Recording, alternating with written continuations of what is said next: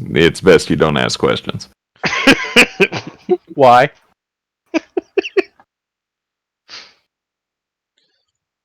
All right.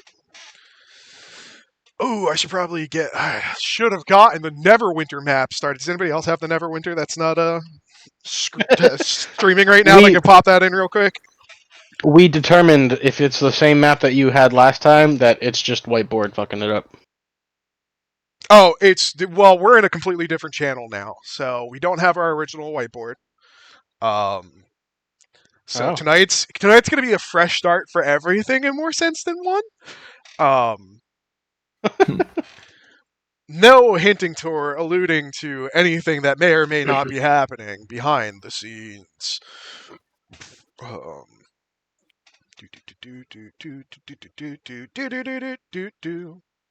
I need to go look at this real quick.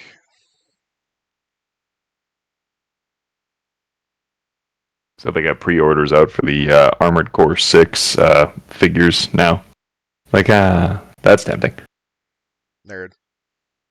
Yes. Alright, so we got that going now. Got that going now. This over here.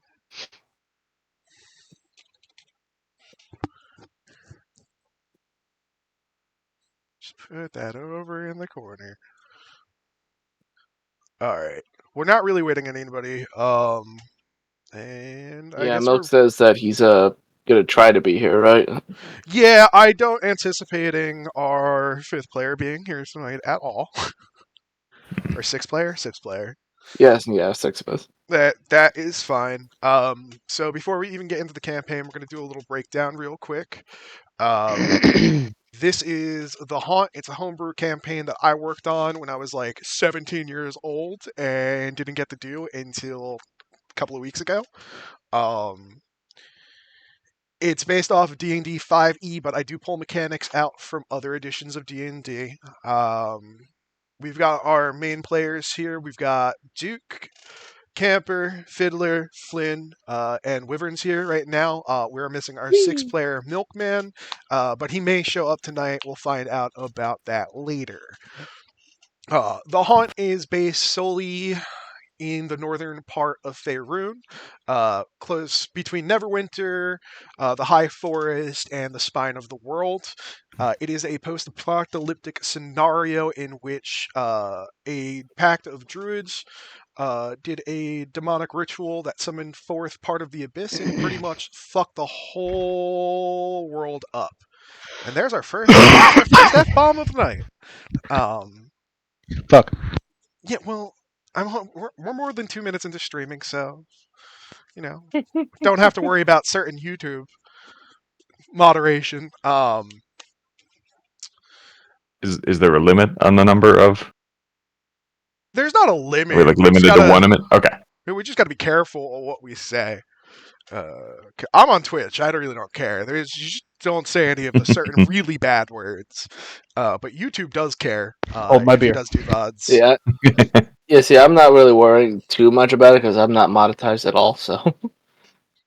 Yet. Anyways. No, I'm not good. This world is filled with every sort of creature you can find, and some that people haven't seen in a very long time. This would technically be our third session for this campaign, but as our viewers and our players are about to find out, that is not necessarily true. But anyways, do you guys want to introduce your characters before we even get started?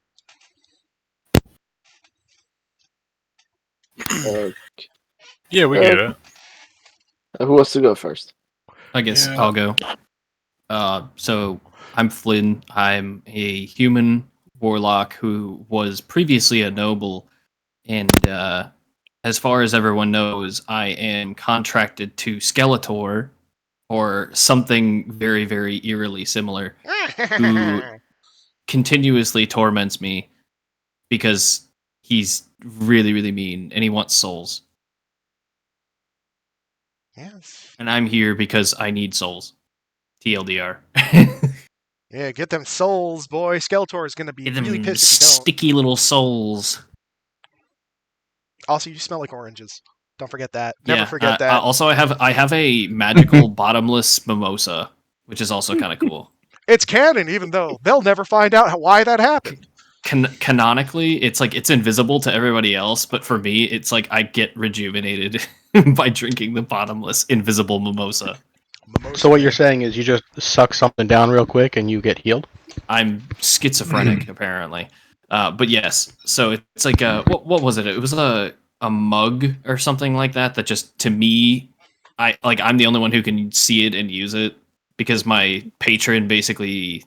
I think Rindir was saying that my patron basically like bewitched this thing because he was able to make me hallucinate something along that line. His lich is kind of not a great person. I mean, it's a lich. Who knew? Which is usually aren't. Dick. But he's more of a douchebag than he is a dick. So he likes to mess with Flynn's character all the time, which in terms means a lot of things are illusions. In one of our setup sessions before we decided to do this, Flynn was in a tavern in which he thought there were a ton of people. It was a busy tavern. To every other player, they walked in and they just saw him sitting at a table by himself as they introduced their characters. The mimosa, nobody else saw. He just hallucinated them, and they are real to him. His lich likes to do that. And he also likes to cause psychic damage whenever he possibly can. It's funny. Yeah, I talked back to him and he almost killed me with psychic damage on level 1. He did like over half my health in one blast. Just remember, when I sound like this, I'm happy with you. But when I start talking like this, things are bad. And just wait until I get the vocoder. But I think that's pretty much for Flynn's character. We'll find more about Flynn in the campaign. That's me. Who's next? I'll go next. My guy is Donimus, level 5 human fighter, subclass Cavalier. He is a survivor of multiple campaigns. He's a guard. He's a flaming fist. Basically a defensive fighter with a panoply of offensive weapons and gadgets and things for support. He has a racial discrimination against the Drow, so definitely motivated in all actions against Drow. Yay, racism. We can't say that. My God, we cannot say that. It's true. For this world. Yeah. Well, after they banged up his unit and they barely survived, he is definitely motivated aggressively towards them. How about your recent trek into the forest? How'd that go out for you? Oh yeah, you're talking about the inn? No, before the end. The reason why everybody went to that inn in that setup session, the massacre that happened in the forest itself. Oh yeah, the ambush.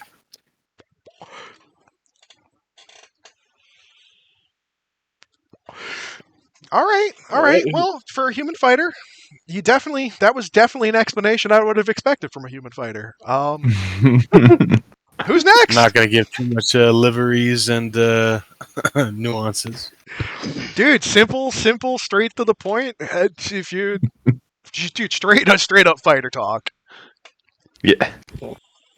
Yeah, he ready to fight. So who next now? Who wants to go next? I'll go. I play Ryu. I'm a Owlin rogue / Echo Knight. Echo Knight fighter. Yeah, Echo Knight fighter. Out of mercenary, originally out of Baldur's Gate, but I've been kind of living in the city for a while, and I like money, so that's why I'm here. Great. Oh, and I have very bland tastes of beer. We've established, though I am now developing a taste for extremely bitter, like hoppy IPA. Is that what I got? Yeah, you did. You're starting to get those, pale ales, IPAs. You're getting into there. You're starting to mix it up. You know, you're a bird in the city. Why limit yourself to something so dreary as just a watered down ale? Wow. Well, Very specific. oh, you know, there's some other shady things about you. There are some shady things about you. But we'll find more about that today. Definitely gonna start exploring people's backgrounds as everybody's gotten a little bit more comfortable. Yeah. I'm gonna have to make everybody deafen for a couple of minutes while I talk to Fiddler alone. All right, and that leaves one last person. My Two. favorite named, well, two people actually. Sorry, dude, I forget your character's name and I forget your character even exists, even when I write up the review for the last session. Shit, I feel bad. All right. So what's his name? Well, that's the best part. I'm not even talking about you. Your name's easy, Long Dictano. Oh, he's talking about my character. We're gonna save you for last, Wyverns, because your Yeah. character is fantastic. No, Long Dictano, you're next. Okay. All right. Well, stereotypical half-elf ranger. Say your real name. Uh, Say your real name, please, because I'm never gonna use it. Lontano Montaigne. Fuck Thank you. You're welcome. Average height, average build. Can't really name anything specific about him. He's just a dude. Lived in the woods, a little more further out than most people would, with his parents. Learned everything he knows from his dad, and has more or less just stuck around in the area, doing the odd jobs and hunting. And he got a note and met up with these fucks, and yeah, here we are.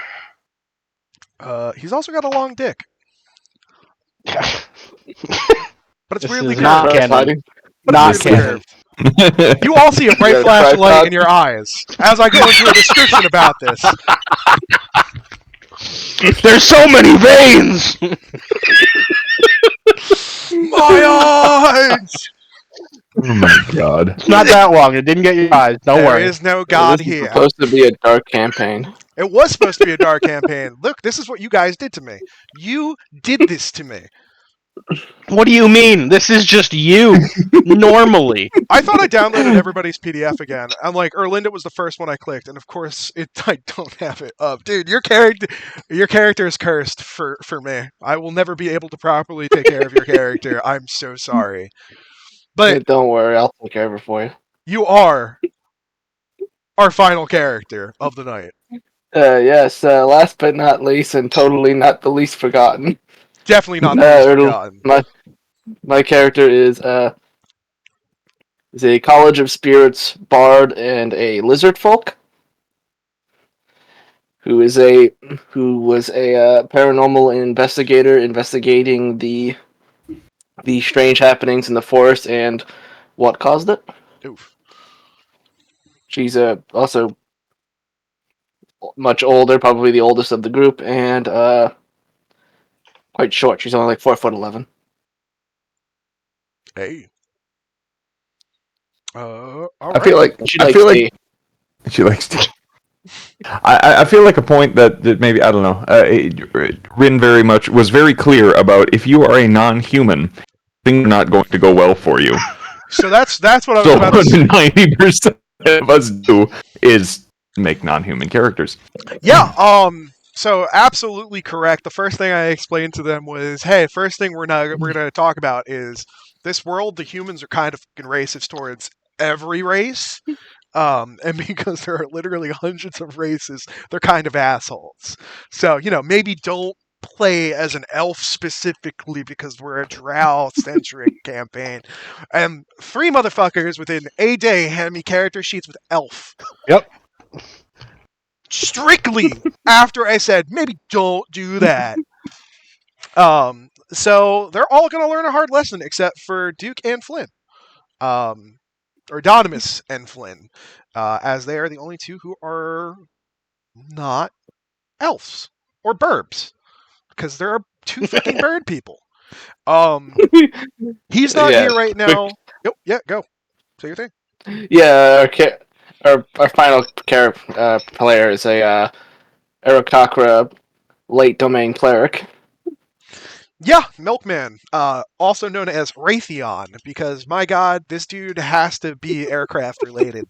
He is our final member and the cleric of this party, and is the central cause of all shenanigans that have happened so far, except for the brutal murder of Keith, Bob, Billy, and Greg Flynn.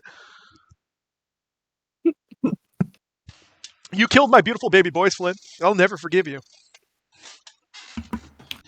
Yeah, I sure did. You fucking son of a bitch. And I'd Anyways, do it again. I think that is pretty much the whole entire explanation for the campaign and the reason for our existence. So from now on, we are going to be campaigning. Yeah. Right, everyone get the tokens out. I didn't For know we my had to get elected to players, this. as everybody sets their things up here, I'm going to do some story for all of you. So, for everybody who was here last week, which is everybody excluding Duke, this is what happens.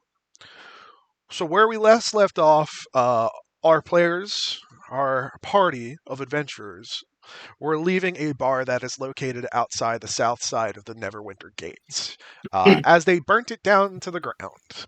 After discovering a mimic living in the walls and finding out the bartender himself was actually Flynn's Lich in disguise. Flynn's Lich escaped. Flynn passed out from psychic pain. Our Burb Raytheon, our missing adventurer at the moment, decided to pick Flynn up and escape the the tavern, with everybody else now standing outside watching the tavern burn down as our paladin and captain of the guard, Barrett, walks down with a couple of other human beings following behind him. At this point, everybody in the party would look up and see a giant black wall coming in from pretty much everywhere, collapsing in towards them. And the first people to be touched by this wall are Barrett and his party, who disappear straight into the wall, like it's a viscous fluid consuming them. You know how like you enter a pool and you put your like arm in, and the water kind of wraps around that arm. It's kind of what happens to their body, is as they're just kind of like slooped in to the wall. Immediately after that, it reaches the party and the tavern around them. It's as if this thing is the void itself, as it consumes the world and everything around it. With the only last vestiges of this world is a half-burning inn and our party. And before anyone can react, it slams in, consuming everything and everyone in the world.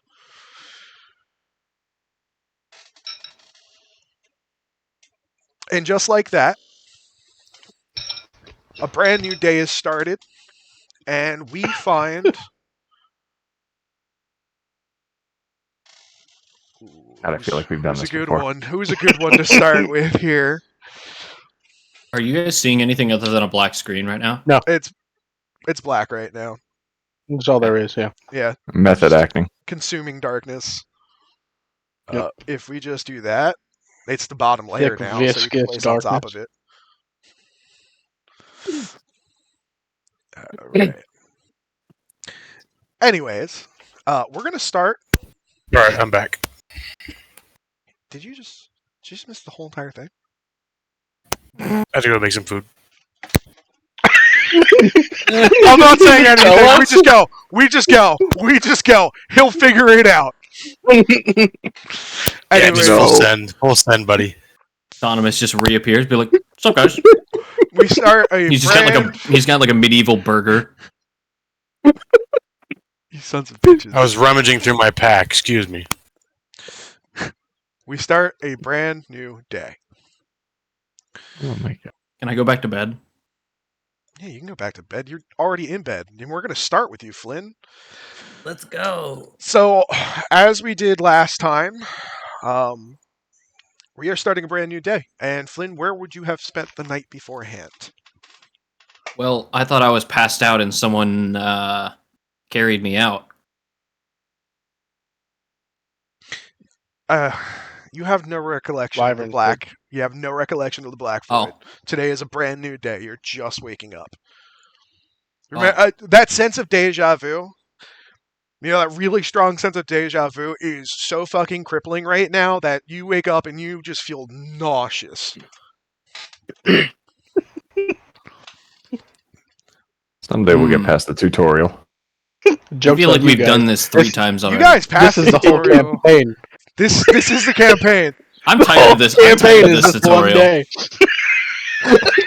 Yeah, I woke up at the inn nearby because I was spending the last of my money to have somewhere to sleep that was somewhat secure. Sounds like somebody from a noble house.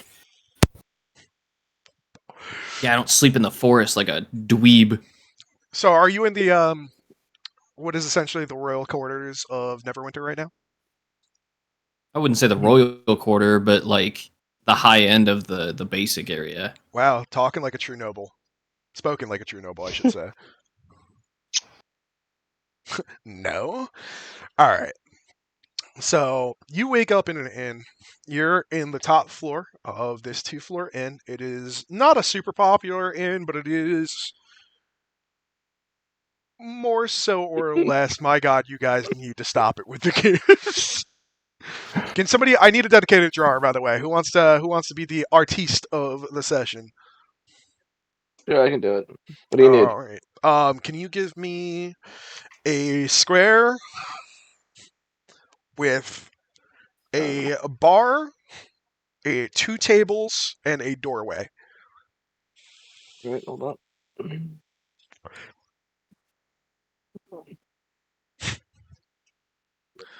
Keep it to the corners, boys. Keep it to the corners. You asked for a Alright. square. Alright. You know, there's a square tool, right? There You is. just Sorry, I've never used this before. All I'm right. doing this by hand. While he Yeah, sets alright, this up, yeah. we're using lines. All right. That is slightly obscure. So you are in a 2-floor. pretty good square, regardless, though.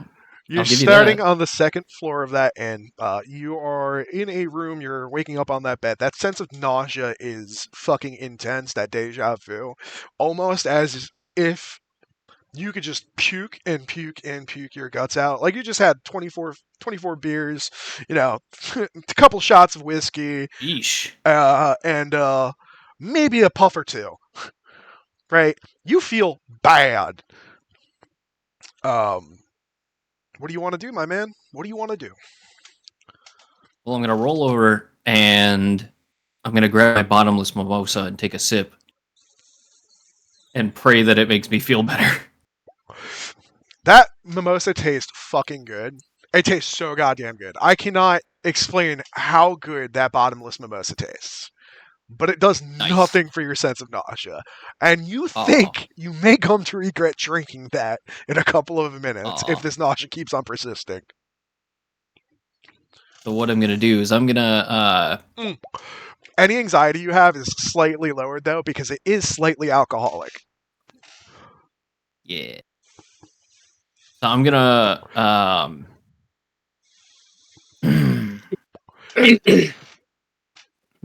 Sorry. shit, I don't know. I'm gonna roll over and try to go back to bed.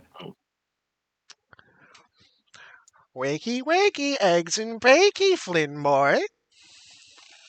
You know what I need, right?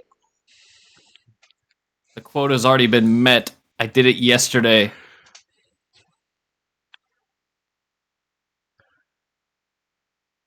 Okay. So I have souls here. I don't know how they got here. Well, I'm your favorite little minion, so it had to be mine. It's not like I see any other minions walking around. I have no other minions. I don't need any other minions. They're all dead. That's why you're my minion now. I lose one, I make one. I don't need a lot of minions. Yet you ask for multiple souls every month. Well, I want 5 more. That'd be a lot souls this easier month. with 2 or 3 of us. That's right. I want 5 more this month. Okay. Whatever you say. You know, I Who have a am I to feeling. argue? I have a feeling that our relationship really isn't the best. Gee, and I wonder whose fault that is. I want you to roll 1d4 psychic damage. It begins. Gotta stop That is a sassing the witch. 3. Only taking 3 points. Your head racks with pain. A migraine just started. Your lich just gave you a migraine. Can I puke yet? If you want to, you can roll. You want to roll Constitution, my boy. I don't. That roll was coming I don't know soon, if but if that's you want to gonna have roll any- it now, you can I do don't it know. now. I don't know if that's gonna work out so well, but sure. I'm gonna attempt to force myself to throw up, and I roll a 16. I can't believe we're doing this, but we're doing this. So that mimosa you just drank? Oh yeah, that's across the room. Like you're sitting on this bed right now. You've reached the window that's across the room. You really didn't feel good. That being said, after you let up that mimosa and a couple of pieces of beef that you ate last night, and a couple of other weird things in there, dude, you really need to fix your diet. That nausea seems to fade a little bit. You know how sometimes when you throw up, you just feel that much better because you already did it. That's the feeling you feel right now. You're not super Good, well, nauseous it's better now, than nothing. but you don't feel great. That migraine fucking hurts though. But yeah, after you throw up, you do notice on the door is a note with your name written in bold on the top of it, with a little letter underneath of it. I roll out of bed and almost fall on my face from the headache and the sickness, and I manage to barely on my knees grab the letter that's sitting. You said it was on the door. Yeah, it's like it's not like a knife stuck through the letter on the door, but it's like a little note that's just like I don't know, Oh, slipped under the pinned to door. it. Not slipped. It's on the door. It's like on the back of the door. Like somebody snuck in last night and pinned something to your door while you were knocked out. That's creepy. Hey man. So Turns I'm out. gonna whip it out and I'm gonna open it up and I'll read whatever's on the letter. Flynn, we're getting a party of adventurers together. Your name was passed along by an adventurer who said you had certain skills in a certain art that may pertain to usage for us. Please come to the tavern by the south gate, the tavern on the green, at 12 p.m. today. You would know it is about 7:30, 8 o'clock in the morning because the bar is shuffling around downstairs as patrons come downstairs to get some breakfast, maybe a morning ale. It's never winter. It's post-apocalyptic. If you want to drink in the morning, you can drink in the morning. Well, at least they were nice enough to ask and say please. So I pocket the letter and gather up all my stuff before getting ready to go and head there. Coolio. And I get some food on the way down, and I get something healthy, like fruit or some shit.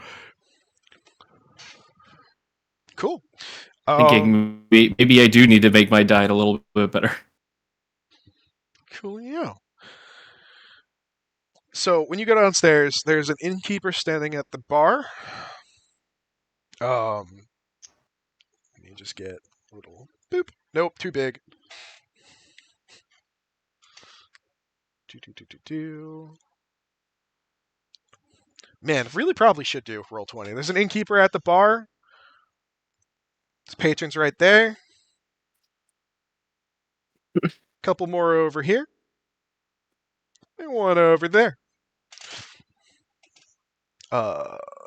So given that when you come downstairs, do you ask the barkeeper? Do you try to look like a wait like a not a bar wench? I go to the but I barkeeper really want and to say I wench. ask him, the wench, Give me the fucking wench. give me the food. So yeah, I go up to the bartender and or the barkeep, and I ask for something healthy that will settle a sick stomach. Dude, you want something totally healthy? No worries. Dude, you're at the right tavern for this. This is the Vegan Inn. Come on, man.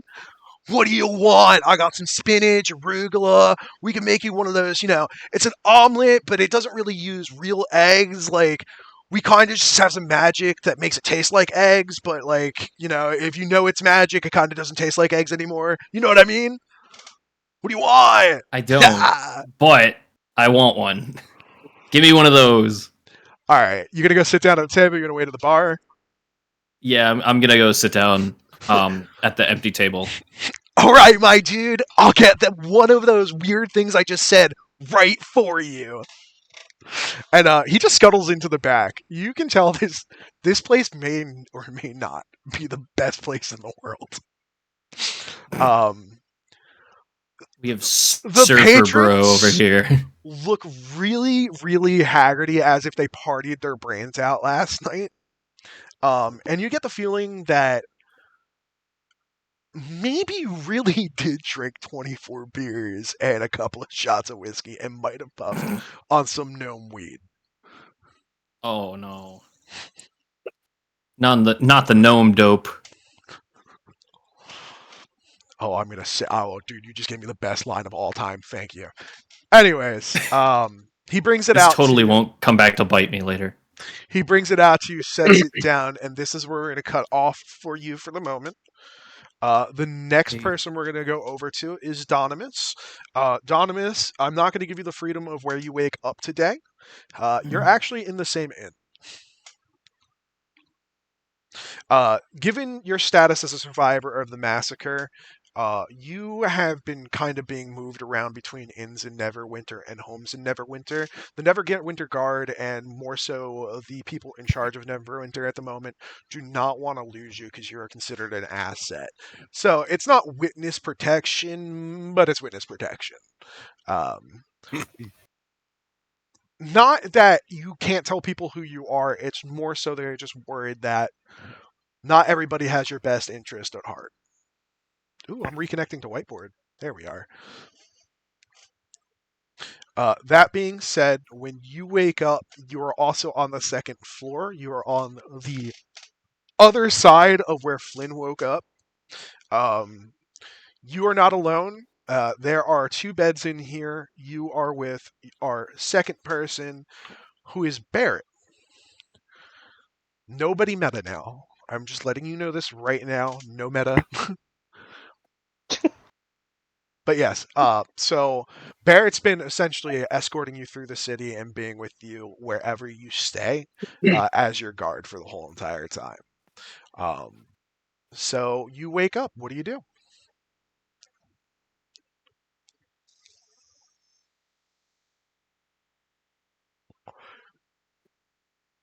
Duke. Donimus? Oh, whoops.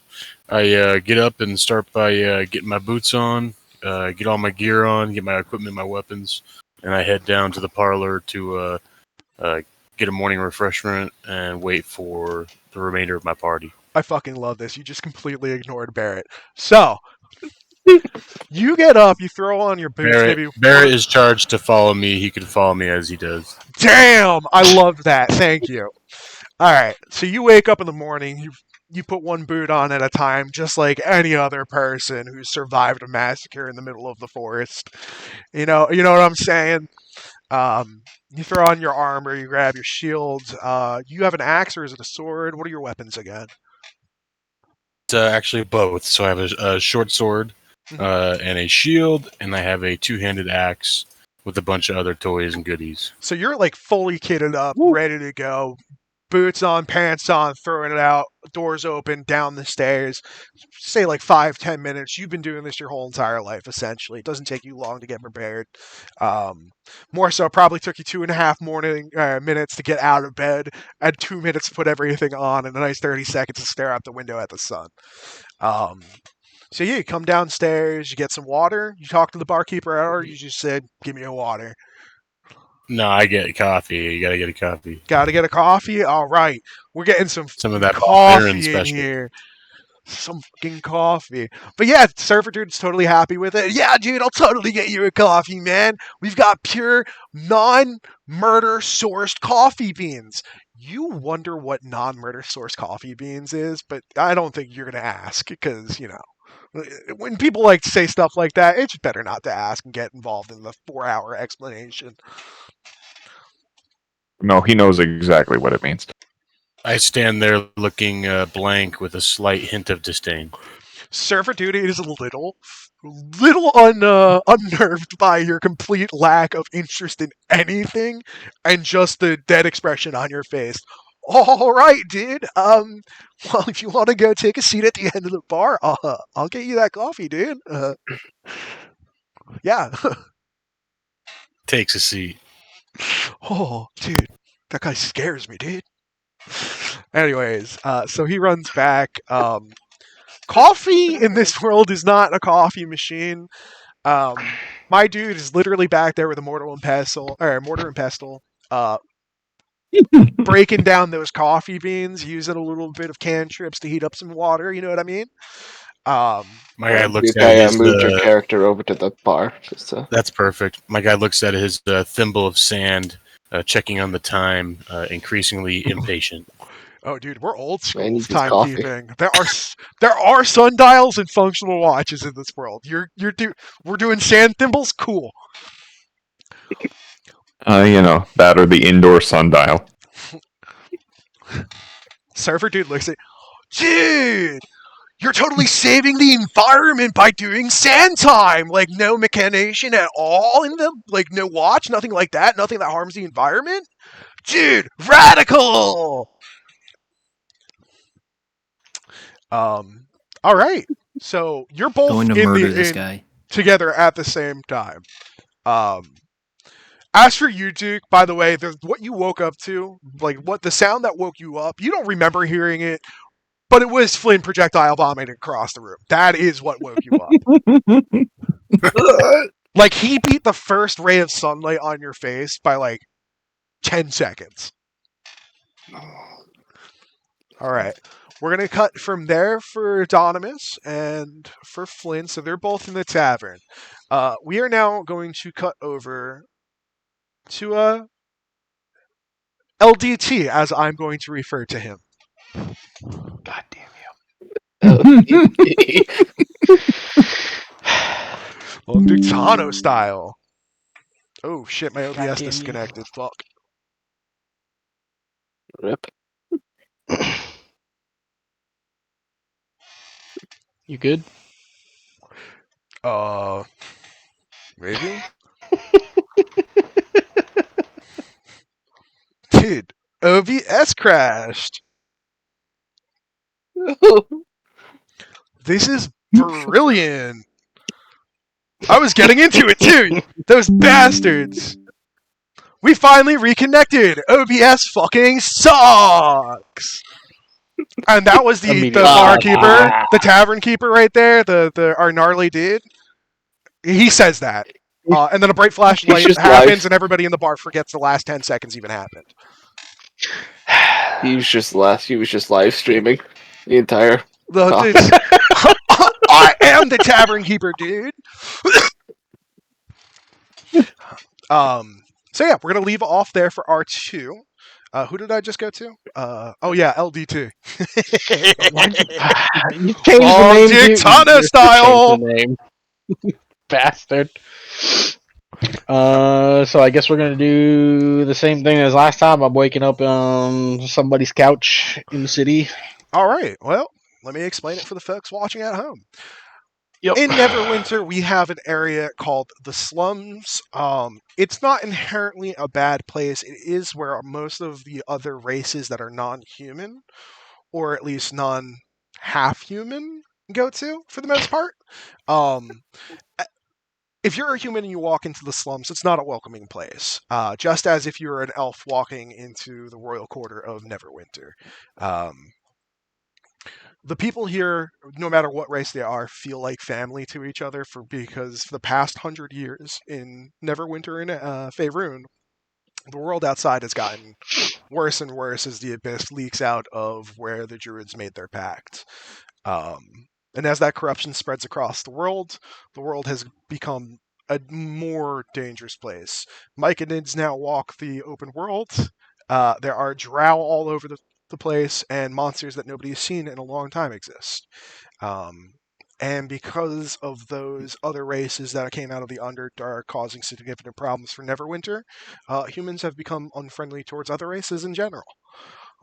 So the slums is where everybody was forced to about 50 years in after the first assault on Neverwinter happened, and Neverwinter was breached.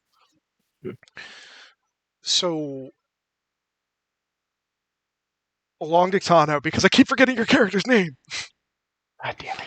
wakes up in the slums. He casually likes to hang around other elves, gets invited in for the night. And because of his half-human status, he can travel outside of the slums without persecution, as long as he wears a hood over his head.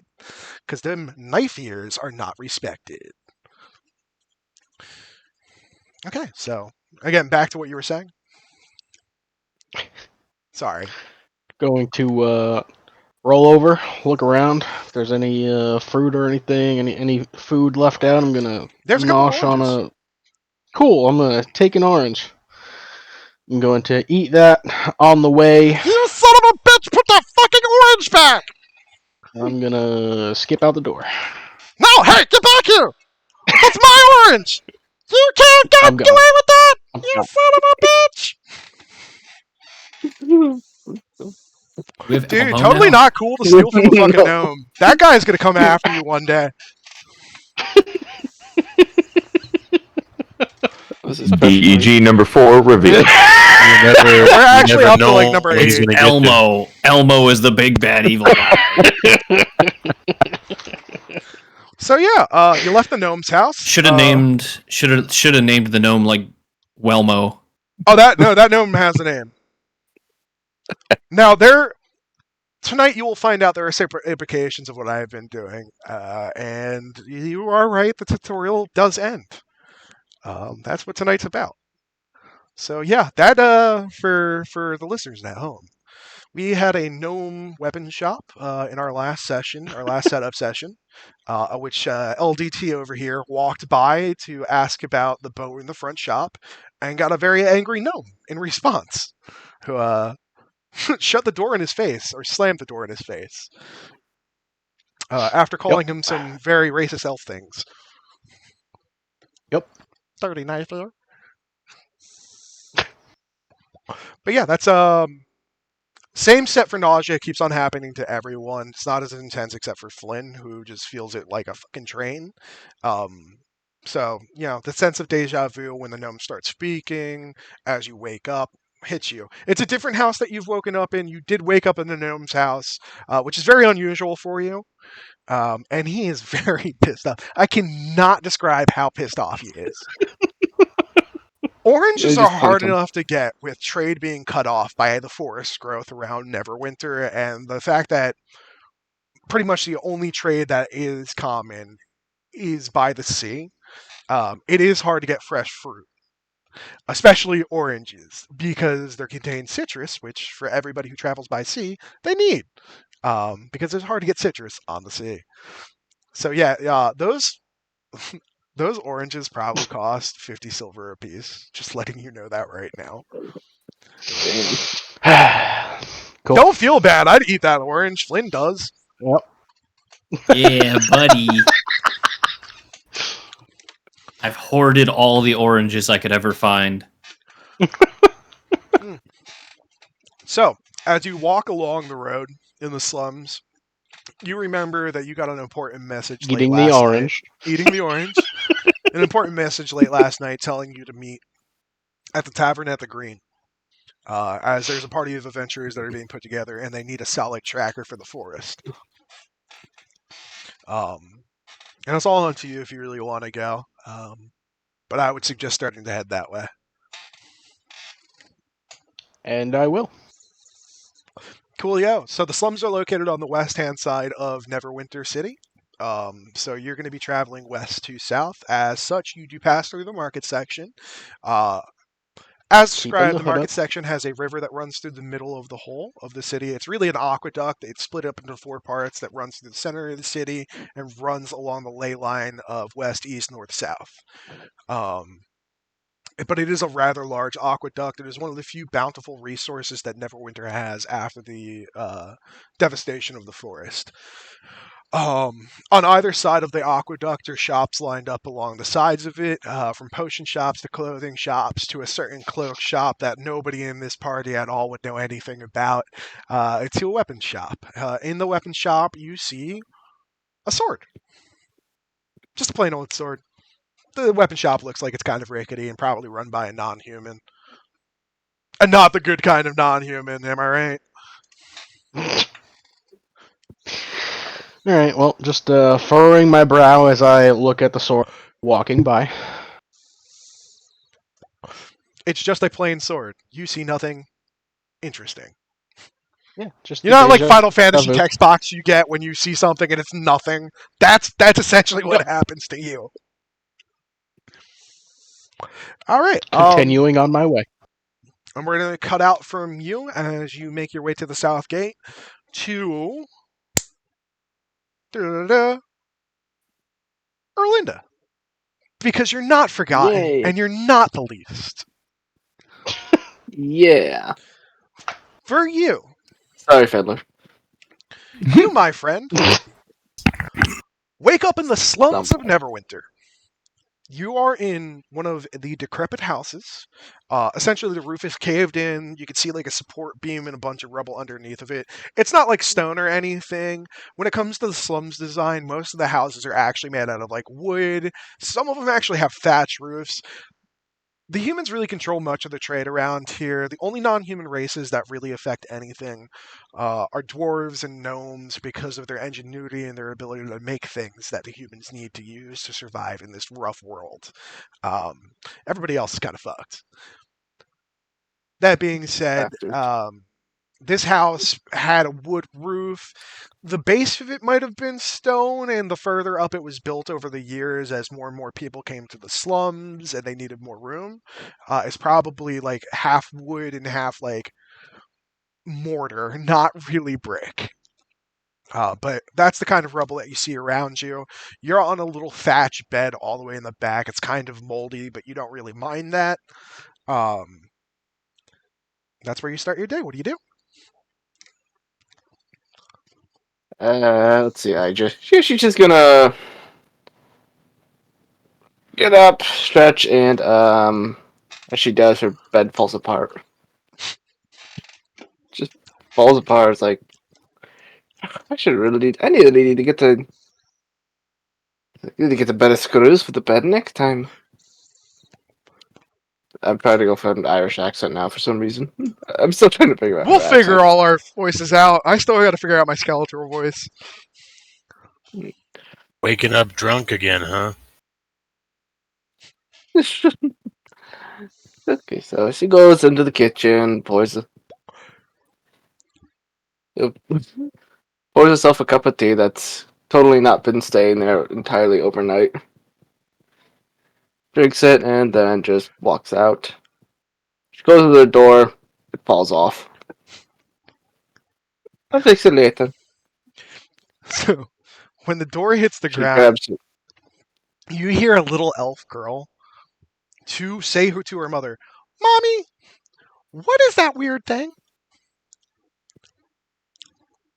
They're like 2 streets down from you, like you're barely in sight. They can't really see you, but your silhouette is very different.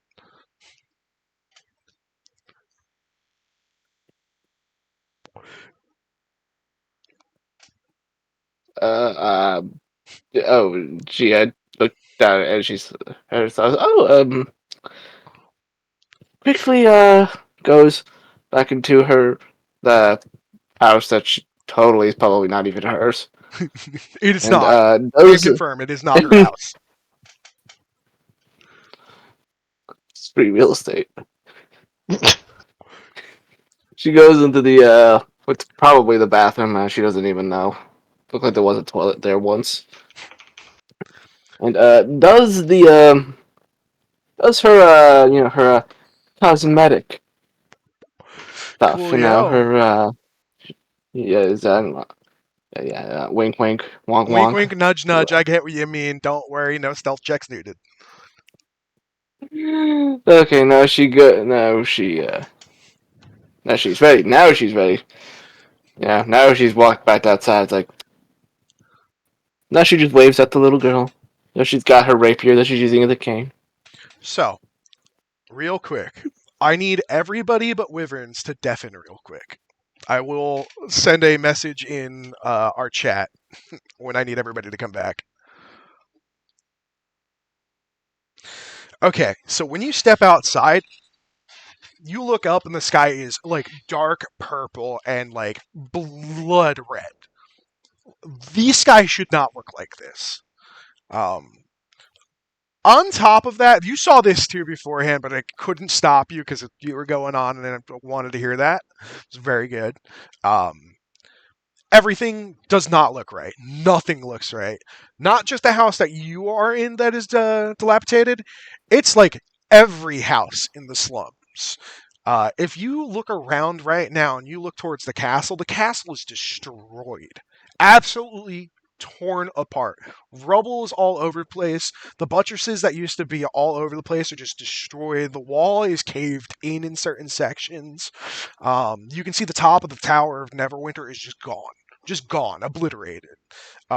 Everywhere you look, there is rubble around you. Stone that you can only assume came from the castle itself is there in front of you. In the furthest distance, you hear what you can assume is a blood-chilling roar. It is not loud, but it is loud enough from the distance that it is that it alarms you. It is far away. The fact that you can even hear it means there is trouble. You have no idea what it is. There are bodies everywhere, by the way. As you start to look more and more at the rubble, things are just completely starting to come out of nowhere. There's blood, there's green goo everywhere. There are dead bodies, drow, human, elf, gnome, halfling, a lot of them. Heads in places, just piles of gore, and other legs, arms, torsos, just complete carnage. And as you look at the world around you, it fades. And in the blink of the eye, everything is as it was before. The sky is blue, the sun is starting to come up, it's around 9 o'clock in the morning.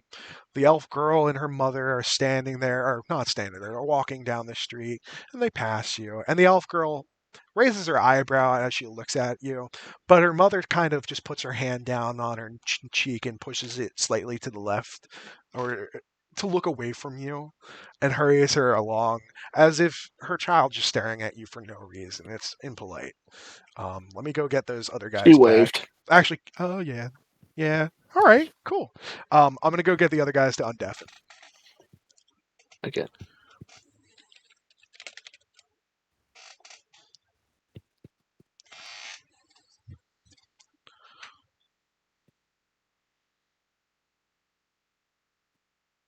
I can't wait until you guys go back and listen to what happened. This is gonna be on my YouTube, and Duke is still not undeafened. I'm not ruining it. I ain't There's going Duke. back to Welcome fucking back, listen guys. to it. What happened? It's not how this works. Um, Something. so yeah, what do you want to do? Oh, she is now just going to probably walk. Go for a walk. Because doing the Oh. morning walk, Probably a good idea. Where are you walking to? You gonna pick a direction? You just aimlessly wandering around? she's just gonna aimlessly wander around. This is the walk time. She just does everything on a whim. Coolio. We're gonna cut off right here, and we're gonna go to our last player, Fiddler. What's Ryu up to? Just waking up for the day. Yeah, probably. Probably the same general thing that happened last time, though. Like we're just having like nausea and flash or like deja vu, right? Yeah. It's not super Like this strong is for actually you. happening. It's like deja vu. Like you Okay. wake up, you're in your house, right? Hmm. With the roost on top, your favorite place to jump off for the day or for the night when you go for your fly. You've got your room, everything's set up, it's lived in. You're waking up for the first time in the day. When you wake up, you just feel like you've done this before. Like you've really done this before. And not like you've woken up in your bed before. Like you woke up exactly in the same position, moved your head, and had that same first initial thought of the day. Exactly the same before.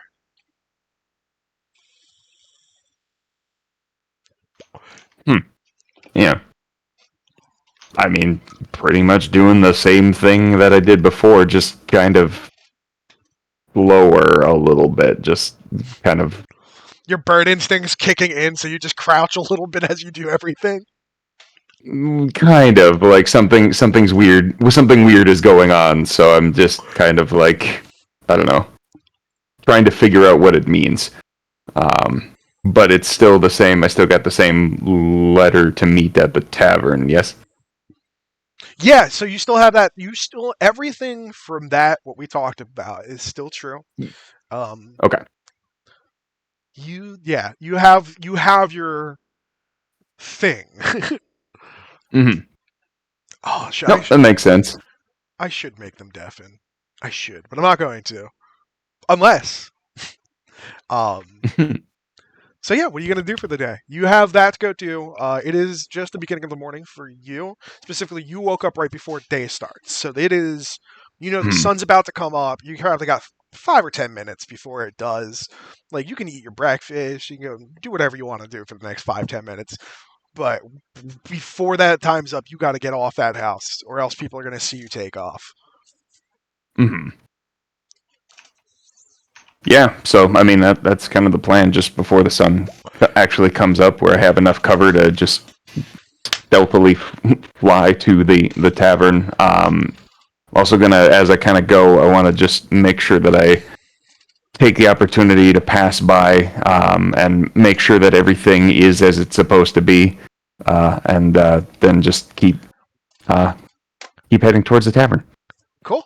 I'm going to stop you right there.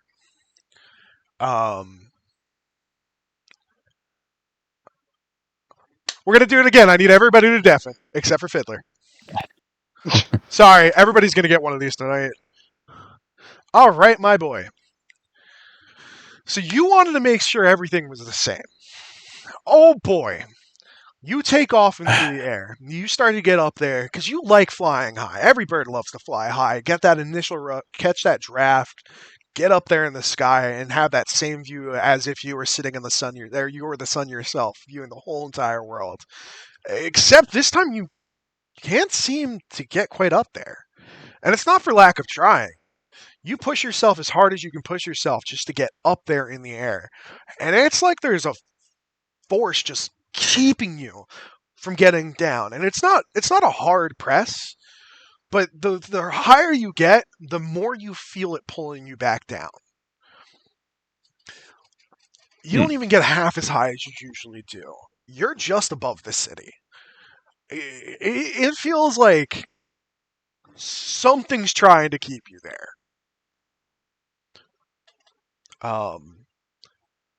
And when the sun rises, you don't see the sunrise. This is the first time in a long time that when you've taken this morning flight that you've missed the sun.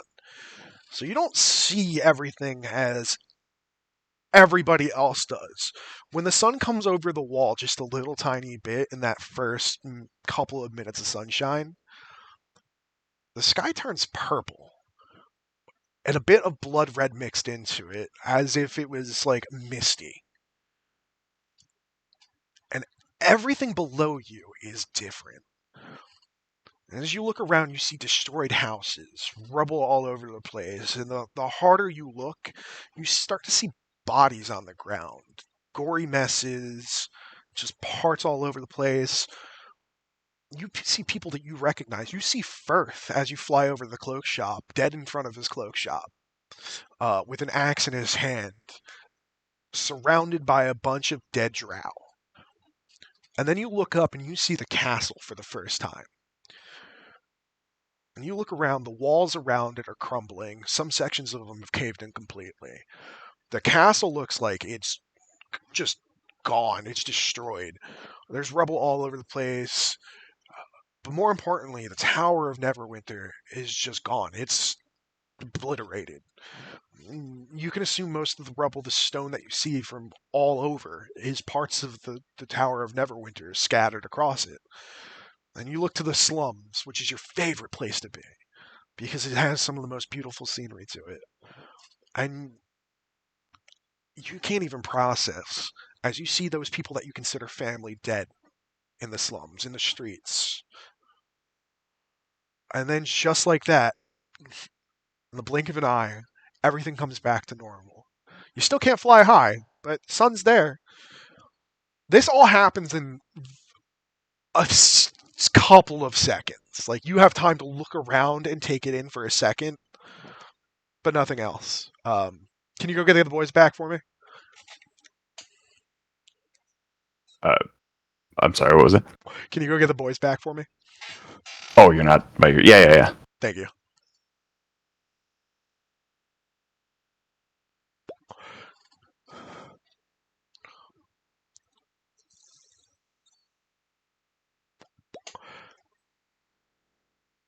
This is glorious. I have power.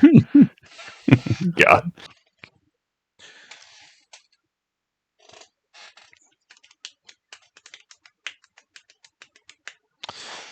Oh, Flynn, this is going to be fun for you. I don't know if I like that. Duke's still not back. It's cool. So, Fiddler, you make it all the way to the tavern.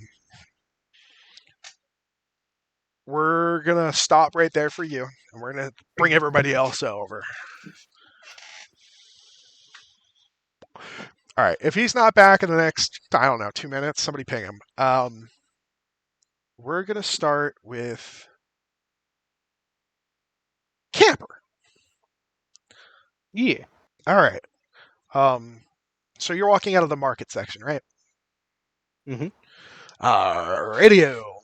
So you're at the south part of Neverwinter, which is residential for the most part. It's got that market section, and it's not upper tier like residential either. It's like the suburbs. It's the burbs of Neverwinter. So as long as you have your hood up, you have no problem. You do see guards more active than usual as you walk through the city. Given the fact that you got that note, though, you can only assume it has something to do with that. But yeah, you also make it to the tavern at the Green. Nothing really happens. Oh, wait. I need everybody to deafen, except for Camp. You know what? I should be asking you to come back one at a time. Fuck. Sorry, guys. Okay. The session of deafening. This is the only time I'll be Oh. doing this. Oh boy. As you walk through Take South this. Neverwinter. Take this. Yeah, this is me middle Continue. fingering all of you for your decisions. As you walk through the market section, off of one of the windows, you catch a glance, a reflection, just a simple reflection. In this reflection, what you see is the whole sky itself is purple with a little bit of blood red mixed into it, almost misty. And that's just in the reflection. That's just in the reflection. If you look up right now, it is beautiful blue. Okay. All right. In the reflection, everything around you is destroyed. The houses are destroyed. The market's destroyed. The aqueduct is in ruins. There's bodies everywhere. Drow, human, non-human alike. Just gore piles in places. Decapitated body parts in other places. A brutal scene. And specifically where you're standing right now, because you're by one of the aqueduct lines, the reflection catches a good image of the castle of Neverwinter. And in this reflection, what you see when you crane your neck to get more and more, like you're looking at a reflection, so the more you tilt your head, the more you see of one side or the other. So you tilt your head a little bit to see the castle. And what you see is just utter destruction on a whole other level. The walls around it are starting to crumble. Some of the sections of the wall have already caved in. The castle itself has been brutalized. Like the architecture's falling apart. There's holes in it that looks like have been blasted apart. And what the real shocking thing here is, when you crane your head down and up, you see that the Tower of Neverwinter is not there. At the top, it's just completely obliterated. And when you look at that reflection, when you look around, you see that rubble on the ground, and from what you assume is the explosion of the tower, and bits and pieces of it have landed everywhere in Neverwinter. And just as you see this, it also fades away.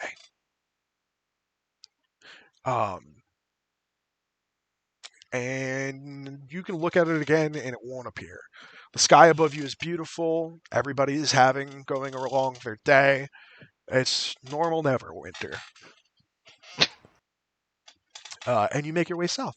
Do me a favor and go grab Flynn and Duke. We're still here. Grab them hit them in the text and then go join Deafened. Oh, okay. I'm telling them to join me or unmute. Come into unmute in here or undeafen here, and then you're gonna go join the Deafened. Yeah. We spicing it up. We spicing it up. Good luck. Hello. All right. So we've now learned a thing, that I can just do this and not have all of you sitting there doing nothing. All right, you two. So you're in the inn right now. Duke would actually know who you are, given that he's one of the people putting everything together. Barrett is also coming down the stairs right now. And Barrett actually knows who you are because he is the one putting it together. Yeah. So if you guys want to have that interaction, you can. But you are both here for a reason. I'm just going to stay silent because I still feel really sick. And I'm eating my whatever the hell vegan not omelet. Yeah, you're still not sure what it is. I'm not sure what it is either. We'll figure that out eventually. You might have a little companion eventually. We'll Google it. It's just ooze. You're eating a gelatinous ooze. It's goop. No, it's gelatinous ooze. You know what? It is definitely gelatinous ooze. Damn. It's just been flavored and textured by magic. Is it tasty though? Hell yeah, dude! As long as you remember not to think about the magic. Okay. You start thinking about it too hard, that shit might disappear. It's almost as if somebody might have used a bit of, I don't know, cantrip on it. That's not good. Anyway, it's continue eating. Might not kill you. All right. So from the stairs comes down Barrett the Paladin. Barrett is the captain of the guard, as Duke knows. He is a paladin of Tyr. I had two gods chosen for this. We're going with Tyr. Okay. You can look that up later. We're not going over Tyr's fucking deity right now. Barrett has long golden hair, a warm smile on his face, and his eyes are a lively shade of green. I don't know why I slipped into that, but I did. He's a very handsome man, and he is very well-spoken. So Barrett comes down the stairs, walks over to where Flynn is sitting, and puts his hand on Flynn's back. Not hard either, very gently to pat him on the back real quick. And Barrett says, Flynn, my friend, it's been a long time.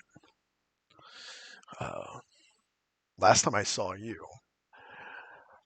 you seem to be in a spot of trouble regarding a disappearance of a few guards. But we never found them. Keith, Bob, Billy, and Greg. I really miss those guys. Anyways. Wow, that's really bad. Sorry to hear about it. You feel a tinge of nausea, as if deja vu, Flynn. But not enough to make you throw up or anything like that. Just like a little. Okay. All right. Telling you, they're coming back. They will not stay dead. They're not coming back. But he claps you on the back, and as he says this, he also says, "We're going to the tavern on the green in a minute." As Donimus gets himself together, which Donimus is a slight dig towards you. You can hear him say this. He's a little pissed that you didn't say anything, as usual. This is a usual thing for you, because you ignore him a lot because he's there to guard you, and you're not there to be his friend. But he's a paladin, and he just wants to be your friend. Like, he's a good guy, Donimus. He's a good guy. Stop treating him like he's nothing. He's a paladin. He's there to help you. He looks towards Donimus and says, Donimus, are you ready to go? Have you had your breakfast or water or whatever it is? You should try the not omelet. It's really something. I give him a casual salute, and I ask him, "What word do you bring?" And yes, I'm finished with my morning routine. What word I bring? We were in the same room. We're always together. You'd know before I'd know. You're the important one here. I'm just here to guard you. Also, what happened to the rest? What happened to the rest of the folks? We're meeting them at the other tavern. We have to keep moving you from tavern to tavern to prevent an assassination attempt on your life.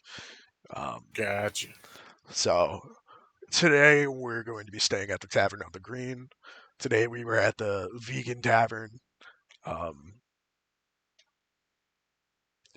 Next week we'll probably be at the Meat Lovers Tavern. Who knows? It's a wacky world we live in. He does not say that. You guys see a bright flash of light and forget the last 5 seconds of conversation. Almost as nothing ever happened at all. You can't Men in Black us. I can Men in Black whoever I want to. And yes, I can. Wait. Just wait, Flynn. It's only 9:13, buddy. Have you noticed that? We're going fast. Are we? We are going fast.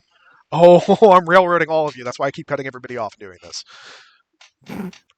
I'll admit to it. I railroad people. Yeah. Fuck yeah, DMs. Any DMs out there? Railroad your sessions. If you don't railroad your sessions, these motherfuckers get chaotic. We all know that. I'll jump through another window if you don't stop. I'll make another window a mimic. Don't make me. You can't do that. I'm God. I can do what I want to do here. Yeah, Anyways. I'm gonna unrailroad your story so hard if you do that. All right, the other guys are sitting down there. We're gonna speed this one up. Okay. All right. Either way, Flynn, do you want to come with us as we go to the tavern? I suppose I might as well. I have nothing else going on, and this omelet is actually pretty tasty. So Roll I'm a in a good Constitution mood. saving throw. You did this to For yourself. what? I told you that. It's such a gelatinous ooze, buddy. It was a nat 20. Fuck me, dude. That is the best fucking omelet you have ever had. No ill effects, nothing like that. You feel fucking energy. That nausea, you felt fucking gone. Just gone. This omelet seems to have fucking cured everything for you. You are solid. Like, on the actual side of this, dude, you just gained +3 temporary hit points. Good, that recovers the 3 that I lost. Son of a. Oh yeah, you know what? Not even temporary. Get +3 hit. Take +3 back and get +3 temporary hit points. Dang, I feel good. If Does you my roll- patron have any words about this omelet? Because I wonder if he'd be curious. Yeah, that's a goddamn good omelet if I've ever seen one. Hey Flynn, Damn right instead it of is. 5 We're in souls, agreement over something. instead of 5 souls, hear me out. 3 souls and one of those omelets. You've got yourself a frickin' deal. Cool. Imaginary handshake. Cool. He puts on his imaginary sunglasses and rolls out of your mind.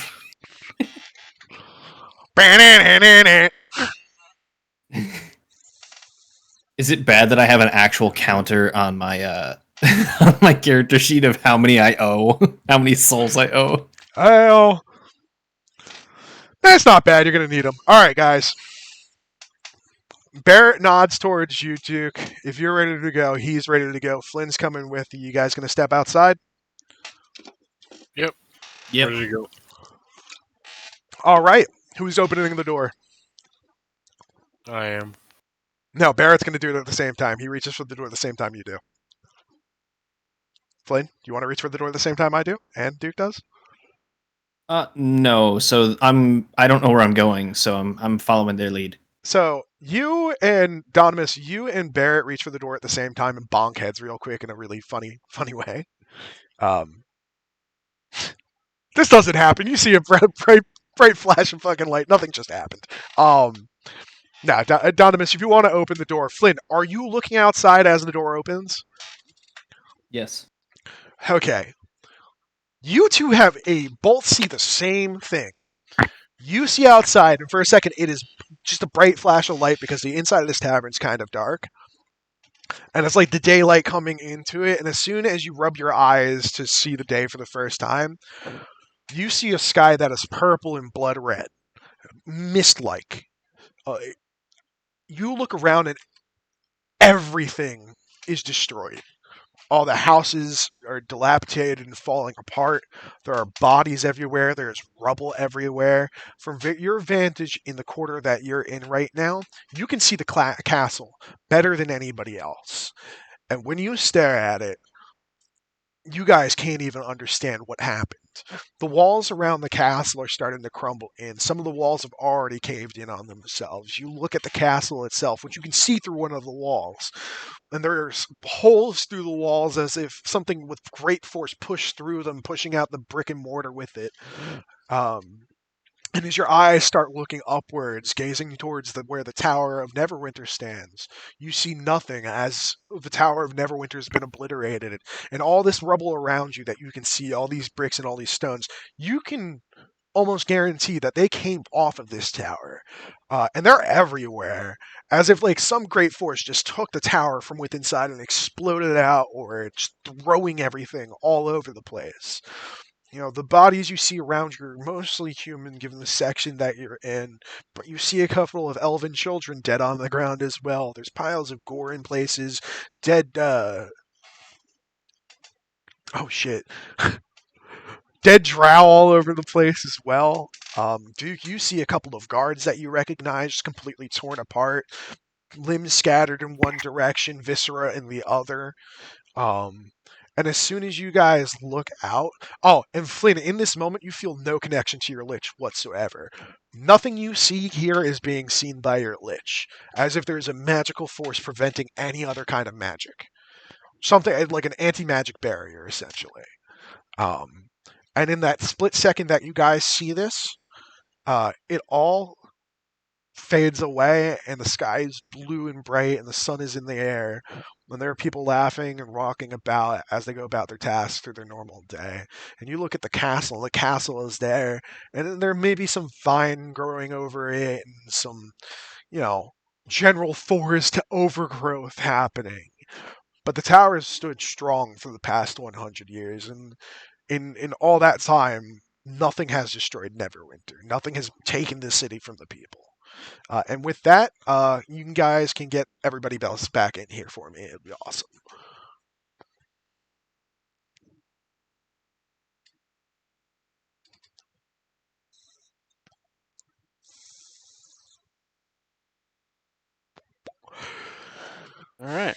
right, everybody's had their moment.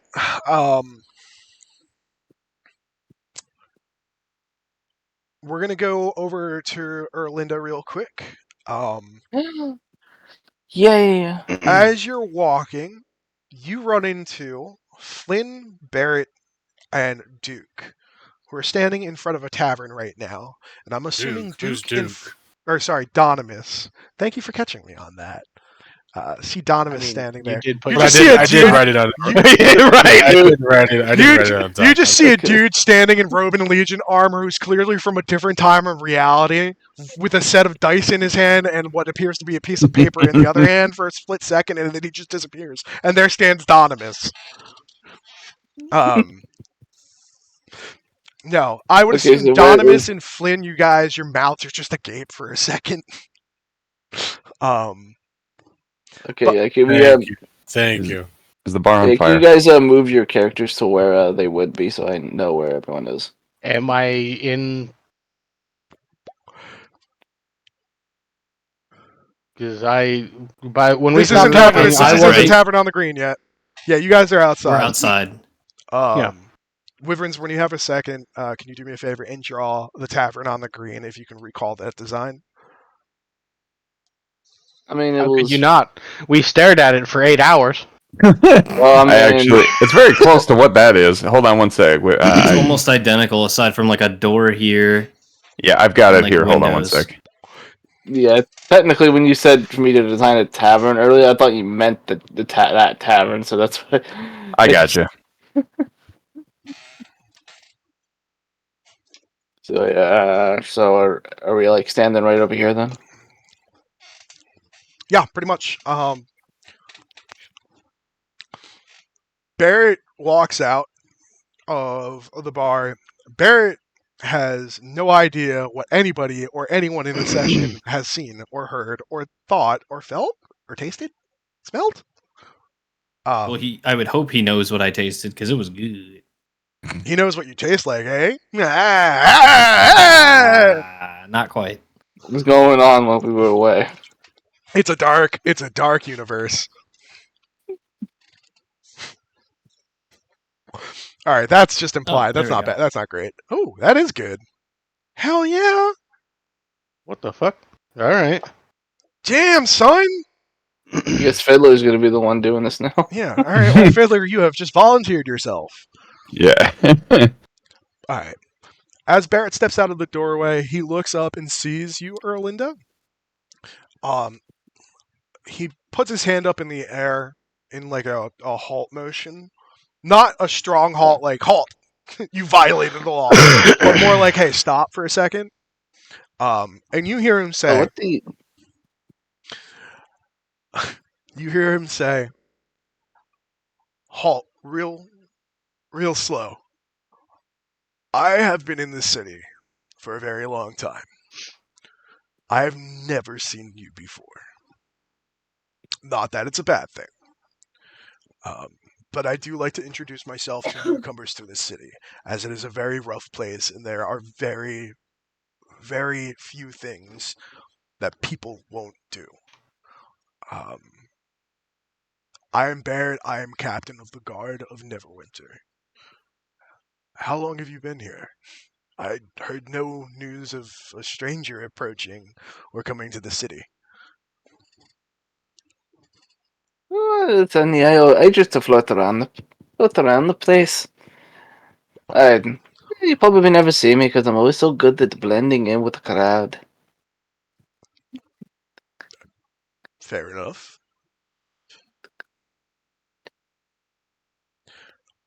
I'm sorry. I just have a very strong sense of deja vu right now. I don't know if anybody else has been feeling this. But I feel as if I already know you. I'm sorry, son. I can't say I know. I find you very familiar. To be honest, I don't think any of you are very familiar to me. Hmm.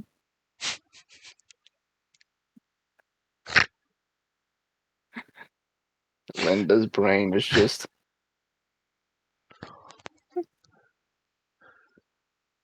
So Not you anybody's. I believe what do we happen today? Aren't we? have you come from the forest? Have you been in the forest before? Hmm. Yes, dear boy, I do often make a few trips through it every now and then. Yes. Yep. I have gold if you need money. And I have a job that requires somebody who has knowledge of the forest. Would you like to come with us as we go to a tavern outside the gates? She just opens up a little journal real quick and looks through a bunch of random things. And then she closes the book and throws it away. I'm free, don't worry about it. I am gonna have to insist that you pick that up, though. Please don't litter in the city.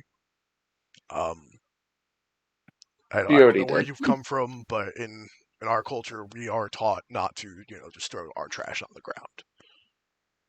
Is Barrett just recruiting off the street now? Is that what's Barrett is Captain Planet, guys. happening?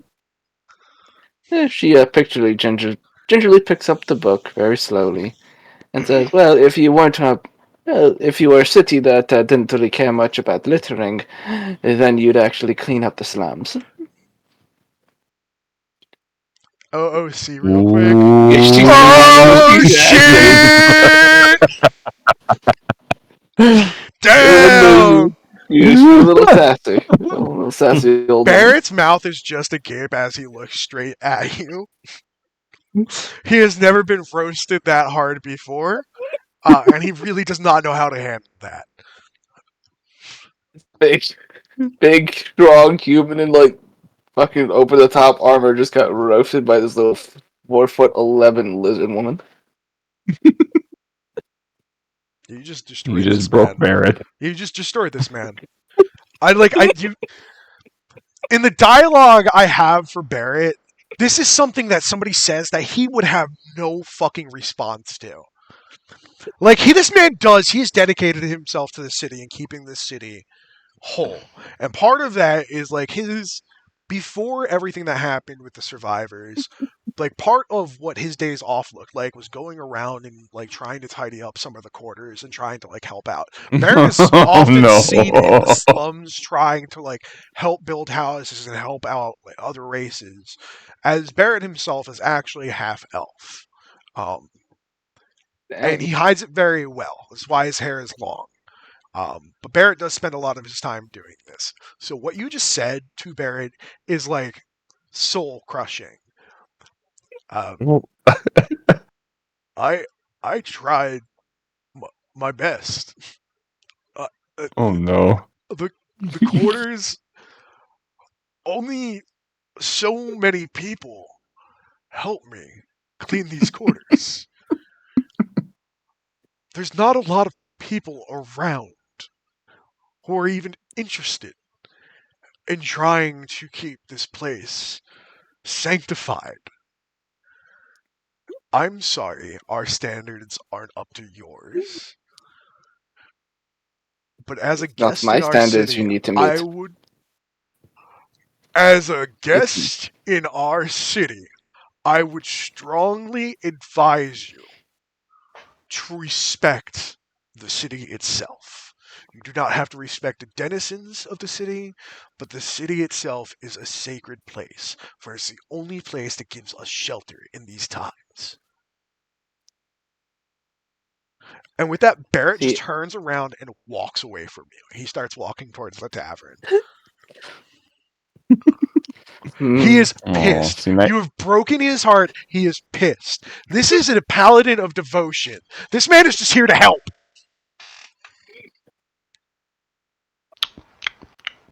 You son of a bitch. You broke my boy's heart. Didn't have to do this to him. Oh no. Look what you That's did. the old woman. Look at everyone now. If you're still looking for a guide to help you through the forest, I'd be more than willing to help. Free of charge. Barrett's already down the road. Almost out of sight. He's pissed. He is pissed enough that he just left Duke, which is his charge, alone. Donimus, who is his charge, alone. Do not go back and listen to what I just said. So, if anybody else has anything to do here, I would suggest heading towards that tavern, maybe. Yeah, I'm just gonna give a side eye and follow Barrett. Oh, in the back of your head, you just hear your lich. Damn, that was pretty cold, even for me. So trust me, if he had stayed any longer, I would have gotten some more fun things to say. And then he disappears again. Also, you smell like oranges, like super strong oranges right now. Dear boy, it's such a lovely scent, lovely perfume you're wearing. I love the smell of oranges. It's not perfume, it's just I have oranges. I No, you have can't more. have them. Okie dokie, enjoy your oranges. All Now right. she just walks down towards where Barrett was. I guess, or towards the tavern. Baron's like power walking towards the tavern right now. He's just pissed. If you were to see his front face right now, he would be in tears. You've made Barrett cry. All his hard work, man. You really just destroyed him. My boy. My baby boy. All right. We're going to skip forward to everybody getting to the tavern. As such, we're going to go in order of who got there at what time. So the first person who got there would be Mr. Burb himself. If you want to move your token to anywhere in the tavern, you can do so now. Oh, Yeah, I think like I said last time. My tavern, my Oh yeah, tavern, here. Let me just drop that. There you go. I'll throw that in the further back. Now you should be good. Yeah. After being sneaky the last couple times, I think I'm just gonna like slowly walk through the door with like a semi-dazed expression on my face, like Thaumaturgy. On the table, not on the table, on the counter. You don't see anyone when you walk in. Keep describing what you're doing. Sorry, I did not mean to interrupt. no, you're good. Yeah, what do I see? I guess, or is there like, yeah, what do I see? Okay, so Because what you otherwise, see yeah. on the table, or on the God, I gotta stop doing that. On the countertop is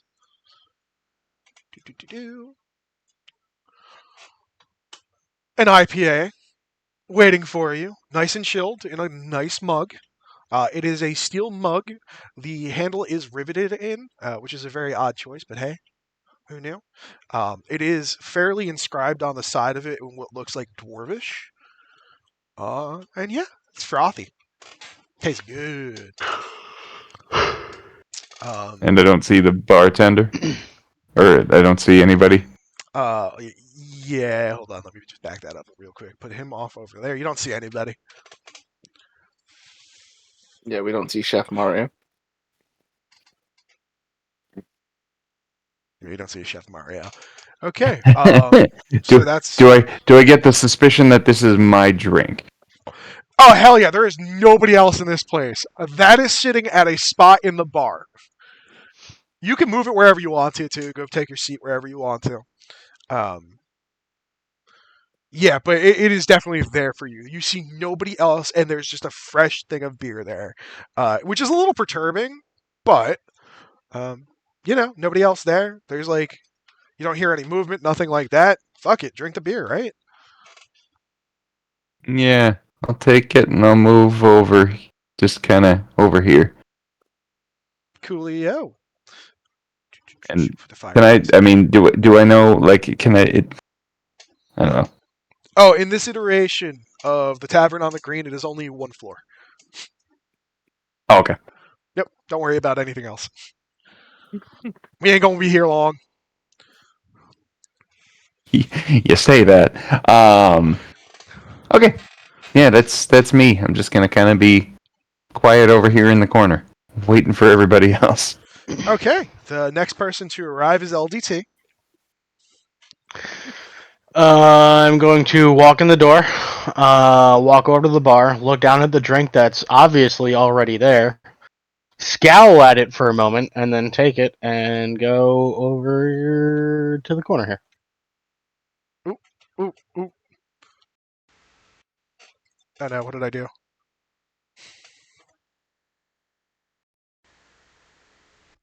Ah, my Discord crashed. There he is, he's My back. Discord crashed for a second. That was Can't cool. set the bar on fire. Whoops. You know, the benefit of Roll20 is it probably wouldn't do that. Alright, thank We'll you. get there eventually. Alright. Put your drink over there. There's one over here for you, my friend. Alright, you moved down. Where'd you move to? Down here. Down over here. At the table, not at the counter. It was sitting Yep. for you. It is your ale, if I remember correctly, or was it just water? Watered ale. Watered ale. You fucking asshole. Yep. Instead of watered ale, this time you're getting a fucking grog. Because a certain non-existing person right now thinks you a little bitch for getting a watered down ale. Uh-huh. I'm gonna take one sip and then push it to the other side of the fucking. Let go of that Wait, drink. as you go to push that drink, you look down. It's changed to watered ale. Uh huh. I'm gonna push it away. Can I do an investigation check on this or like something? Because like, Yeah, as you. Oh yeah, I can't even LDT. push it away because he still has it selected. Well, all right, hold on. Two things are happening here. First thing, LDT, when you walk through the door, actually, do you want to make a stealth check, Fiddler, or are you cool with it being seen?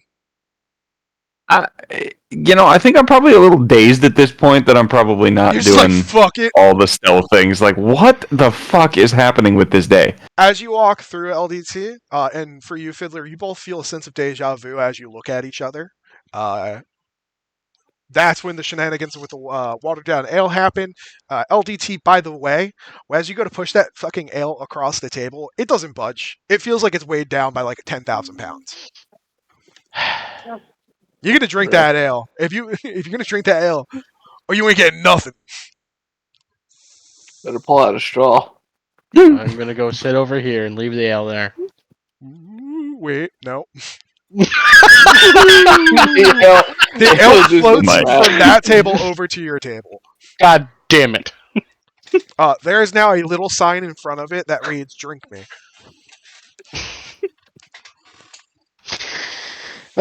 Oh, I hate this. I'm gonna take a sip. Yeah. Very tentatively. It's watered ale. Gonna put it down and huff. The sign says "Thank you." Just gonna shake my head. He got tired of doing the accent, so now he's just putting signs up. You have seen through my plot. It is 100% what I am doing right now, you bastards. You broke me. It was funny the first time, and then when I did it the second time, I couldn't keep together.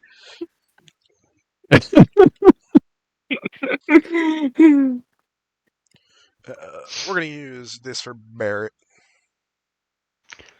Oh wait. Oh, I could have used God Emperor. Oh well, he's not a God Emperor.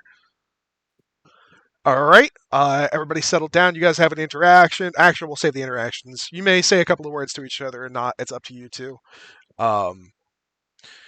Now, for our four remaining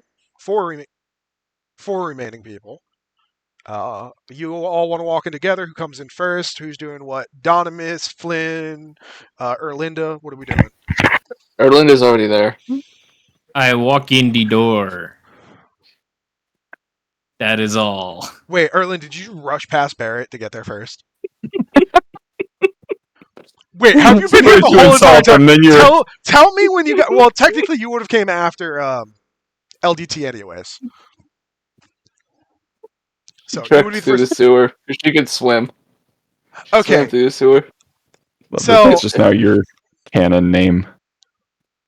because I can't pronounce. I don't know. We'll figure it out. All right. So, Donimus and Barrett are next to each other. Flynn, you're down there too? Yep. All right. Barrett has in front of him just some water. In front of you, Flynn, is a mimosa. It is not bottomless. It is just a mimosa. I mean, it is bottomless. You know what's happening behind the scenes with that. Donimus, what is your preferred drink? Ale. Well, bam! There was an ale already sitting there for you. Everybody's drinks is nice and frosty, unless they prefer it otherwise. Oh, yeah.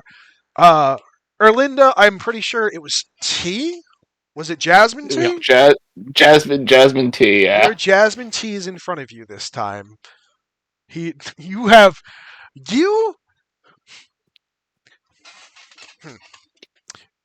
No, I'm not going to do it. I can't keep doing that trope. It's going to get annoying eventually. But yeah, no, it's sitting in front of you. It's nice and warm, or cold, or however you want it to be. I'm not the judge of who makes these drinks. There's only one man who could possibly be making these drinks. And everybody is drinking their drink. Suddenly a man appears at the bar counter. It's me. It's It's me, Chef Guillaume! Mario. I talk like this now. Oh, How about God. that? Come on, it's not that bad of a gag, huh? Yeah, no, I talk like this from now on. This is Guillaume. Guillaume is looks at Italian, all of you. confirmed. Nah, he's not really Italian. You know, his ancestors might have been Italian, but you know, he's come to a different land. They've been there for over a couple hundred years now. You know, he grew up. He had a rough life. It wasn't that rough. You know, he met a girl. Girl didn't really like him. Kind of left with some weird half turtle dude. What's with that? He doesn't know. I spent a couple of years in those sewers, which Erlinda just crawled from. You know, hunting down mushrooms, the whole 9 yards, smacking some myconids on the head. Every once in a while, killing a turtle with brutal action for what happened when Peach got stolen from him. Sorry, I meant apricot. God damn it. Apricot. Thank God no one's playing a turtle. Anyways, welcome to the Tavern on the Green. Everybody's got something to drink. Everybody got what they like, except for that one guy in the back. You know, I thought I'd level up your taste, and the only thing I leveled up was your dislike for me. I'm sorry. Just a deadpan stare. And be like, Hey, what's that about? Don't stare at me. Makes me feel awkward. yeah? By the way, this Probably. man is about 5'4". He has a very long, twirly mustache. He has a bit of a soul patch going on as well. Super bushy eyebrows, and his hair color is like not gray, but it's salt and peppery, more salty than peppery.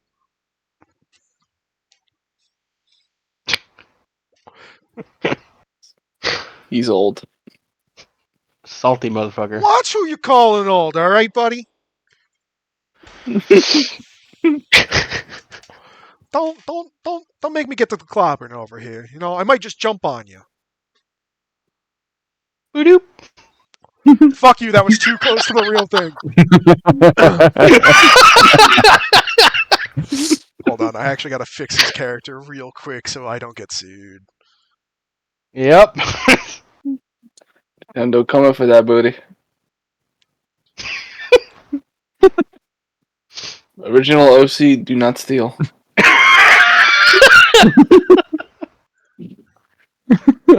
It's him, Oreo. Oh my god. Sorry. It's Wario. Mostly salty. It's a him. Giuseppe. It's me, Guillaume. What the fuck are you talking about? I'm known from Oh my god. Super Guillaume 2D. You know what I mean? I jump on Paper Guillaume. tortoises and mess with the I can't say that word, but you know, Super Guillaume Sunshine. Super Guillaume Sunshine. Hey, when we franchise this D&D party out, Superior Guillaume Sunshine is gonna be a thing. That's gonna be our first. Yeah. Oh gosh, His boys. girlfriend was in another tavern. All right, all right, all right. I already made you a drink, but it's in another tavern. So everybody's doing their thing. We should probably be having this conversation in worlds. Okay. All right. Deadpan stare. No words. Yeah, deadpan stare. No words. All right. Well, as you say that, you hear a bang. And when I say you, I mean you all hear a bang. It is loud. It is earth-shattering. You feel it in your bones. Oh, dear. Dear me, where did that have to come from? Anybody want to roll an investigation check? I'll roll it. Oh, I suppose. I can like do it. I how got a 3 +7. people are in clear view of a window right now, not having remembered what Windows and Windows Sight means. Uh-huh. All right, So, I'm rolling. Can I do a perception? I got 11. 11. What about you, Camper? With an 11, by the 21. way, 21. Fuck me. With an 11, you know the bang originated from the city itself. Remember, we are outside the city on the south gate at this point at the Tavern of the Green. When I say you felt it in your bones, you felt a tremor that came alongside of it, which was so bone-jarringly tremorish.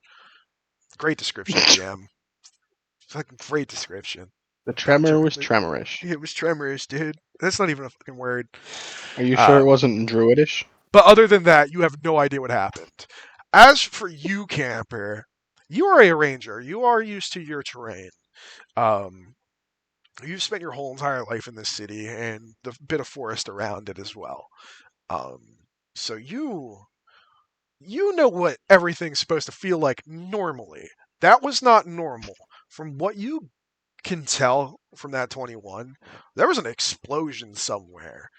Not a big explosion, not like a fireball explosion, like a super powerful instantaneous force explosion.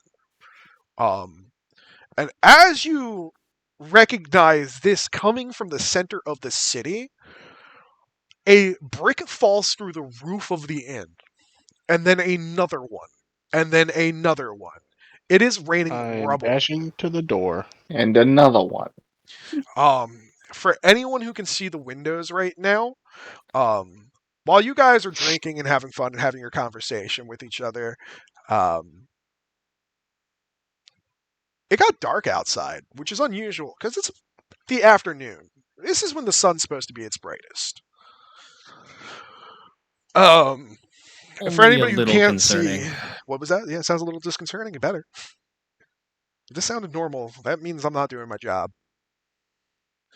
All right, Windows everybody's hit making over the movement right now. Everybody moving themselves to get the fuck out of here.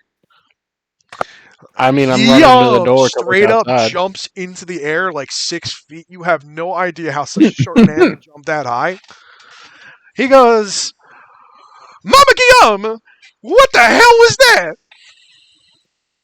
He lost his accent over this. That explosion was so bad, he lost his He accent. made his mic peak too. It made That his was mic pretty peak. good. Yeah, Guillaume freaked the fuck out. He just jumped 6 feet in the air. Did people normally jump 6 feet in the air? Guillaume does. Normal occurrence. Yeah. Was there a nice Windows little looking out the window now. boing sound when he jumped? No, but if you your lich makes you hear a boing sound. Flynn's the only one who hears boop.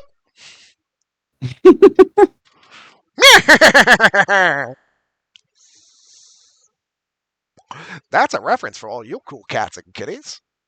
You hear him say this. You have no idea what the fuck that means. Yes, I'm breaching the dimensions. Fourth wall lich breaking. He's a powerful entity. Lich can definitely break the fucking wall beyond reality. Your Lich has a cool 1980s mohawk right now with multicolors to it and a nice red leather jacket and one black glove on one hand. He just changes appearances every day. Yeah, right now he's doing the Michael Jackson Thriller, but with a punk 80s punk twist to it.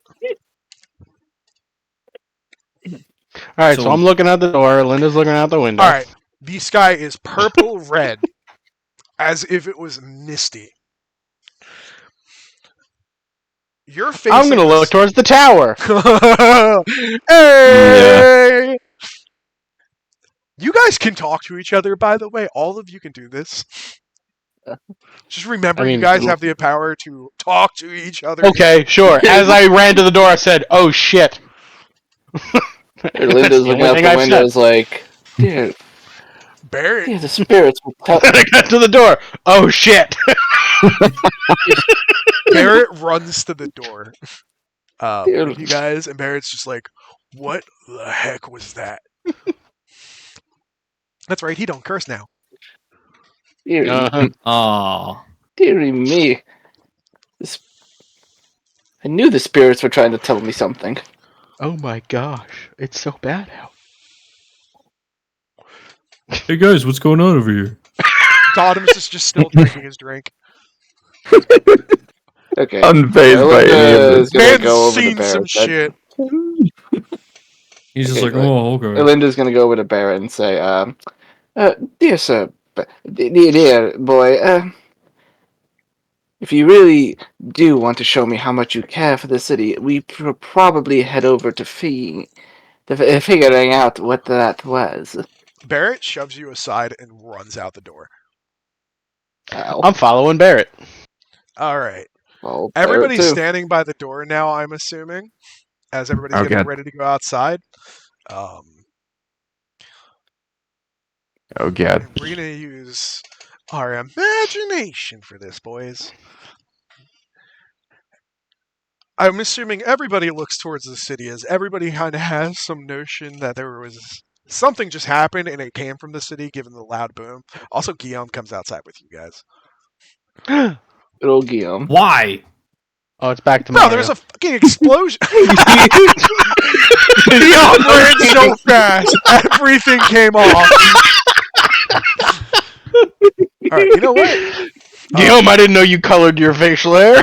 Guillaume runs back inside before his mustache can hit the ground.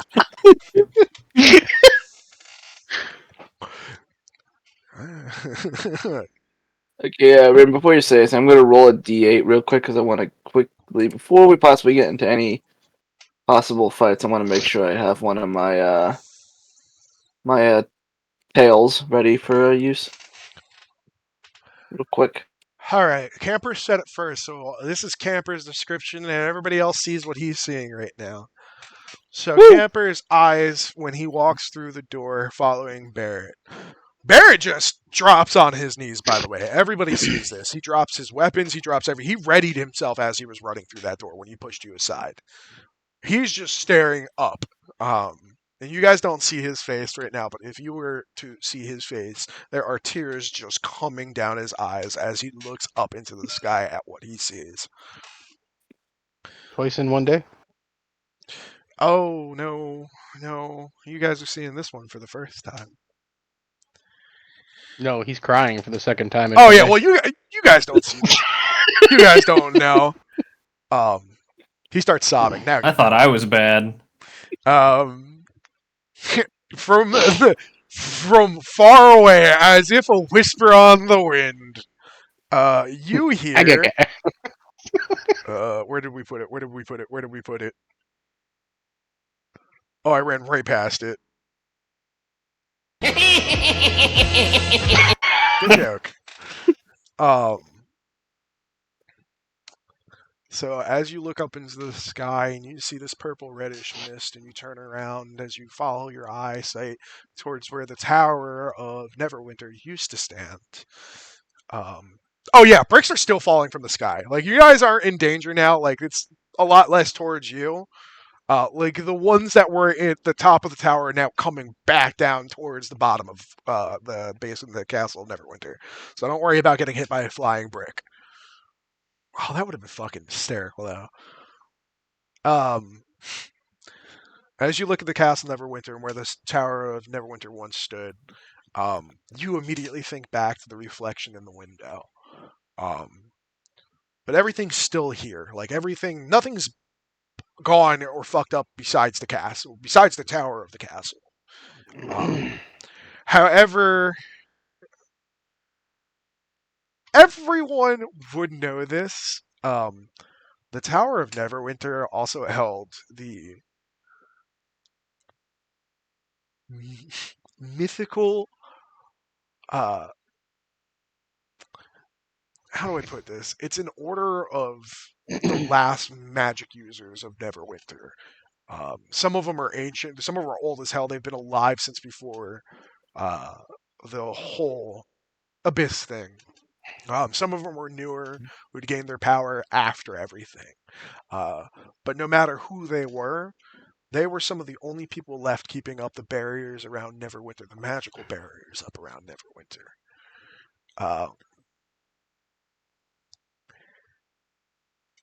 As you look up from where the tower was, you see an emerald green ancient dragon. Yo. And as it descends from the sky, it opens up its maw, and you can see, because of how big this dragon is, you can see this green goo cascading off of its off of its fangs, and off of its teeth in its mouth. And as it opens up, you see droplets of it fall through the sky and hit the ground. But you can't see beyond the wall and into the quarters. You can only see the castle from here. You don't see what happens with that. But as its maw comes to a full opening, it blasts out this acidic spray, which you can only assume the effect it has. But you all hear the screams of the citizens of Neverwinter and the shouts of the guard. The pure chaos is what's happening right now. And as this green dragon descends and unleashes that spray, it pushes back its giant wings to stop itself from slamming into the ground. And the gust of wind you can see from where the slums would be. Over that wall, you can see the thatch roofs from those brand new quarters that have been built blow into the sky. You see you see wood and rocks fly up into the sky from the sheer amount of force this dragon puts down as it pushes its wings out, and it lands in the middle of the city. And from here, all you can see is the tops of its wings and its neck and its head coming out from behind the wall. And you see it unleash another spray just straight into the air. So yeah. By the spirits. How long has that been in the city? We need to get a cover. We need to get shelter. We need a cover. Barrett the... Barrett is like in fatigue or fugue state right now. He is not moving. He will not do anything. He does not hear you. He is just gone. I just walk up to him and give him a little slap in the face, try and knock some sense into him. You want to roll an attack roll on that?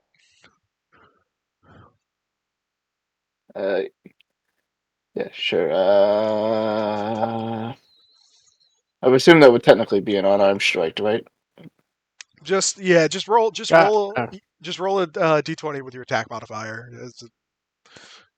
We're not going to go too hard into this. I'm not going to do roll damage here. I just want to see how hard you slap him. Oh wait, I could just hit my attack damage then. Oh, did Flynn have to disappear? Yeah. Don't. I guess. I don't know. He didn't say anything. He did not. Well, I rolled to if I hit him or not, and I rolled a 6. So You still hit him. But my man's face is rock hard. Like, you hit him and your hand hurts. It didn't do anything to him, though. Jesus, This man has a thick skull. She's just like shaking her hand. Anybody Doing else that. have? Anyone else have a reaction? Shit. I'm gonna run inside and grab one of the ales and then pour it over his head.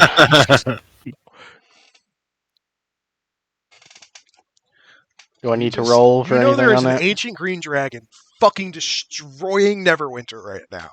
Yeah. I told you guys we need to get to cover, so we need to find some way to get the fuck down. Oh yeah, no, Duke, Get you can down run. where? But if you want to move your character, we're gonna move scenes in a second anyway. So if you want to exit this scene or start running towards the city, you can. And if All right. anybody Well, wants knowing to how follow important him, he was and is, I'm still Yeah. dumping the shit over his head and taking off. all right. Barrett has ale all over his head. Nothing has happened other than you being a douche. Cool. And now I'm gone. Okay. Yeah, I'm gonna follow Dom. Ominous.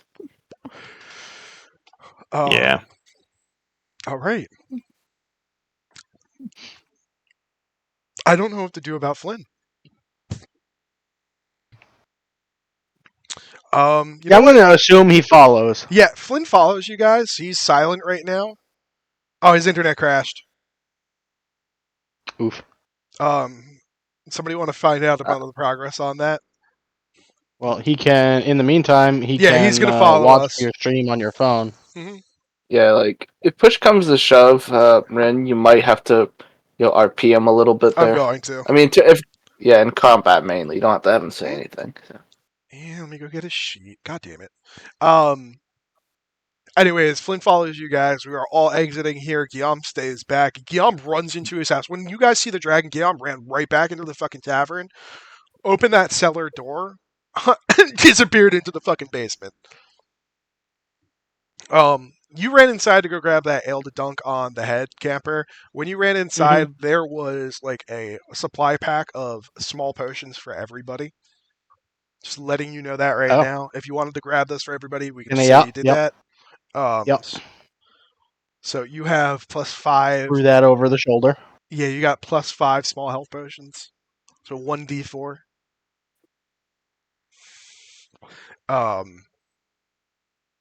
Right? Small health potion, 1d4. Oh, we'll figure it out.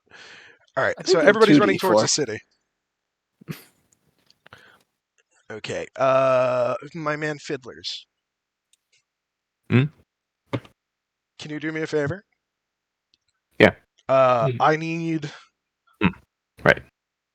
Based off the grid square you did last time, one blue line in the middle, and then just give me three. No. Give me a square, green square, blue line through one blue line through the middle of it, and then like a gray pathway. It's gonna be the market district. But yeah, you guys run inside to the city. Anyone who looks up right now would see not just an emerald green or an ancient green dragon falling through the sky. You would also see what appear to be smaller green dragons, not adult green dragons. They are more like young green dragons. So they aren't huge in they're big in stature, but they're not huge. These dragons are like young, so they are about the size of like a 6-foot human being. And their wingspan is about 12 feet total across. So you see literally hundreds of those flying through the sky. For anyone who didn't figure it out already, Neverwinter's fucking under attack. Sorry, you said it's 1d4? 2d4 if Wyvern's corrected me. Cool. That's what I believed. Okay, I'm sorry. Let me My look it up in the thing was doing weird things. How big did you, that same thing that I did for the tavern? Yeah, because it's going to be big scale. Bigger scale. Yeah, Yeah, that bigger makes scale. sense. Blue line through the middle. A common potion of healing is 2d4 plus 2 hit points. So you picked up 5 of those. Cool. If you can do whatever with those two, you don't even have to fucking tell them about them. You only know about those. Quick question: are Dominus and Ryu right next to each other? We'll I set mean, it up I'm when we get probably into it. hanging back a little bit, but yeah. Yeah, we're just in the middle of Okay, running. yes, So while he sets it yes. up, So does anybody want to talk to each other while you guys are running through the southern part of Neverwinter here? Like, Donimus, Not do you have really, a just plan hauling for what's ass. going on? Yeah, we need to get to the city. We need to contact the city council and see what the city guards are doing. While you're running through it too, you can get a better sense of where the dragon is right now in the city. Right now, he's like smack dab in the middle of it. He's not at the castle actively destroying it. He is more alongside just killing people in mass as they run trying to get to any place of cover. The ancient green dragon, as you're running through too, you see spots where he's already hit with his breath and his spray. Anything that's made out of organic material has like melted. So the brick and the stone is all fine, but anything that was thatch or wood, where the acids touch it, it's been burnt through, and there's no charring of like the wood or anything like that. It's like butter, just warm butter being touched by a knife, just melted right through. Okay, sorry. I got a blue line in the middle. Yep. And then the rest of the block's green, and then in the middle of the green block's a gray pathway.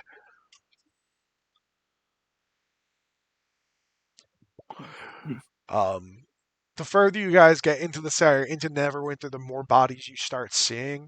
Some of the first bodies being guard bodies, which look like they were just standing there talking to each other as you see two bodies huddled next to each other. Of one guard, only the left side of him exists. Of the other guard, only the right side of him exists. As you look at their armor, you see that the armor is melted in the sections where they no longer exist. You start seeing bodies that look like they've been bitten in half.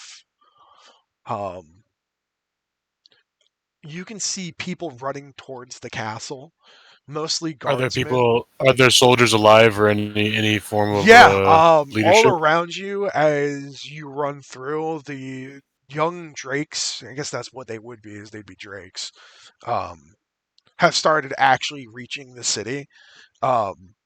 You see some of them picking people up by their shoulders and dragging them into the air and then just dropping them. What check do I have to do to identify the local leader or military leader in charge? For you, it would be a history check because you are part of the Neverwinter Guard, so you would actually Let me distinctively know let me it. see. The person you are going to, excuse me,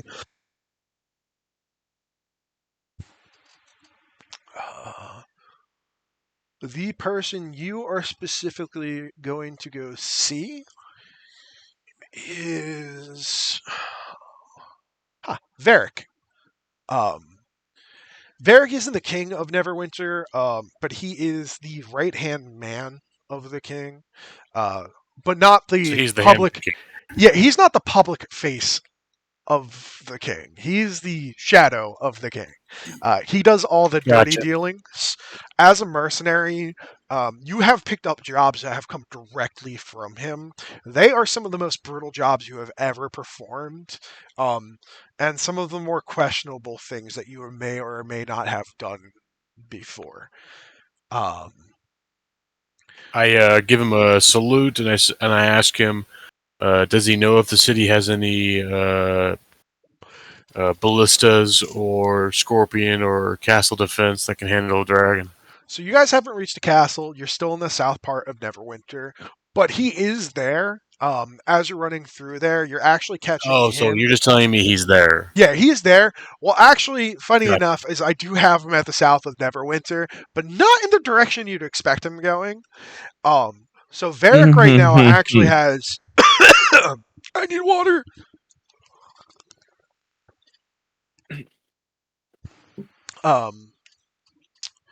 So Varric is actually heading towards the south as if he were running away.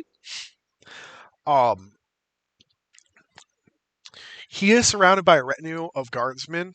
Their armor is different from the typical guardsman's armor in Neverwinter. The typical guardsman has just a regular plate, nothing fancy, usually worn or at least chipped or at least used. There isn't many resources coming in, so there's not a lot being done. Varric's retinue, however, are wearing this shiny, not gold but brass armor. It is a darker hued brass, however, so if the sun's not hitting it, it doesn't glint, but when the sun does, you can see the reflection. And across them, they don't have the crest of Neverwinter adorned on their shields or on their tabards. They have a completely different one, which is a raven with its wings spread out from a front view with a blood moon above it. Perception check. Yeah, you can roll that perception check. Oh, go further. Varric is sitting in a carriage. They're passing you as you're running in. You see him sitting in his seat, in the carriage. You don't see his face or anything. It's a little dark inside the carriage, but you do know it is Varric inside that carriage. So I got a 19 on the. It's a D20, right? So for your perception check, it's a D20 plus whatever your perception is. Your perception Plus 3, modifier so it would be a 22 on identifying with the raven and what house it is. Cool. You have never seen this crest before. You have no idea what it is. But given that there's a raven on it and there's a blood moon, you can tell it's nothing truly good. If you want to go further with this, you can roll a history check on this to see if you might know what it's from. Okay, let's do. Is that same D20? Same thing, D20 plus your modifier I got a you get 10. from history. With 10? Yeah, you really don't know what it is. Again, Yeah. blood moon is an omen. You would know that. Anyone would. It's always a blood moon is an omen. It's always been associated for the perception and for the combined history. I'll give you this though. Blood moons are associated with lycanthropy and with vampirism.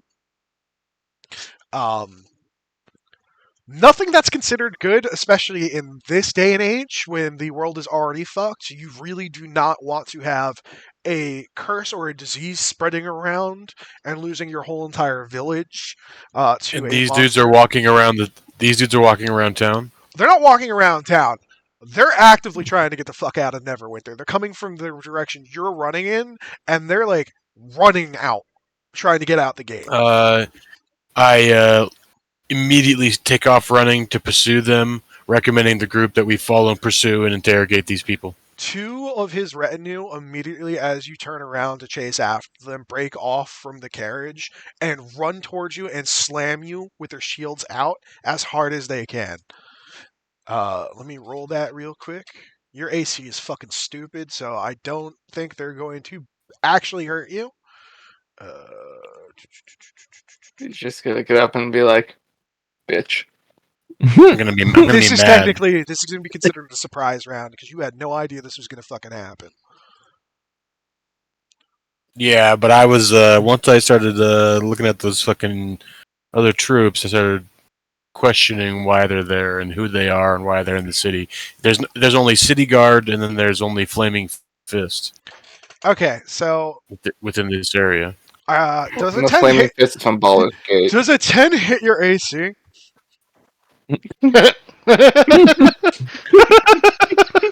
My AC is 21. Hey, buddy, for my second roll here, does a 10 hit your AC? I fucking hate dice rolling. Well, never mind.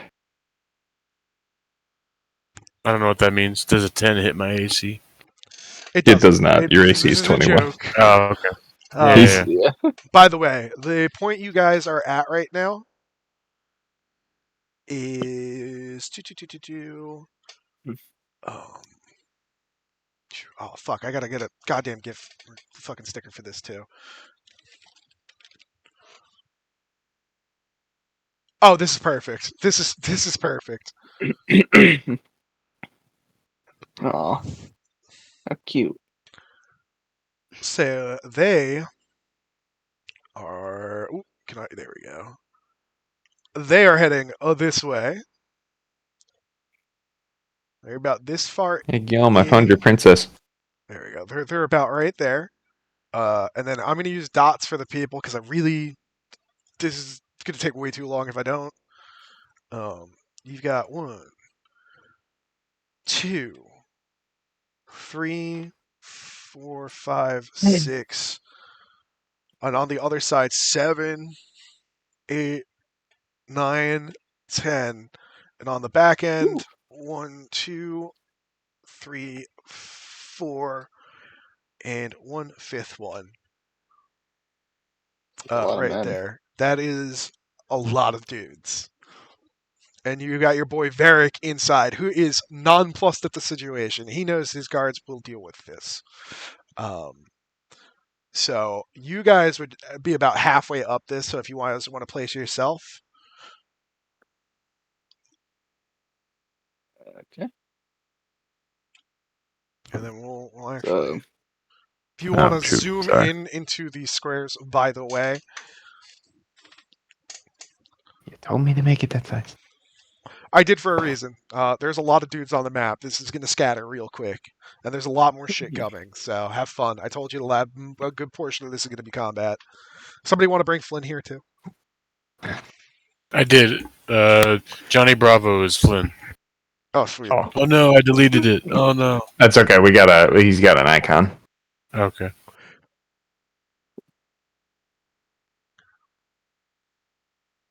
Oh, Barrett's still at the fucking tavern. Barrett's gone. My man's. Do you guys have a copy of Flynn's icon? Yeah, his is on the screen. Yeah, where's Tano? Is that the pink carriage? No, it's the. No, the carriage is the guys you're about to get stomped by. I'm just trying to figure out who or if Flynn is with us. Other 'cause he's side, not. guys. Other side. The carriage is passing. The carriage passed. Dude's chasing after it.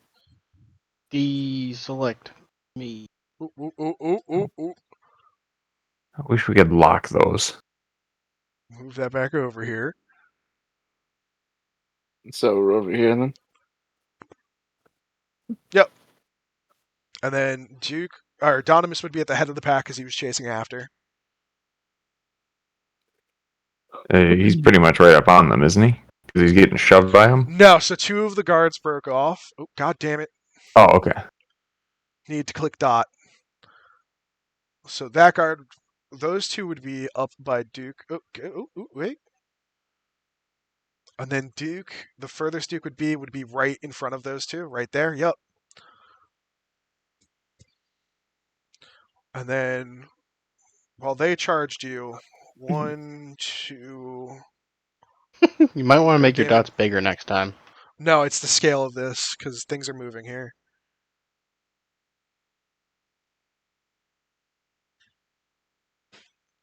Three, 4, 5. And then these motherfuckers. We really need to start using Roll20. Yes, please. Side. Doot. Doot. Bibbidi doot. And then. Alright. So the. Yeah. God damn it. I was clicking the dot! Alright. By the way, Flynn just left a message saying he's not sure if he'll be back. The power's still out. It's fine. Tell him don't worry about it. We got him covered. You can tell him the live stream stuff if he wants to check it out and then try and play by that.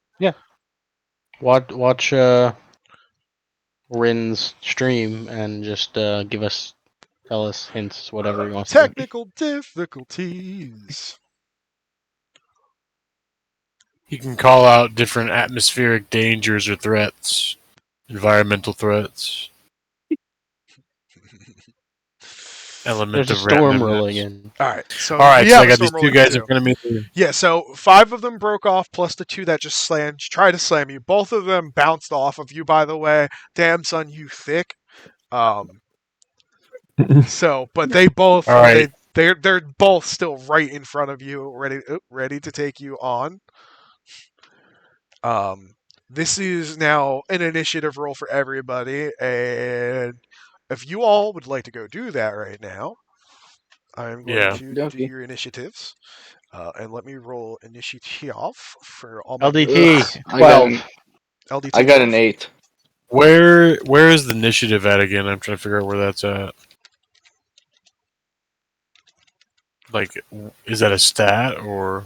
Your It's initiative is a stat. Yeah, it's Uh, it's largely It's- tied to your dexterity. Yeah. this.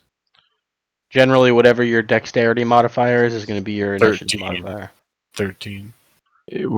But So it's a like plus. a +1 at that point. Yeah. Okay, so mine's a +1. Yep. So a So you roll D20 D20 plus one. plus 1.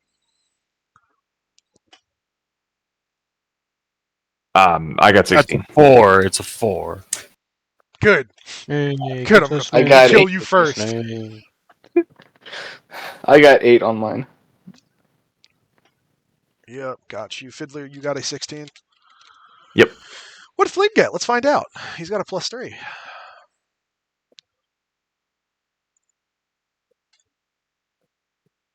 All Got right. whatever you want to give I'm him. sorry, Flynn, if you die because of that battle roll. He got a 5. Oh, All right. So we got I mean, he's in the back, so 4.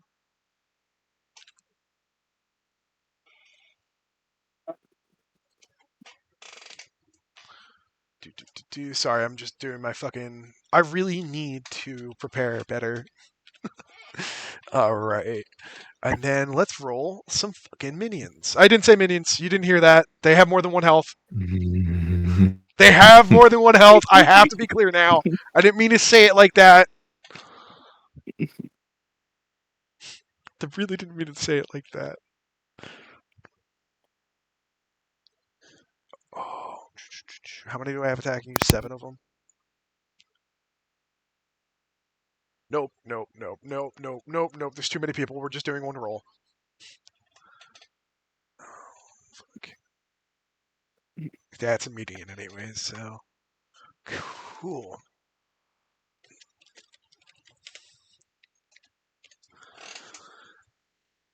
Oh. How many people do I have to roll this for? Good, cool. All right, sweet. All right, I got my minions. We're all set up. The carriage and the 8 other guards are going to be moving this whole entire time. All right, just giving you a heads up here. They are not technically part of initiative, but they will move per round with you, as time is now combat time. Duke's already getting up in there. He's ready for the fight. And okay, just to be clear too, like we don't really. I mean, it's just whatever conversations we had with these other people in the bar, right? We didn't get Barrett's little shtick about how No, things we're are a different. unit, and if we. Things are very different this time. Did anybody try to look all the way at the top of the sky? I mean, when I walked outside, I looked around. Would I not be looking up if the sky changed color? No, I was looking for a specific somebody looking up all the way. Yeah, I mean, Because Barrett saw something completely different from you guys. But anyways, we're in combat phase. We'll talk about that later. All right. So, to start us off is a fiddler. I ask because I just know this guy from the bar who's just randomly attacking guards now, and I don't know exactly which way to jump here. So my hunch is that these guys have something to do with what's going on with the city and the peril that we're dealing with, and the fact that as a warrior, me running towards them, seeking them out. If they were of good intentions, they would respond by running towards me, saying, Who are you? What's We going would on? we would all know Dominus is part of the city guard. Yes. Well, yeah, I was, but I'm a part of the Fist, which works with the city guard. Oh my god, we can go So- longer because Flynn's not here. Yeah, it's true. Yeah. Oh, by So the way, I just So was it assumed misspoken before when Ren said you were part of the city guard? No, it's correct. Okay. So Yeah, then these guys I aren't would. city guardsmen. And if you look at their armor, their insignia, Duke knows instinctively this isn't the city guard. Yeah. Well, what I was trying to say, because Fiddler was unsure of who to follow. That's true. I would Dominus know is that. part of the city guard. They are not part of the city guard. I assume we all know what the city guard looks like. Yeah, So you therefore, would all know. I mean, you guys don't know what the crest means or any shit like that, but you guys fucking know. If Dotimus just turned around to fight these guys, you guys know Dotimus. You guys talked in the tavern a little bit. You guys know Dotimus is seeing some shit. He's like a fucking stalwart veteran. So if he turns around knows to what's attack up. somebody, I mean, it's up if you And trust him or not. they assaulted me first. So He I yelled never out to you guys like we should check this shit out, and then these two motherfuckers came up Yeah. on him and attacked him. Yeah. Okay. Fair. All right. So I'm gonna target the one that's just to the left of him there. I don't know how else to call it out. the one that Ren has this one? highlighted. This one, Yeah. all right. Yeah. Though. Unless you'd prefer, it doesn't really matter No, either you way. can But choose, dude. This is your combat phase, brother. This is your choice. yeah, You that's fair. choose between I'll card attack number that A one. or B. I'm literally just picking it because it's colored in purple. All right. What are you attacking? How are you attacking? Longbow. 16 to hit. 16 does not hit. Jesus. Well, shit. I'm not going to tell you then guys what their fucking AC and shit is. I feel like that's really boring for me to do because then you guys are going to be aiming for a number. And I'm not going to give you a hint as to how close he was, but that sucks. Yeah. Continue. That's fair. Bonus action. I'm gonna pop my Fucking Echo Knight. yeah, my little my My echo out in front of me here. And that'll be me. Coolio. All right. So, first person to go, actually, first people to go, is the other guards move up together. Oh, fuck. Hold on. I got this. I've got this. There you go. I'll just try to click it and then maybe it won't move. There you go. No, that won't work. It'll still move if he moves it. Ah, well, damn God damn it. Yep. Why would you say Yeah. anything? it. Should have made that's a little bit bigger. Just tempting it. All right. And this is the formation that they make. As they go, boop, these guys make it that much further down the road. I'm not moving all those fucking dots right now. You can just assume they're alongside of it. I recommend that while they're forming up, I'm saying, hey guys, we need to form a line, just a line this way. Yeah, talking is a free action. You can do it whenever you want to. Yeah. Like they don't have to do it now, but like when they do, we should just form up a line on this bridge.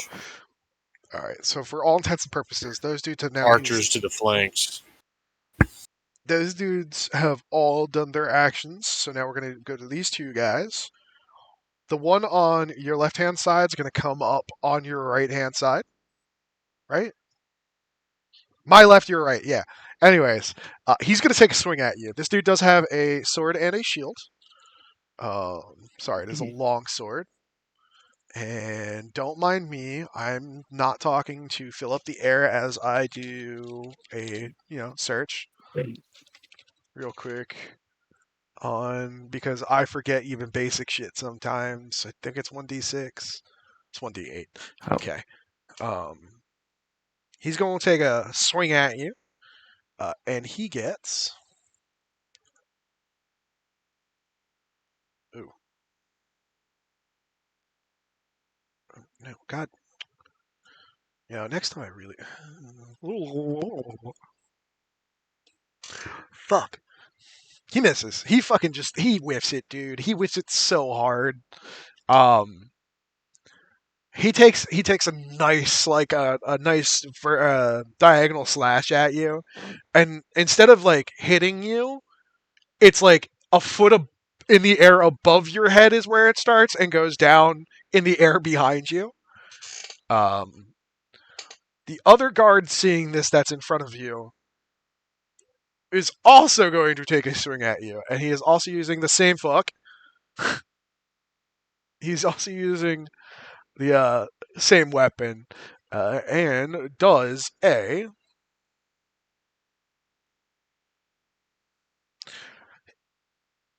Do you have your shield equipped right now, or do you have your bow equipped? Yeah, You I have the shield equipped. All right. I don't have a bow. So he swings at I'll you, try to crossbow. and he brings his right arm down on you with his sword, just on a straight slash, trying to get you.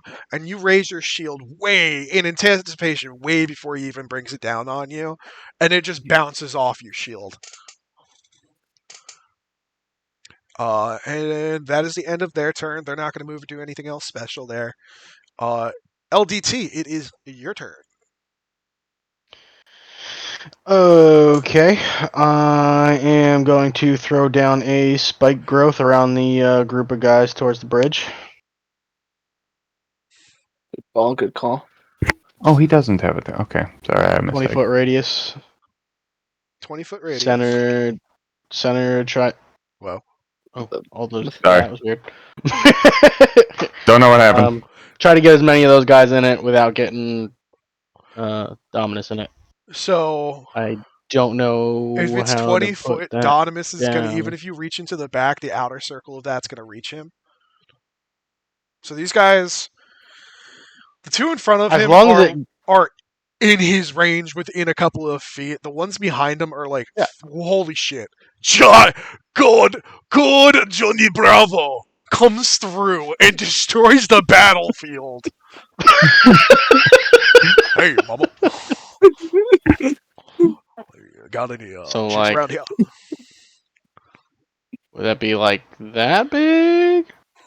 For intents and purposes here, it would be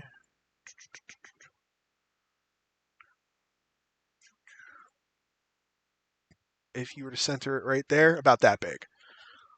Cool. So I'm gonna move it back like that. I'd It also is change the cool. color. 20, so I can define circles.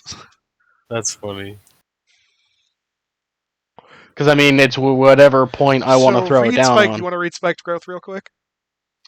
Ground in a 20-foot radius centered on a point within range twists and sprouts hard spikes and thorns. Area becomes difficult terrain for the duration. When a creature moves into or within the area, it takes 2d4 piercing for every 5 feet. You're Transformation of the ground is camouflaged to look natural. Any creature that can't see the area at the time the spell is cast must make a wisdom check against the spell DC. You are a son of a bitch.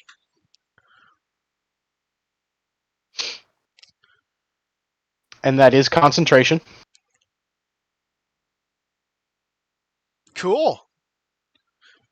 Expect an arrow to come your way soon. Cool. Um, Now, I'm just going to move this to the side so you can still see your dudes. But that is like roughly where it is, just over where they are. On the You road can there. change its color too if you wanted to. I don't know how to change its fucking opacity. I didn't mean the opacity, I meant the color. Okay, it's still going to cover all those dots. Hold Like, on. you still can't see the dots. okay. Yeah. I just wanted Damn, something I was that hoping it wasn't would go under the super bright on the screen, super dark on the screen. Okay, Spiked yeah, that growth. works. It's a nature spell. We'll use green for that circle. Cool. Wait, with that, if we Think define you it make that way. Can't you So- make circles without fill-in? Yeah, you can do that, but he can figure it out, so don't worry about it. We'll hopefully not be on Discord next time. In that terms, that means right now the carriage is about 100 feet away from you guys, by the way, and going about 30 feet every round. Yeah, I don't think we're catching them. If they're moving 30 feet and our movement generally is 40. It's 100 meters. If anybody has a fucking longbow, they can still try to, do things. I'm not going to give you, hints and tips on how to stop that fucking carriage. Okay. Well, There's an yeah, I ancient didn't know green you tried to- dragon absolutely demolishing the city, and instead of going for that, you guys are like, Duke was like, Yep. okay, that carriage, what the fuck? Yep. Squirrel! Um. Anything but the plot. So then, can I see whoever is in that carriage? Like, even if it's an You outline? guys all saw it, all past you. Duke looked directly. He knows who it Yeah. is. You From- guys didn't know. Yeah, From it's that here, Barrett you guy. can't see who's inside of it because you guys are facing the back side of the carriage. Well, I just mean like, can I see like the person? Not who it is. Can I see the person You at all? Not at all. Okay, It's the back side of the carriage. that's what I was like. If there's a window or something Why in would the there back be a of the window in carriage, the that's what I back? was asking. Why wouldn't there be a window in the back? Well, for obvious reasons, which I can't divulge right now because nobody made an investigation check that actually knows history or arcana. Well, if we all saw the carriage, a general description of the carriage, and I gave you people chances. Only Duke took the chance. All right. Oh, you're right. There's a I'm carriage rolling slipping down into the a road. voice right here. Whoops! It looks like a box. Look, I gave you a choice. It was a fantastic choice. It was the best choice. You didn't take the choice. You don't get the choice. Shut the fuck up. All right. It Well, was just- then we I'm made the just choice to gonna go. fucking roll an attack on the same guy, the highlighted one, Which with highlighted my one. bow. Wait, didn't you just cast a spell though? Yeah, Yeah, he did just it takes cast. an action, but we're level 5. We get 2 attacks, don't we? That only counts if you're making a melee attack roll. Mhm. Spell. Okay. Yeah, your extra Yeah, it'll attack take the rolls entire. are considered. They're just considered extra attack rolls. So Got it. Yeah, you only Okay. get the extra attack if your first action is a melee attack. on from do you use any movement? Do you move anywhere? No, I'm gonna chill here. Coolly. Oh, on. Does it have to be a melee attack, or does like a bow attack count? Bow like attack if I attack works. once with the bow. Okay. Yeah, that's Cool. It's an attack. It's roll. any weapon attack. Yeah. Any weapon attack for the action. Perfect. That makes sense for me. Okay, on to Earlina. What we doing? What we doing, girl? Linda. Okay, so I do this every well, session. yeah, call me fucking Erlina. Okay, so A strong sense of deja vu hits you. it seems I really wanted to use my dank because I rolled. I was trying to tell you guys that I rolled a.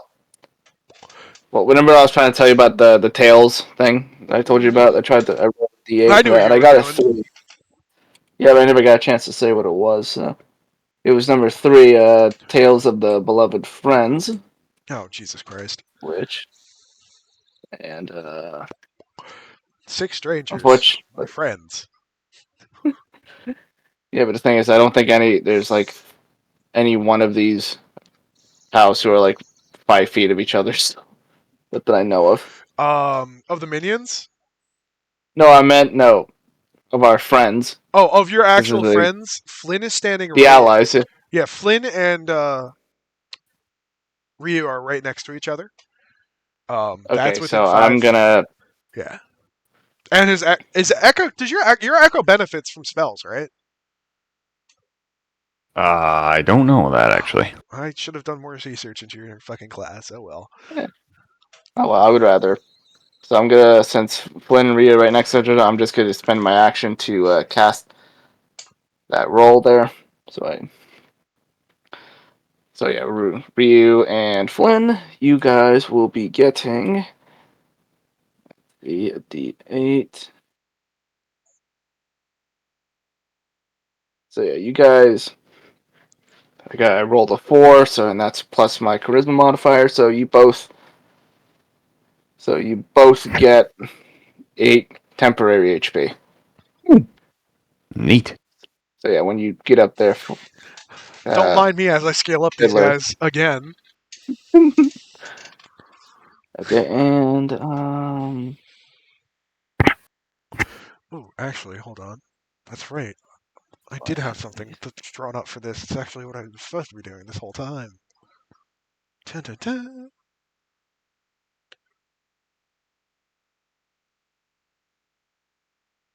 Let's see, and I'm also going to bestow one of my bardic inspirations on a Duke. Well, Dominus. Hell yeah. So yeah, Let's go. just to let you know what that does, Dom. Let's see, I'm gonna give you an inspiration die. You could either for 10 minutes the creature can add it to one ability check, attack roll, or saving throw. This can be added after seeing the roll, but before knowing the outcome. So, if you want to...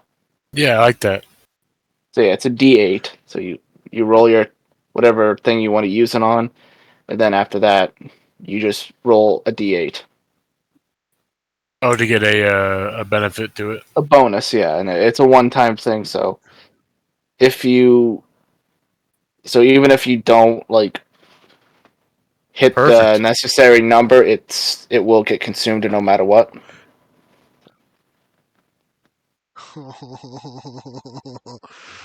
Oh. Perfect. Oh. I'm just waiting for my turn. Erlinda, anything else? Nope, that's my action and my bonus action, so I don't have much. Keep going. I'm gonna keep right. I'm gonna have my characters just stay right where she is. I'd rather have her stay back. She only got like 14 AC. So Y'all punks aren't even gonna chase. I love it. Give me 1 second. I'll be back 1 sec. let's squish it. I was gonna say it's Don't his have a turn whole next, lot of- but I'm joking. All right, what does Flynn got?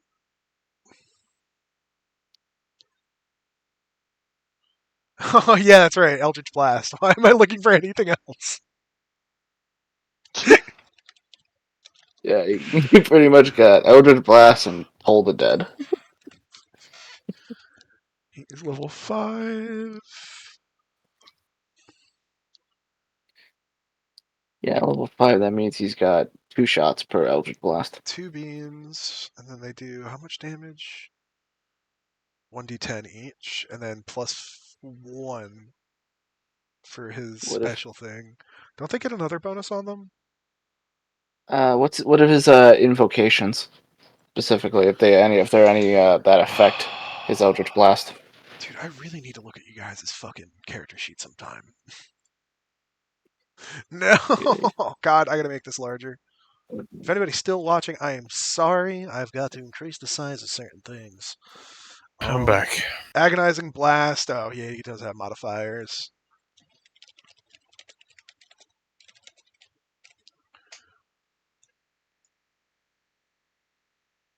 Charisma modifier to damage. Alright, that's all I needed to know. That's what I thought it was. What's his charisma modifier? So, Flynn, without saying a word... Jesus Christ, Flynn!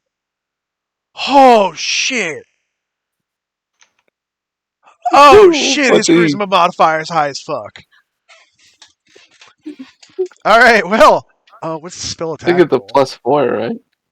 It's a +4 if I remember correctly, right? Oh, it's a plus 7. Ow. I do believe through his packs and plus bonuses from being human. This is Gotta love humans. Let's see. How though? A +7? The max you can we're only gonna go get with is a plus 4. +5. We're just gonna go with plus 4. We're not gonna worry about this shit. Alright. Anyways, he's gonna make a spell attack roll. Dude. I may have smoked too much gnome weed. Thank God I didn't put any spellcasters on the board tonight. Oh, duh. Duh. Alright. So Flynn, Johnny Bravo himself, is actually gonna take... He's gonna walk between you two. He's got 30. He's gonna walk up here. He's gonna raise his hand up, and he's gonna make a spell attack roll against the guard on the left of Duke. And that roll is.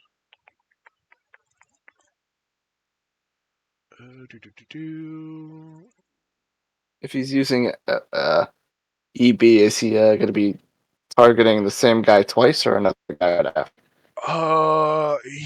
He. I just gotta check the health on something real quick.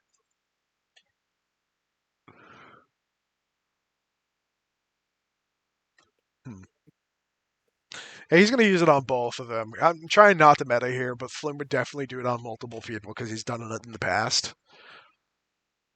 So Yeah. for the first guy, the one on the left, he just obliterates him with an Eldritch Blast. I can't remember how exactly Flynn described it last time. You see from He feels Flynn's like hand a charged beam of green energy, but not like forest green, like rock green. Just pop out of the palm of his hand and start at a small, like fine laser point and just become this gigantic beam that's like tendrily almost as it flashes out from his hand and just obliterates the first guard. And then a second beam appears from his hand. Same thing, like a laser point aimed at the second guard.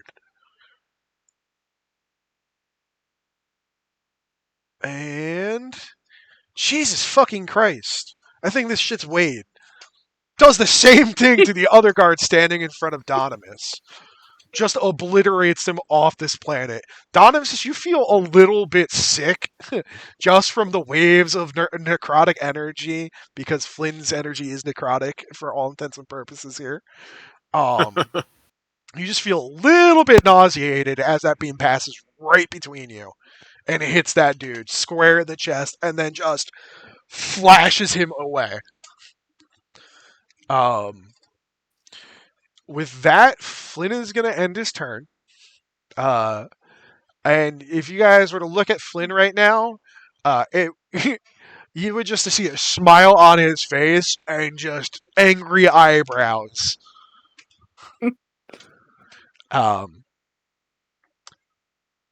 And we are now up to Duke. What do you want to do, my dude? I'm going to go ahead and do a javelin toss. Let me go ahead and check that. The javelin toss is going to be attack is 5+ versus their AC. And then it's a 1d6 plus 2 piercing. Did you roll the attack roll?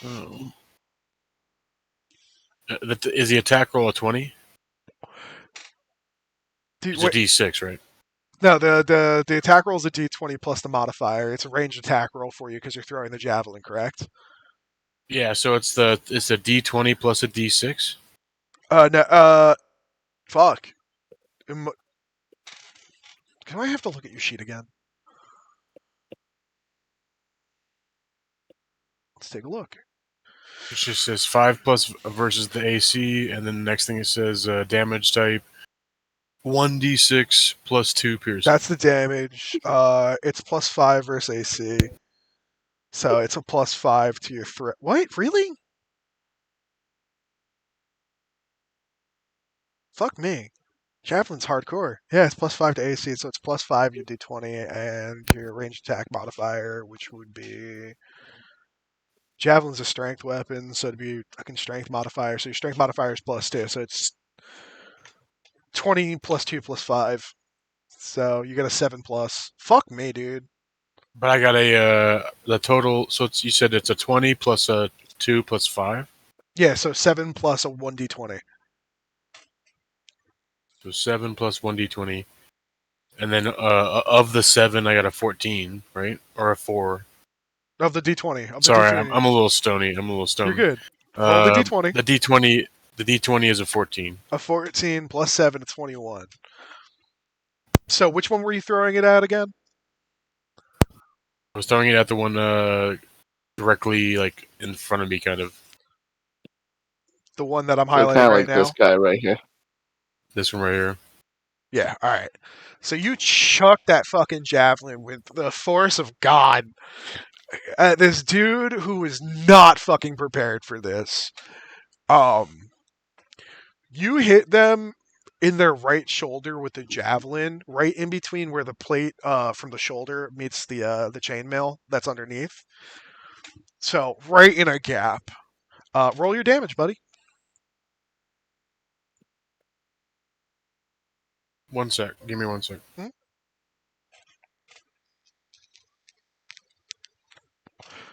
Dude, a +7 attack bonus? Are you fucking kidding me? It's not At that level bad. I mean, 5? Wait, what's the proficiency bonus at level 5? I gotta check on my cat. Give me a couple of minutes. I'm going to roll the damage for him. Turn done. And we're going to I was continue gonna on. say.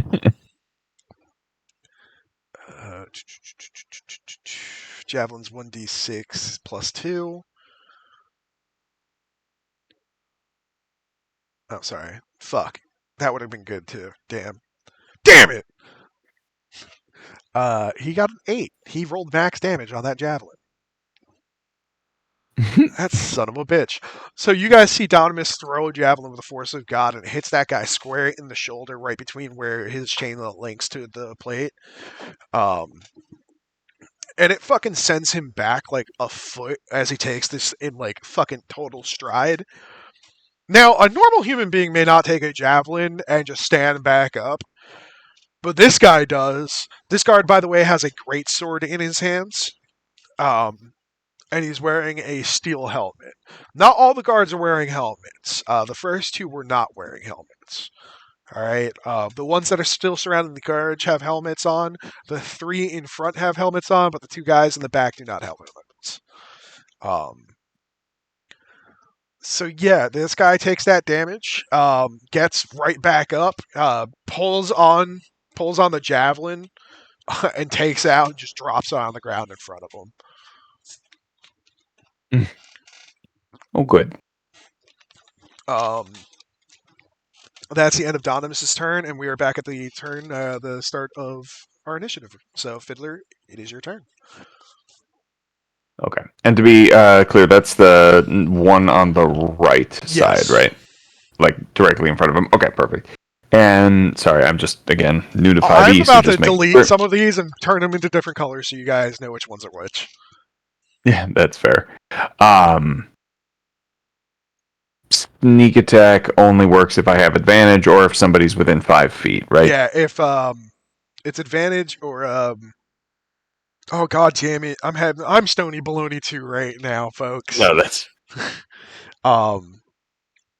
But yeah, when it's not cornered. Yeah, it's When they're when one of your allies is within 5 feet of the enemy, or you have advantage. Yeah.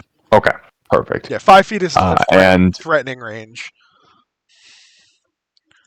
And the what was the spell you cast? That does not give us advantage, correct? No, you just got oh shit. Which spell? Okay, perfect. I'm just making sure I understand all the options here. Okay, The which one that spell gave were you- you talking about? The one that gave them health. Oh no! Sorry, the green circle that we have over top of them. So it's no. difficult Like terrain. So Okay, anyone well, that perfect. moves Yeah, inside there gets hurt. Yeah, it's a spike growth, so which is probably the best spell to have Yeah, casted in this situation because they literally cannot cross that bridge without taking damage.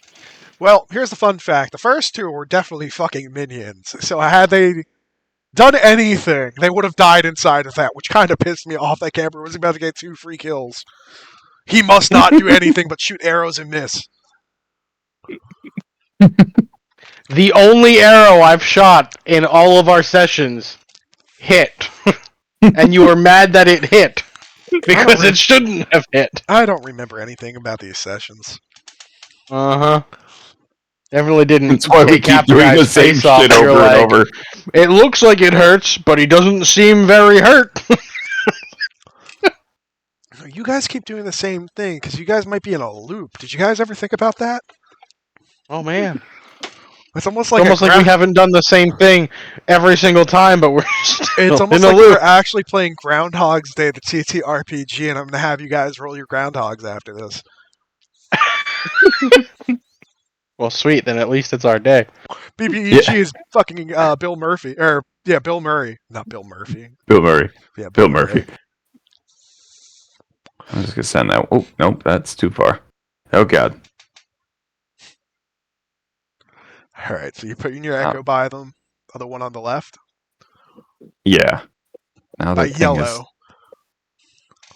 Yeah, I'm just gonna slide that back That's over fine. there. Just imagine that there is a clear circle that somebody could have taken the 2 seconds to think of. Actually, hold on. What? Why don't I just do it? Yeah, because I don't fucking know how to goddamn do that.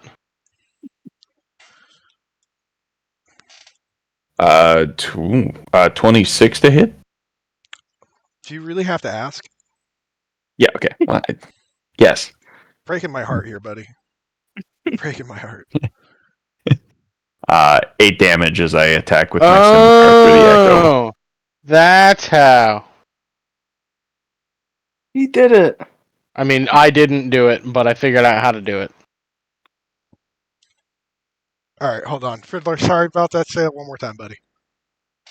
8 damage as I use the scimitar to attack through the echo. On yellow. All right. And yellow. Unbelievably, I didn't think anybody was actually going to hit any of these guys. So let me draw up some health real quick, just so I have a track on these. Man, this is going to be a fun fight. I actually thought this one through before we did anything. I just didn't put the cards out.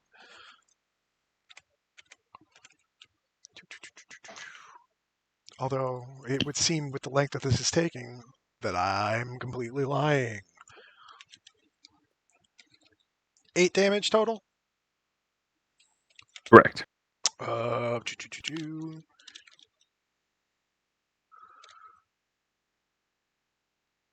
I can't do basic math. Cool. I'm so sorry, Fiddler, but what did you use?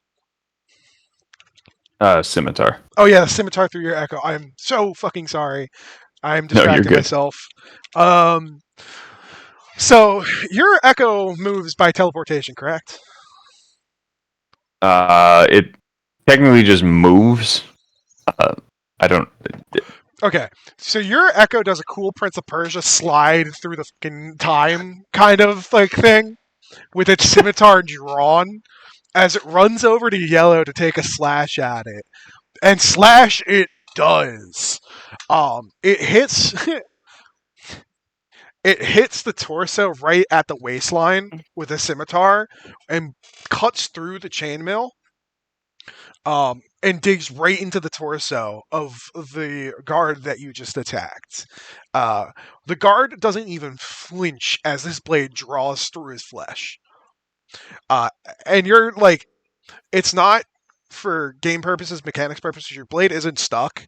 But for flavor here, the blade is stuck in the side of it. Like your Echo's scimitar is just not trying to yank it out hard. If you really wanted to, it could pull it out, but it just stopped. There was no bounce back. There was nothing there. It just stopped in this guy's torso. This guy also has a great sword in his hand. He doesn't even flinch. He just slowly turns his head to the left to stare your Echo in its face.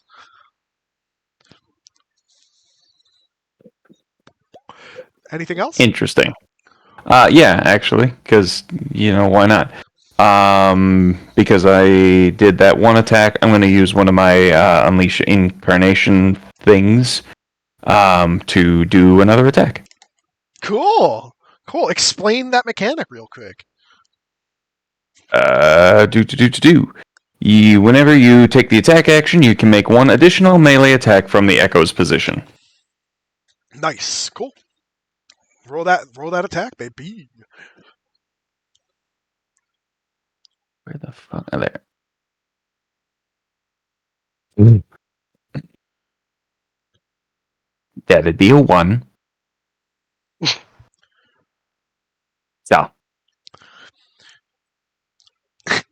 You're That'd be a miss.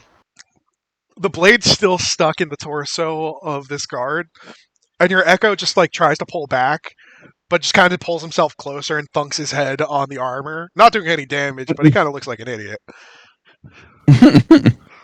All right. Anything else for your turn? That'll do it. That'll do it. Okay. Oh boy, this is where Yeah. it gets fun because people are in the danger zone. All right, for your spiked growth, its damage when taking movement. Is there any like reduce, or is it just like is there a save Creature throw? moves into or within the area, it takes 2d4 piercing damage for every 5 feet it travels. Cool. The only save is whether they notice it if they weren't looking at the area, if they couldn't see the area. Son of a bitch. Yep.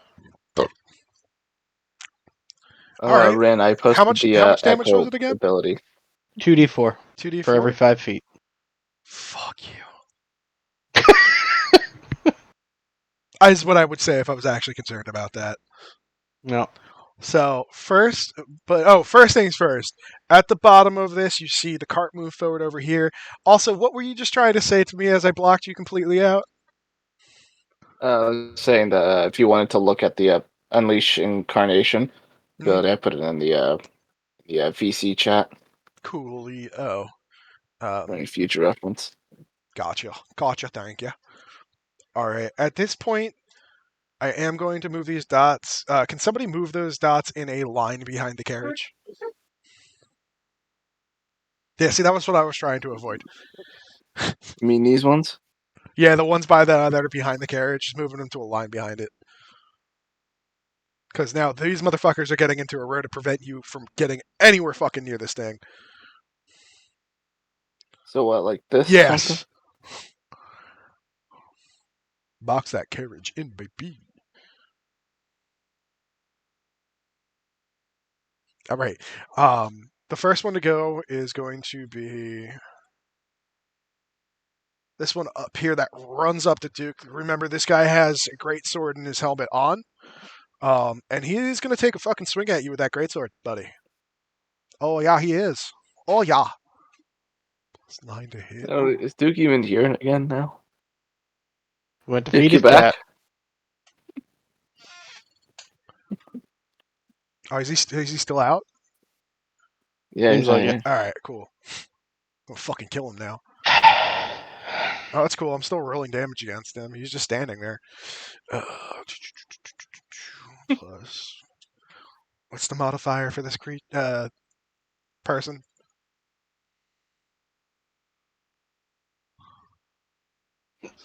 Plus 3, 16. He was about to say creature. He was about to say creature. I wasn't about to say anything. I don't know what you heard, but clearly it was wrong. Oh my god, it hit! It actually hit! Yes! Yes! He has a 21, correct? We all know he has a 21? Yes. This was a 22. Yeah. A 20. Damn. Alright, I'm finally back. Duke, something Sorry, just hit guys. you. Just in time. You were about to get smacked in the face with a great sword, and it hit you with cat, the 22. My cat had to go to the hospital, so I have to, Shit. keep a close eye on him. Damn.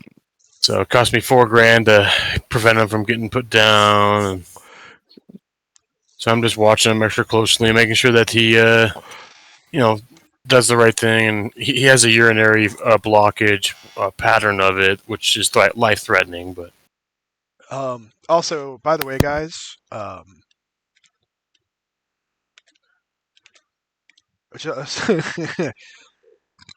when this minion's turns around starts, by the way, Duke, where you hit the minion, the one that's attacking you right now, he pulled the pike out, no reaction to it. The hole that the javelin would have made just sewed itself up in front of your eyes. As for your echo and his scimitar being in the torso of the other one, the scimitar pops out as the wound heals itself. Completely? Or just Fantastic. Fiddler only did 8 damage, so completely. And the other one? Duke only did 8 damage, so completely. Lovely. Yay! So did that guy move to get to Duke?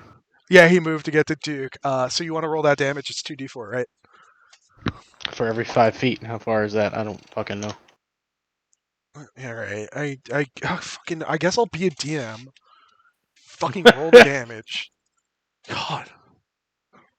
I mean, I'll roll it. I don't care about that. I just need to know no. how many I'm rolling. 2d4. No pluses to it. Yep. So that's 6 damage.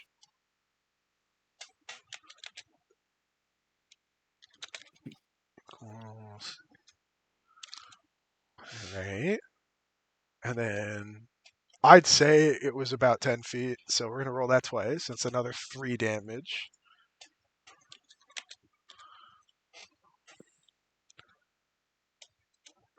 Fuck you. Oh, sorry. He died, didn't he? I did no. Oh, it did not die. No. Actually, it didn't even do enough damage for me to really be concerned. Like, god damn it, that sucks. But did he Everybody- fully heal? No, because it's at the nothing. But no, he hasn't healed at all. The damage he just took is Okay. damage. Cool.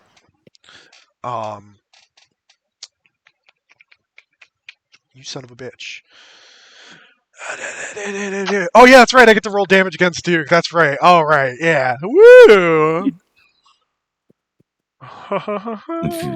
Rin almost forgot the thing that he was excited about. Oh, you haven't seen me excited yet. I hit once.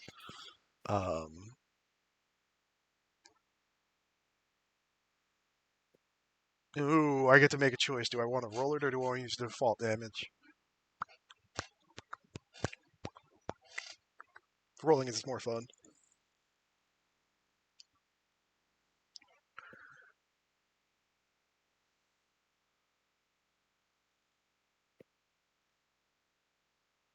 It's 2d6. Duke, you take 14 damage. Okay. Goddamn. That puts me at 35 HP. Dude, it really sucks that Milk decided not to show up today for you guys. It really sucks for you.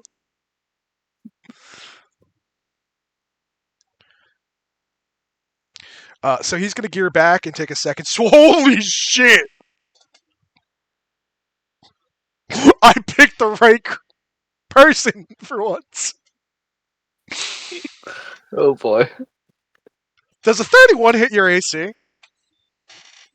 Jesus Christ. Holy Yeah. shit. That's 9 over my AC. Or the 31, that's 10 over. Cool. Oh, this is great. Duke's gonna fucking get murdered. You take another 12 damage. He knows. He just wanted you to hear, or he just wanted to hear you Yep. say it. Oh, yeah. Your AC troubled me for the longest time, but I have finally found something.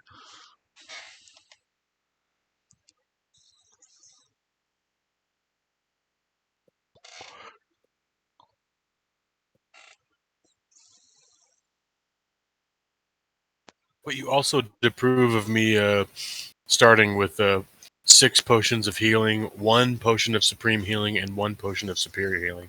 Plus, I have a medical kit. So When you guys figure it out, it's gonna be fucking hysterical.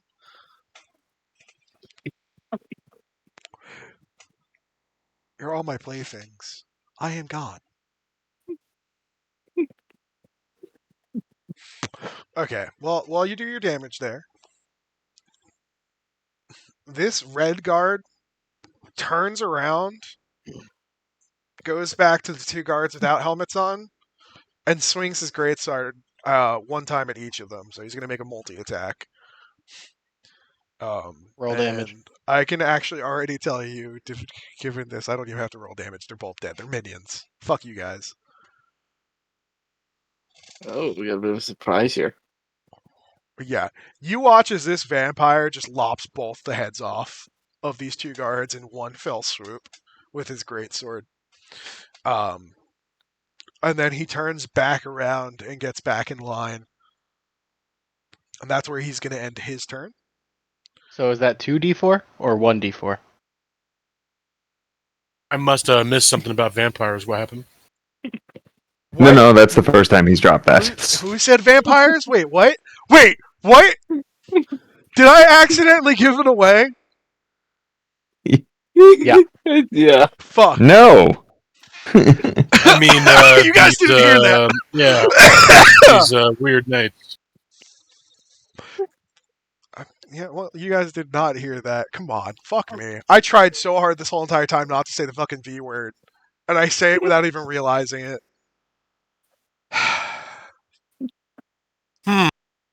Yeah. Seems like my instincts are pretty spot on. You're all about to die. I'm telling you now. You weren't supposed to know that, and now you must die. So, does your Echo have health? Or is it just ethereal and it's just there and I can't fuck with it? It has 1 hit point. What's it say? 17. Well, that may actually be a challenge. Actually, has a higher AC than I do. I just want to make sure. Did you roll the damage for that fucking vampire? Because he moved. I will in a second. Oh boy, it's not the Echo's lucky day. It's only got 1 health, so I'm just gonna tell you. The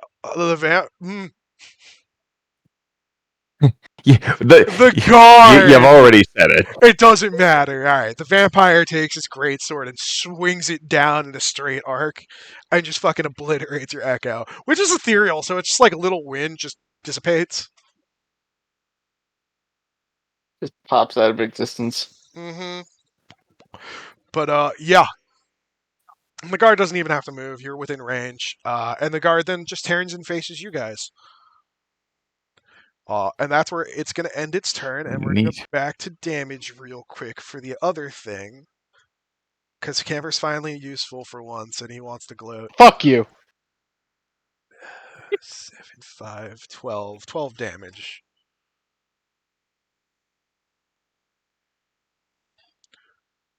Oh, this is fun. Okay. LDT, it's your turn. So visually, from where I'm at, which one of them is the most hurt? If I can tell. You can't tell. Well, I mean, their feet hurt. That's for sure. The yellow one, hasn't taken any damage. It hasn't moved other than to swing its sword and crush your buddy's Echo. The black one, yeah, it fucking sucked to walk. I'll tell you that. Other than that, it doesn't look damaged whatsoever. And then the red one, yeah, it doesn't show any sign of hurt or anything like that. Okay. Then I'm gonna go for.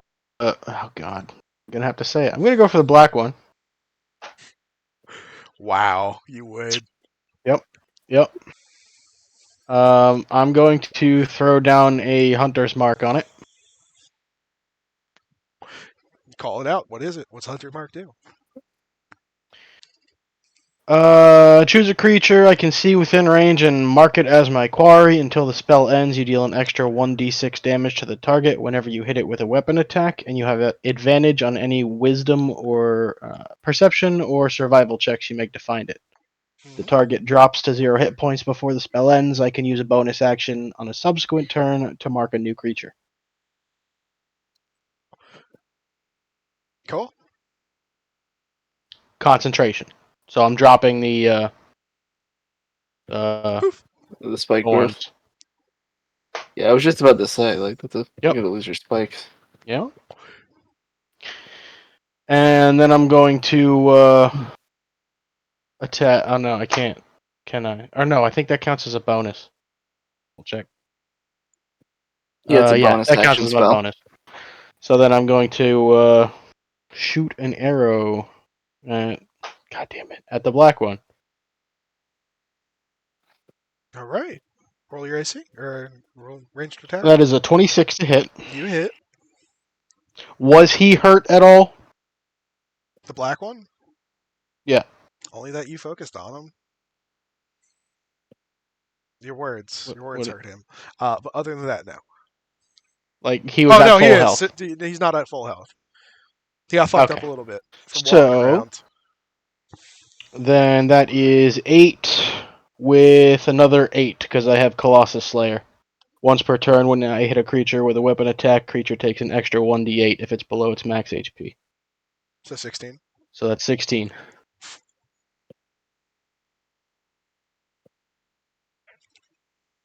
All right. So you shot it, right? Yep. All right. You let loose that fucking arrow, and it hits him on the side of the helmet. Not on the outside, on the inside, going towards the outside, knocks the helmet straight off of this guy's head. Underneath what you see are bright glowing red eyes, of course. Here, now I get to describe you fucks. Pale purplish skin, as if been dead for a long time. Wispy hair, that's not all there. And if anybody wants to roll a insight check or an investigation check or a perception check, that'd be cool. I'll roll an investigation. Oh wow, cool. Hey, actually, you know what? Sorry, it's a perception check for this. It is strictly perception. And I rolled an 8. I literally rolled. Oh my a god, 1. that's a vampire! Is what you hear inside your head as you remember what a villager once said as you watched a vampire eat him. Like literally, I rolled a 1 and then just +7, so 8. Damn, I was a The 13, guy's a so not much better. vampire. What was it? 13. Oh, you got a 13? It actually is much better. That is just enough. This roll is a DC 10, buddy. So out of 13, I will give this to you. There seems to be two kinds of things mixed up in here. First were those guards that were humans that got absolutely obliterated by the Eldritch Blast. And then the two that got fucking murdered by the middle vampire. What you now know is a vampire, given they did the same thing the one that was attacking Duke did, which is be stoic as fuck. And then there's vampires. What you see with the vampire with its helm off. Oh shit! Oh, dude, you just reminded me of that meme. That's a snake. Oh shit! Anyways, you can assume that this is a vampire thrall, as true vampires can take the form of humans. Vampire thralls show what they are exactly. Given this, underneath those gauntlets are probably more talon-like than finger-like. This color of their skins from their corpse-like appearance. The glowing red eyes is passed down from their vampire masters and shows that their master can see through the eyes of said thrall. So yeah, you're fighting vampire thrall. Hooray. Draw your conclusions now. Yeah. They're vampires. Woo! Oh shit! A rat. Dear me. First the Emerald Dragon, now bloody vampires. All right. Yeah, LDT, you ended your turn, right? Yeah. Other than the Hunter's Mark thing. Oh, and did I take the extra D6? Did you roll the extra D6? I DM'd you because you were talking. It was 4. I'm not going to switch to my DMs with you while I'm doing a stream. No worries. I didn't know. It's necrotic, and these guys will take necrotic damage. Cool. They have a resistance to it, but for right now, I don't give a shit. Yeah, another 4. There's some so lore 20 behind altogether. these guys that means necrotic will fuck them up rather than not fuck them up. Although radiant might not. So, So, I'm assuming things so are was that like a little damage? tipsy-turvy. Sorry, yeah. Alright, Erlinda, it is your turn. Alright then, so, well... Alright, hold on. I'm gonna grab this spell. Oh no! A Because, spell! because we need to get these guys under control. They're already under So I'm control of the casting this vampire spell. master. Bleh. God So damn you. I'm gonna cast Hypnotic Bleh, bleh. Pattern. It's a 30.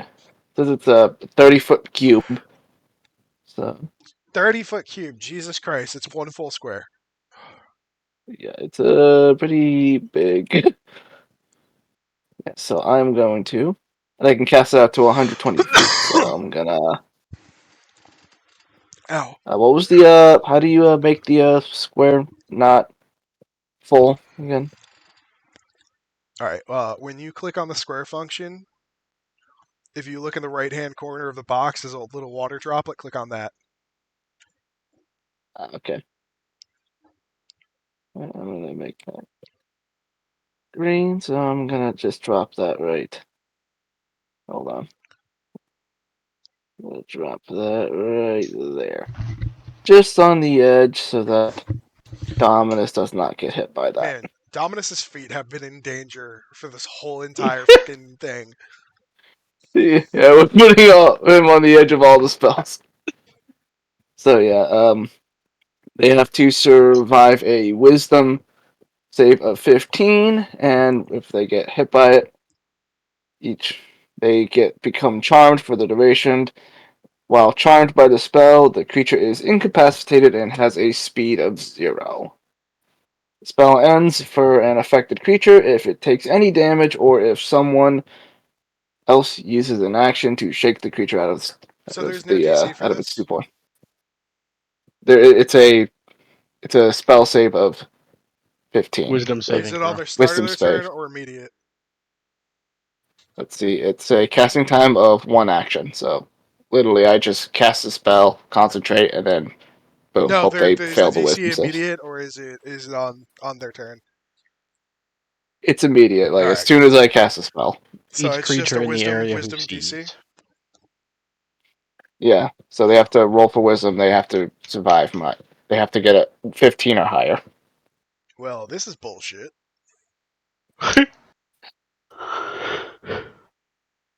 Alright, Black does not make his save.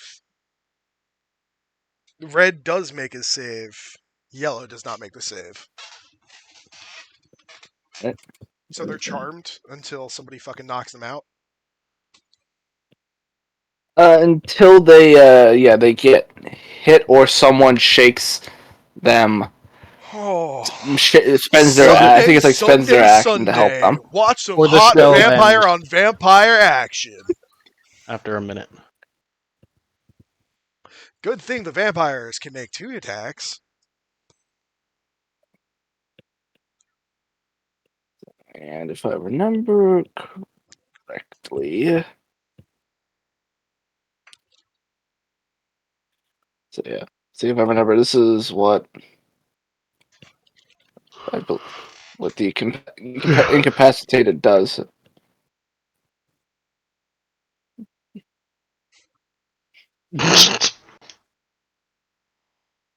Obviously, this is a special type of incapacitated because obviously they do.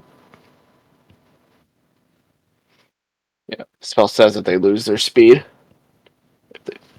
So they can't move, they can't do anything essentially until somebody else interacts with them or the end of a minute. Yes, and which is lucky for you that the one did succeed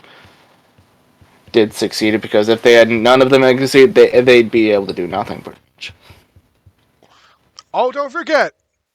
There are vampires still guards at the end of the road. Fuck!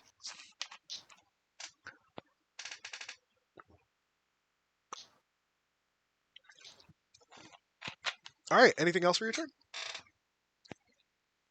Let's see. I do not have anything for my bonus action right now that I can use, and so no, I will end my turn right there. Other than maybe just move a little bit over here. Coolio. Flynn stirs up. Flynn's gonna walk down and meet up on the line. I'm not trying to kill Flynn. Flynn's trying to kill Flynn. Walking up on the fuck. I cannot do that to him. But he's gonna walk up on the line over here, and he's gonna gear up with an Eldritch Blast and attack Black. Bleh. I'm not the only one. You know, I'm not gonna say that. I shouldn't say that. His spell attack was Flynn. Where is your character sheet? +4.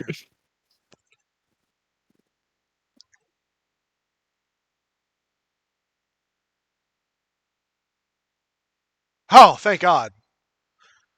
So he tries to double blast the vampire by Donimus, but only one of his attacks actually hits. And then it's 2d10.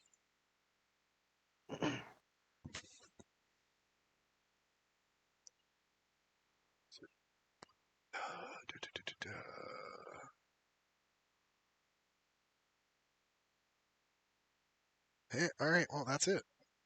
I think. No, it's plus his charisma modifier. All right. Fuck you, Flynn. Fuck you. Fuck you. Fuck you. So Flynn just Eldritch Blast is broken. I hate this game. Flynn Good laser old points blast. this vampire and just fucking full on Kamehamehas this motherfucker. Duke, you just watch people getting blasted in front of your face all night. It does 18 points of damage to this goddamn vampire. Front row tickets. 34. This vampire looks a little fucked up. It may in fact be bloodied right now. Blah! I'm going to suck my own blood, you hear him say. Bite and lick. Scrape and lick. Yep. Dracula, scrape and Yep. lick. Damn it, that's the guy. That's what I should have used for him. I know what I'm using for Varric. Anyways, Flynn, Flynn's done doing Not his that deed. Varric is a vampire or anything. No. Just because I say that I'm going to use Dracula's emote for Varric doesn't mean he's a vampire. It just means that he looks like Dracula. But not in the vampire way. More and so in the way he dresses. Alright, Duke, it is your turn. All right, I'm going to go ahead and do Second Wind, which is 1d10 plus 5. So let me roll for that. Duke's a little fucked up in the corner. So that's 15. So 15 plus 35. So that's full health. Give me 1 sec. And then I'm going to go ahead and toss a second javelin because my guy's 2. The guy's right in your face, isn't he? Yeah, he is. Well, I thought he was he's fucked in melee range of you. I mean, he's charmed, so it's not like he can do anything, but are you really going to throw a javelin at this dude that's standing right in front of you? Wait, No, you're right. The black one was the one that he had Flynn attacked, right? Yeah. Well, he took damage, and then he's not charmed. It says that Mhm. the spell ends for an affected creature if it takes any damage or if the other bit. So he's not charmed anymore. No, he's just fucked up. He's super pissed off, too. Yeah. Dude, as a vampire, do you really want to be charmed by another motherfucker? You're already charmed by one. You son of a bitch, you Anyway. took my free will. Yeah, so instead I'm just going to use my. So this is my second action. I'm just going to do a short sword attack. 1d6 plus 2. So that 1d6 plus 2, that's in conjunction with a d20. You do your attack roll first. Your attack roll first is your Okay. d20 plus your strength modifier, which at 15 is plus 2. So it's a d20 So plus 2. my d20 was 16. All So it's right. 18. Yes. All right. And I So remember, Duke, you also have that D8 that I gave you with my inspiration. So he That's hit. right. He don't, he hit, so he doesn't have to use it if you don't want it. So Yeah. now roll your damage. So that's the 1d6. Okay. Mhm. And that was a 2 plus 2 plus 2, so it's 4.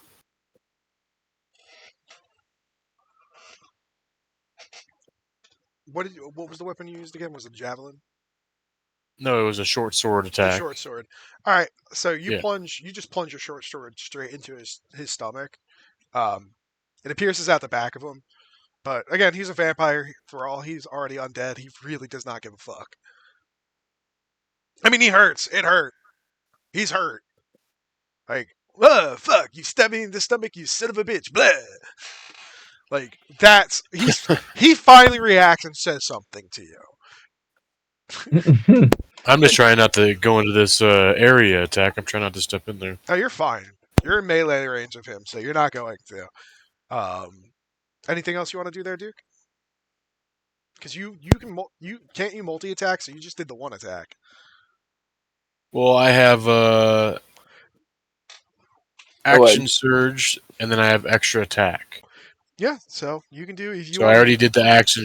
I already did the action surge because I did the. No, the action surge is a different thing. You did the second wind, which healed you for your bonus action. Yeah, and then I did an attack, so I should be done, right? Yeah, you should be Nope. done. Well, You you think can also make another attack since you Don't tell him how used to play. a Don't tell him how to play his character. Okay. He's gonna weapon kill this attack. guy. So. yeah. All right, I'm gonna do another short sword attack to the same guy. So let's go ahead and do that. A D20. And I got a fucking 2. God damn. You can roll the D8 if you want. Oh, that's right. So I roll another. So I have to roll the D8. I'm gonna tell you at A2, if you roll a D8 and even if you get an 8, you're still not gonna hit. Do not waste that inspiration. Yeah, I already did. Okay. I already did it. I already did it. Done. Well, just wave it. Just pretend you did. Okay, wave it. Pretend like I didn't do it. So I got that 2. So it doesn't matter what the fuck happens. It's not gonna hit. So Yeah, so you pull back and try to stab him again in the chest. But my man, you already did that to him, and this vampire is not going to let you do that again. So he brings down his greatsword and swings and tries to parry that blow, and successfully does. Man, just Berserker Claymore fucking parried your sword. Get owned. Okay, with that, we're back to the top of the order, and Fiddler, it is your turn. Okay, so that one is still up.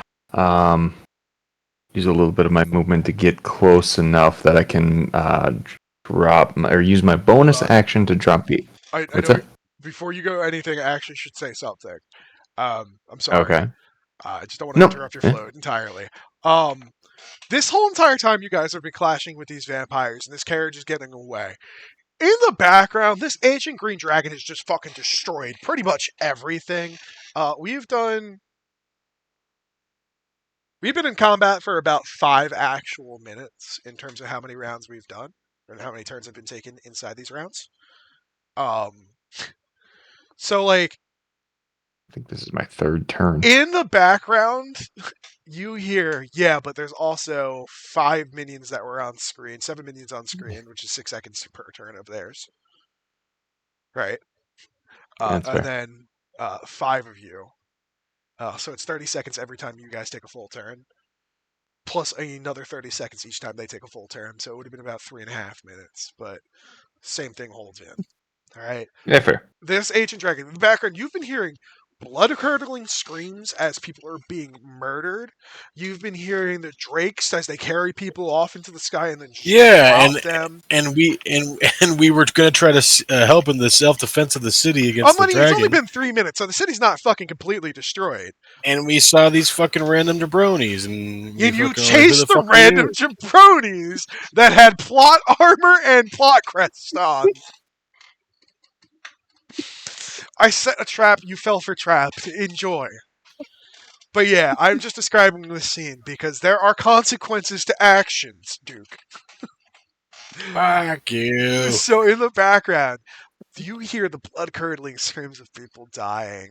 Fuck them. Let them die. You hear guardsmen shouting orders at each other as they rush in to try and save these people. You hear guardsmen yelling and trying to get the hell out of there, forsaking everything that they're duty bound to. There's whole entire scenes happening behind you. The sky. And this carriage is running away, right? What? The carriage is just taking off away from Yeah, us. the carriage is taking. It's almost gone, by the way. It's almost off the grid. All right, I recommend that we just freaking take out these last 3 and go back to the dragon. Yeah, there's no point in chasing. There you go. So, and you guys could say that to each other in game. Completely cool. But I do want to say, like, everything's getting fucked up. It's only been 3 minutes. The entire city's not destroyed. But that dragon is making rounds, and the longer it goes, the more destruction that's going to happen to the city. I mean, if you guys haven't noticed, these vampires also haven't been pushing back into you. They've just been holding a line.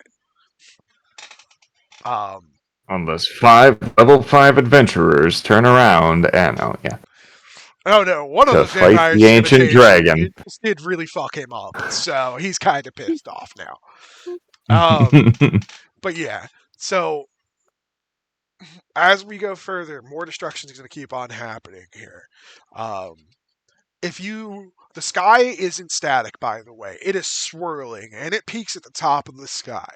And as a free thing, I'll throw in there because we've been in combat long enough. If you look straight up in the center of the sky, where the purple and red meets this dark black void circle, right? It's just pure abyss if you look straight up. And if you look, you can actually see the clouds or the mist of the purple and red, not flowing out of it, but flowing into it. And you start seeing something peeking out from it. And that's all I'll give you on that. Back to combat. So Fiddler, it's your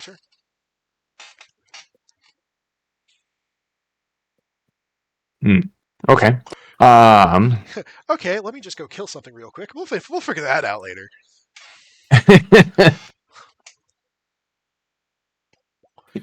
Yeah, just call out, guys. I think we might be getting caught up on the wrong thing here. And it's the one that Duke has in his face. That's the one that's unfazed by the thing, right? The one that's. Sorry, say that. Yeah, he's the one that's not charmed right now. Yeah, He's the only one that's red not. and black are uncharmed right now. So center and right are So uncharmed. if we just kill this guy, we can actually deuce out after we kill him. We can just leave them charmed. Well, one's charmed. 2 of them are not charmed. Yeah, yellow is the only one that's not charmed gotcha. now. Black used to be charmed until Flynn shot him with Eldritch Blast. Hey man, Flynn's a murder hobo. That's exactly what he would have done in the first place. And then I stabbed him in the chest. Mm-hmm. So I would say just leave yellow alone for right now until clean up the other 2, and then we can finish yellow once we deal. Or we can leave. I'm just throwing it out there. I don't know that they're going to follow. I mean, this one might because we pissed him off, but the other ones might not follow us. If, we just want to, because this guy is getting away. I can't even keep up with him. Maybe if we had the cleric. The only person that cannot run right now is Duke. Well, he can. It's just that the vampire is going to make a reaction for opportunity attack. Unless he uses his disengage. Yeah. and have his movement so the vampire catches right back up. Yeah, do that. Do that. Yes. Yes. Those Okay, karate so moves, 20. Wait, no, can I? Yeah, no, that still works. 26 to attack Black That's a hit. with the scimitar. That'll be 11 damage there. Fuck you. All right, guys. All right, you can calm down on trying to kill Black. Like, we don't need to do that. Like, it's cool. That's where you're wrong. We're chill, dudes. We're chill. As No! as the scimitar buries itself into his torso again, the vampire spits blood out, like fucking pukes just this gnarled black blood out. Because he's a corpse. Hey, blood doesn't move. Who knew? Clotted. Whoops. And it doesn't just hit your Echo. Like, he turns his head in pain and it hits Dominus square in the fucking face. Doesn't do any damage, but you're covered in vampire puke. But the vampire does say, please, I have a family. Oh boy.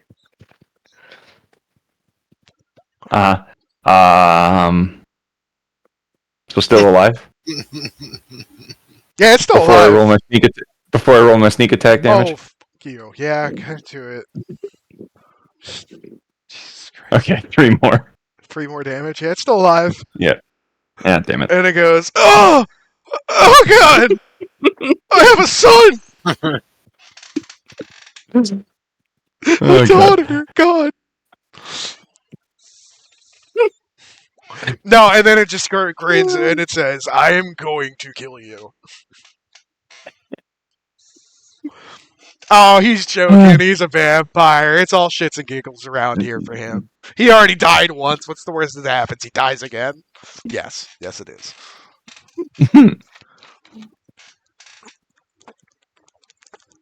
Yeah, so then I'm gonna move back to basically be about like the limit of my 30-foot range with that with my echo, and then that'll be my turn. Cool. Again, like we don't have to stay. Okay, so as you look at the 3 vampires spawn, nothing happens to the yellow guy, but red. But red, you see the wound that he took. What was it from? Does anybody remember what he took damage? Oh, from running around like a dumbass. Yeah, his feet feel a little bit better. Not 100%, but like 98%. As for Black, you see the torso wounds that he has, the arrow wound that he got to the side of the head. You just see. Can I ask how much health Black has left? Nope. Is that possible? Nope. Okay. You'll find out. You just You go by either what kill you him or can you see. don't. Yep. Yeah, this ain't a video game. I don't get it. Ruins the fun if you don't know, because it's a No, I tense feel you. I situation. feel you. You see those wounds. The flesh doesn't come back, but the muscle that was torn out starts to repair itself. And again, he says, "I am going to kill you." With that, red and yellow don't do any. Well, as Echo is in distance of Black, right? He's in melee. Yep. Okay, cool. I'm just gonna put it just to make this clear because he was a little bit. Oh, nope. Was a little bit further up. All right, because they're holding the line back here. So yellow and red just end their turn. They're not doing anything. They're standing there with their great swords in the ground, like the tip of the great sword in their ground, with their hands on the pommel, just forming a wall. Black. Remember, Yellow's charmed, so he's like. Yeah. He does the thing that you do if you get your eye removed by fucking Bolo. Do I have anything special here? Oh, here's something cool. So you see this thing that we're standing on? It's not a road, it's a bridge. as you see, it goes over the aqueduct. Just where Fiddler is standing is where the end of the ramp is. But where everybody else is standing, you're on the incline underneath of this bridge. It's held up by a couple of wooden beams, and what you see Black do is throw himself off the side of the incline here and crawl under the bridge, out of sight. So all intents and purposes, I'm going to put him over here. These two are still standing here. And yeah. Next in the order is LDT.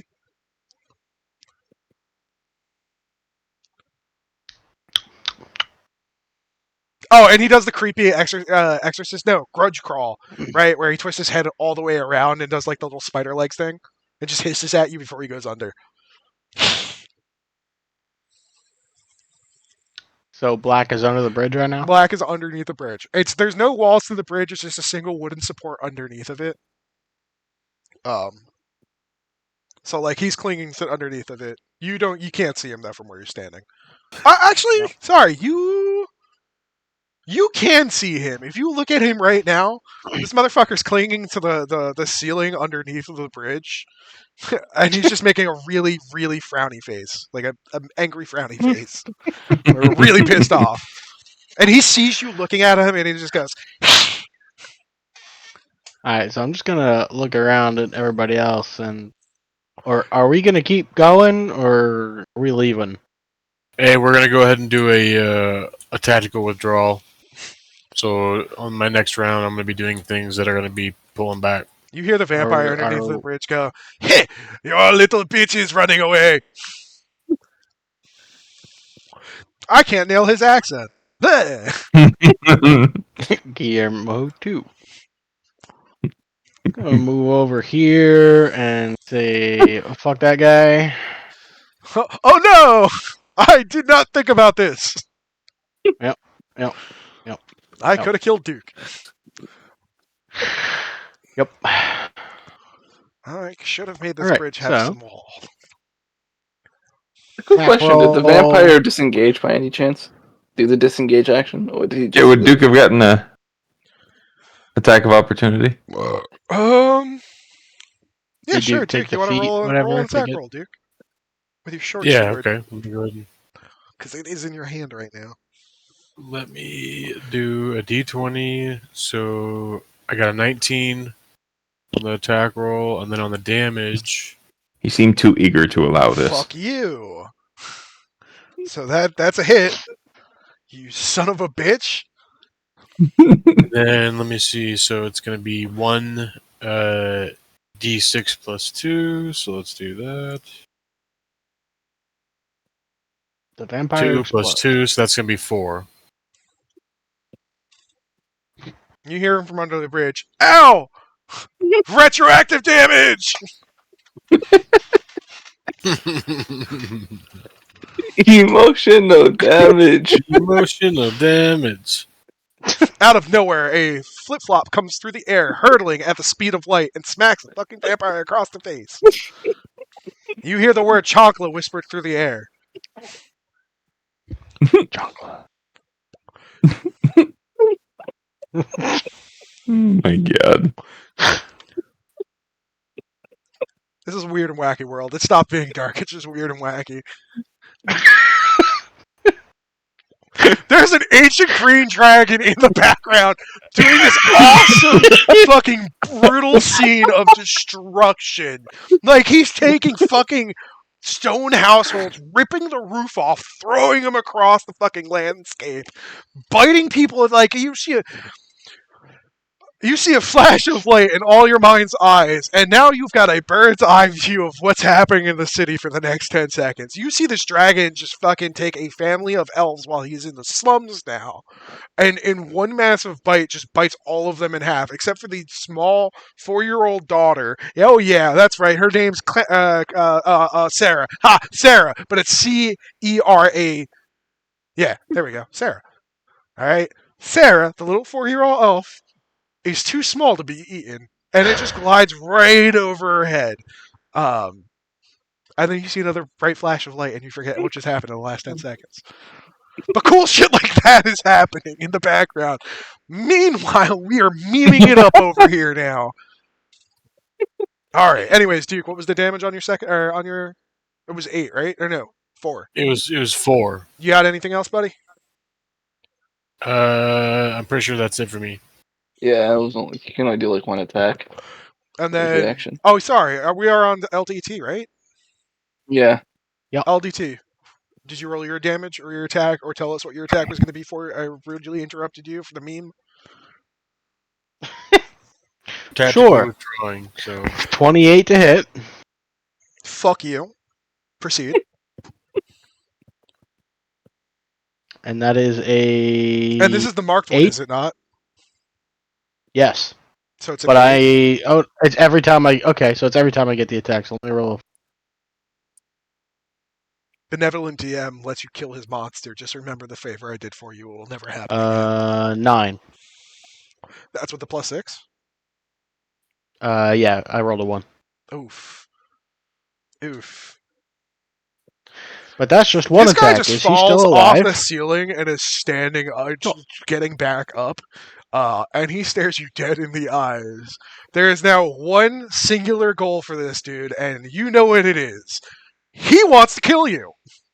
And Cool. he's So then on gonna that do roll, it. I'm also going to add that D8. D8 is only for the roll itself, not for the damage roll. It's for the. For the attack roll. No, my fucking Colossus Slayer. Once per turn, when Fuck you hit a creature you. with a weapon attack. Yep. So I'm gonna roll another D8. All right, the vampire is on its knees. Its hands are in the air. Please, for the love of God. Please, for the love of God, don't kill me. I've got a family. He's back to this. That's a 2. That's it's a a 2. fucking vampire. It's a fuck. Kill it. That's a 2. That's a 2. Ancient We're dragon. gonna retreat, but we're gonna kill as many as we can while we Yeah, retreat. it's still on it's still begging for its life. Okay. And that's a 12 to hit. That does not hit. Okay. That's it. This vampire is so fucking close. He's edging it right now. Yeah, I'll If take care of this him next vampire turn. lives, it's gonna have a kink after this.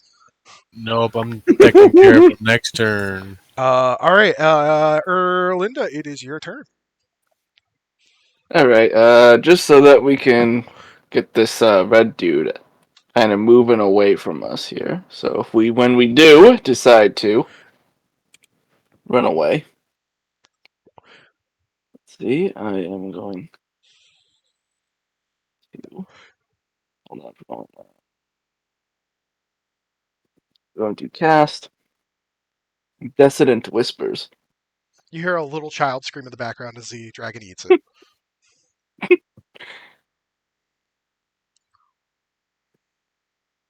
You hear a woman scream in the background. Oh my god! If only there were a party of adventurers that were helping out with this! Yeah, And then no she one screams cares. as she gets eaten as well. I mean, to be Okay, fair, so I'm gonna. there's 5 of us. Then he's fine. All right. 5 And adventurers who are dealing damage right now. Okay, look. Okay, I'm gonna hit this guy with a level 2 Dissonant Whispers, the red dude. Mainly to damage him, but to also mainly because if he So you're gonna fails try to the frighten him. 15. Well, no, it's a Wisdom 15 Fuck you. save, and I'm rolling it. Don't if make he no. fails it, he has to use his reaction to try to get away from us as far as possible. Wow. Vampire throw? Not that wise. Well, what was the DC? Okay. 15. Fuck your DC saving throw. I rolled 17. I do have a +4 charisma stat, so. Oh, you said 17. Damn it. Well, 17, he still takes at least half that. Still takes at least half that damage, though. Roll your damage and let me know.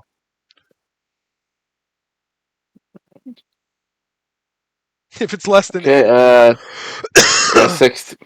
6. Let's see. I rolled 14, so it's a 7. Take 7 damage from that. What a waste. But Oh. Yeah, that is a waste. I feel bad for you. Red vampire starts doing orange justice. All right. Well, since that didn't work, I'm just gonna have Erlinda move over here because we are getting away now. So Cool.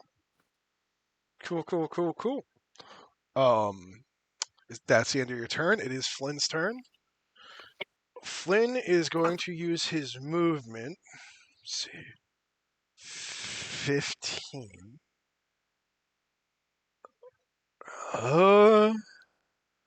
Let's see. How high would it be? About 10 feet off the water, so he's jumping 5 feet down, so it's not going to do any damage to him. And he's going to use his jump. Jump's a bonus action, right? no, that's in normal D&D. It's just a thing you can do. Oh, fuck, sweet. All right, cool. He jumps down. He has It's line only of a bonus sight. action. Yeah, only a bonus It's only a action. bonus Fucking action, PG. boulders. Yeah. Yeah, they had to do something with it because if you could jump around all the time, it'd be fucking insane. So he's got line of sight on the black one, and he's gonna make a fucking attack roll, and he's gonna fucking kill this thing. I already know it.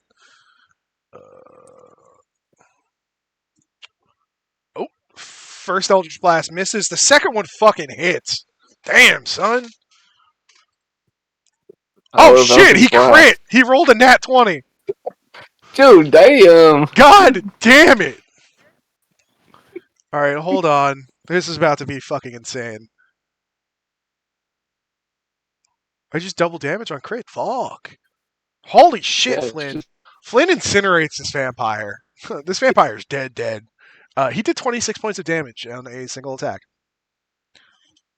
Flynn is broken. I thought Duke was broken. Nah, Flynn's broken, bro. That's 4d10 plus 4. No, my character just he takes the center front. Yeah, you really So built him up well for guarding and like defense, dude. I basically place him in the center front, and then it frees you guys up to do flanks. You guys can participate in the center front and double up, but it like frees you up to like do all your special shit. Don't say what you're about to say, Werewolves. Don't do it. Don't do it. I don't know, man. I know quite a lot about the Cavalier and how it works. Don't you dare. We're level 5. Multi-classing's still a reality for a lot of fucking broken builds. I haven't used his unwavering mark yet. I'll use that in a bit. So, so Flynn, after jumping... So what you see here is Flynn bolt across the bridge, slide off of it, do a fucking sick-ass roll onto the ground, raise his right hand, he grasps his wrist with his left hand, pushes his hand out, and he says, out loud for everyone to hear, Kamehameha, and just fucking blows this vampire away. It's like one of those cool anime sequences where like the energy is so intense that they like nuclear ash fade away. That's what happens to this vampire. On the ground after getting hit with that is just a pile of fucking dust. The other two vampires are still going to stand there. You guys are pretty much there. If you guys aren't going to attack them, we'll call this the end of combat because they're just going to let you go. Yeah, I'm good. Wait, how much of the is there anything that might have survived from that vampire who just instantaneously died? His armor's on the ground, but it is broken and beaten from the battering that you fucking 5 assholes gave that guy. Can I do like a quick investigation check just to see like he has anything? What about the loot from all the humans we killed earlier? Boy, this is D&D. Not everything has a magical fucking sword on it. You guys realize that normally, like, enhanced or magical weapons are very rare to begin with. Almost everybody uses a normal steel greatsword for the longest time. Like, same thing with plate armor and that. When we get to shopping and doing that, that's when we'll talk about these things. I do have an item list that's currently being worked on right now for you guys. But yeah, when it comes to loot, you guys aren't going to be finding too much of the bodies unless there's like a... Well, I'm not really looking in terms of like loot for us. I want to see if there's like any information. Did Black die? So, yeah, Black got fucking turned into dust. Flynn just Kamehameha his ass. Just wanted to reiterate. Currently, Flynn has the highest kill count. with I think like 12 plus bodies behind him in 3 sessions. Okay, but how many of those actually happened? They all happened. A lot of them got retconned though. Uh-huh. They're not retconned. To explain to you that to describe it, the best way to describe it is a retcon. It's not a retcon. You guys will find out. Mm-hmm. Or Okay, is but it? I still Who want to at knows? least look at the remains of the vampire to find Yeah, any so what's important on the ground information. is his beaten and battered armor. His weapon is on the ground. Flynn essentially vaporized the vampire, not the objects. It's necrotic damage. His steel greatsword's not going to take damage from necrotic. It's an object. So the other thing you find on the ground is the tabard with the crest of the raven and the blood moon on it. But nothing really much else. That being said, does anybody want to roll investigation on the crest? That isn't Donimus, who could not figure it out. Because he would not Here, know I'll roll 100%. I'll roll investigation again because third time's the charm, right? I have to get it right this time.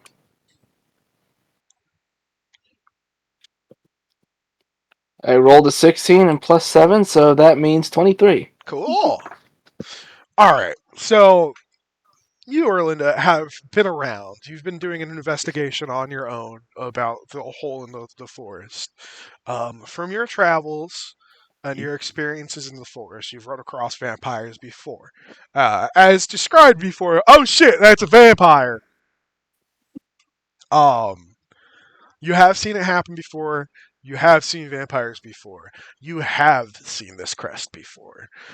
While you do not know the name of the crest or what the real symbolism behind it is, you do know that it is worn by certain types of high society vampires. And what I mean by that is vampires who, for all intents and purposes, are untouchable. Either through power, greed, control, or their own army. This is something that you see. You from Not today. Some of they ass have fucking gotten done touched. These are thrall. These weren't vampire. These weren't vampires. These are just thrall. Oh. Yeah, real vampires are a real threat. If I threw a real vampire at you, you all would have died. They can cast level 9 spells. Yeah. Yeah, we're not ready for that yet. And there's also a chance that they could turn us into a vampire. Yeah, maybe Fiddler was right this time, but it was hindsight, you know. None of We them see bit these you. fucking people. None of them bit you. None of them clawed you. You got lucky this time. Yeah. So Vampire owl sounds pretty cool. Anyway, continue. An Alpire. We'll workshop it. Anyway, continue on. Could have been a wow. You know, like werewolf or werewolf. I was gonna say Alpire just sounds like a pile of burning owls. I was thinking an umpire. Wow. Who's burning owls in that amount that they have a word for the large amount of owls being burnt in a pile? Sorry. I don't know the person saying Alpire right now. As from your investigations, Erlinda, you've put together that this is definitely a religious icon, a religious symbol, a religious crest. It doesn't just define vampires, but more so a certain sect of vampires. But that's all you really know about it. Fuck them, they're vampires. Okay. Yeah. Well, I'm gonna Fuck the take. vampire. Fuck a vampire. Well, I'm gonna take the piece of armor with me that has a symbol on it, Mhm. and put it into my bag, to her bag, so that she can essentially investigate it later on once this whole dragon thing has been dealt with. Because right now, that's a more pressing matter. Hell yeah. Everybody else can head. Everybody want to move on? Yep. Cool. I'm just gonna say this one thing and tell everyone. I've been seeing this symbol before, but right now we should worry about the dragon before I can go too much detail about this thing. You know, there are two. I need to give you guys an NPC that was supposed to be Barrett, but Barrett's like fucking dead. Not dead, but he's crying. He's a little boy. We broke Captain Planet, you son of a bitch. That's what he's really crying about. He's still crying about that. What happened to Barrett? Where the Barrett, fuck is he at? Barrett saw the sky, saw the dragon, and knew what was going to happen. He's a paladin of devotion. So How come he doesn't essentially, open his goddamn mouth? How come he open it? I asked him earlier. I'm like, "What's the word?" Oh, nothing. yeah, And nobody then knew he this was going to a fucking happen. dragon happened. If people knew a dragon were going to happen, today would have gone very differently before you even started out. And then Barrett just deuced out. The sky also turned into a like purple-red mist. And one of your fellow party members has information that he hasn't brought up whatsoever, which I think is fucking hysterical because you guys all know what you guys all had your own little things there, and I think you guys should have already put one and one fucking together. Come on, guys, use your brains. Okay, well, You all right, fucking all right, murder all right. hobos. Fuck a vampire. Fuck a vampire. Get that shit out of our neighborhood, out of our Fuck street. a vampire. These aren't- all right. This isn't my neighborhood or my streets, but I'm sure they appreciate it. Oh my Use god. your brains so I don't have to keep starting you guys waking up in the morning, please. You don't have to keep doing that. You can keep letting it go on. I'm going. Yeah, it's like I going. said, I'm not telling like you what I I can said, tell you. You're not Okay. resetting This it. is the campaign. We're gonna pay for the actions that we made, but you're not gonna reset us. That would Consequences. Consequences. Oh, you have no idea how many times I'm ready to reset you guys. It is unbelievable. All right. Fuck it. Fuck a vampire. I forget her name. Yeah. Fuck a Yeah. vampire. Alright. All right, let's So go we're gonna and deal close with out the dragons. session with this, because we did survive. You guys survived your first real combat round. I will let you know if you guys didn't. If you guys kept keep pushing into those vampires. They had 86 health each. They recovered 10 health every single fucking round. And one of them may or may not had a 5th level spell ready. Okay, Well, Yeah. one of them Get ain't outta going here. home. Yeah, well, one of them And made a mistake of coming to work today. Plus all of their fucking little serfs. But yeah, so you guys broke out of combat. My little pony carriage got away. All the other vampires alongside of it. The two guards that are at the edge of the bridge are slowly moving back now. As the carriage gets further and further away, they will eventually meet back up with the carriage. For all intents and purposes, after 2 minutes passes by, everybody's turned the corner and gotten out of here. So you guys turn back around to start heading Can I back. take a pot shot at one of them for shits and giggles at my max yeah. range of 600 yards? Absolutely. But yeah. I actually technically have 3 javelins, so I Yeah, can you toss know them. what? Oh my Do me a God. favor. Do that. 600 Oh. yards! And then I'm Do gonna that. turn and run the other way. How do you want me to do it? Doesn't Disadvantage? speak for us. It's disadvantage, hardcore. So yeah, just roll it. Jesus. How many times? What's the Disadvantage you can only apply disadvantage once. What? So Yeah, so yeah, so okay. roll 2d20. Well, you said hardcore, so I didn't know if you were gonna make me do like You get 4. you get no bonuses on your roll, by Oh. the way. When you do this way, so you're just okay, rolling straight can I ask d20s. something real quick though? Yeah, what's up? Since Duke never used the inspiration, it doesn't laugh that very much long outside of combat. Can I just transfer that inspiration over to? We could transfer it over if you really want to see the after effect of what the fuck's about to happen with this. You've Well, my activated lowest was a the 3, GM's so trap what card. inspiration? Just roll again. Yeah, you just roll a d8 on whatever the disadvantaged roll is. Yeah. Oh, that was a 3. So okay. What was- yeah, I wouldn't probably tell me hit what then. both rolls were, so we know how bad you fucked up. The other one was an 18. Ha! But if you got a straight +8 on that, it would have hit. Yeah.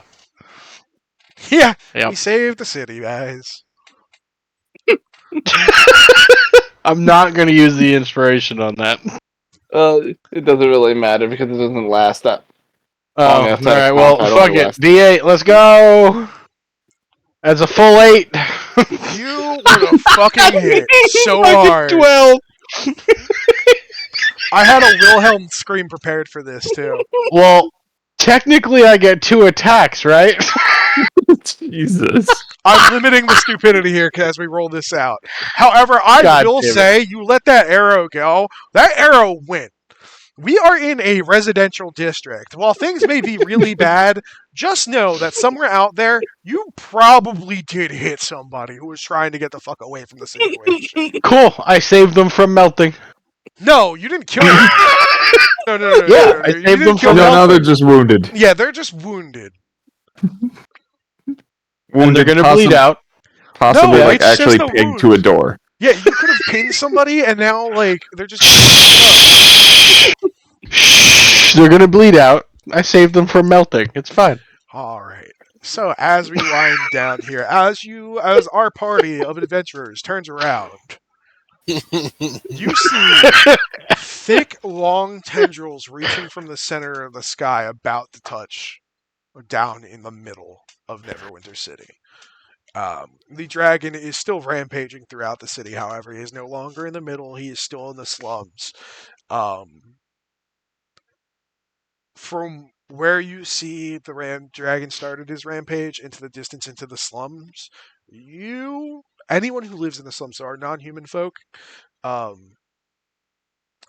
it's pretty grim. The chances of survivors is minimal. You look at all the carnage this ancient dragon has wrought with its acid spray, and you already knew that most of the slum section was wood, thatch, and not stone and brick, so it's just gone. Yeah, oh yeah, baby, oh yeah. From where you are, compared to the dragon, you see the citizens of Neverwinter trying to gather up at the castle still. There were people in the center square in between everything, and as tentacle reaches down, it's a void tendril, I should say, not a tentacle, reaches down, it just crushes everything underneath of it. Yeah, nothing's living through that. Yeah, it seems like the world's ending, guys. I don't think this is good. I think bad things are happening. You said tentacles? Tendrils. Testicles. Hey, whoa, hey, I'm on Twitch here, buddy. Can I roll an insight check to see what they are? Whatever roll you would want me to do for that. Sure.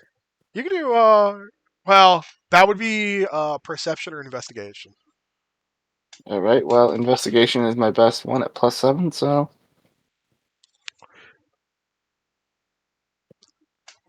24. Do me a favor. Roll 2d10 psychic damage. 2d10? You just tried to peer into the void, dumb shit. Well, you said to look up I'm at not one going to point. stop you from doing dumb things. I started this campaign by saying there are unknowable things, and if you have no insight to the unknowable, shit's gonna hurt. You just looked.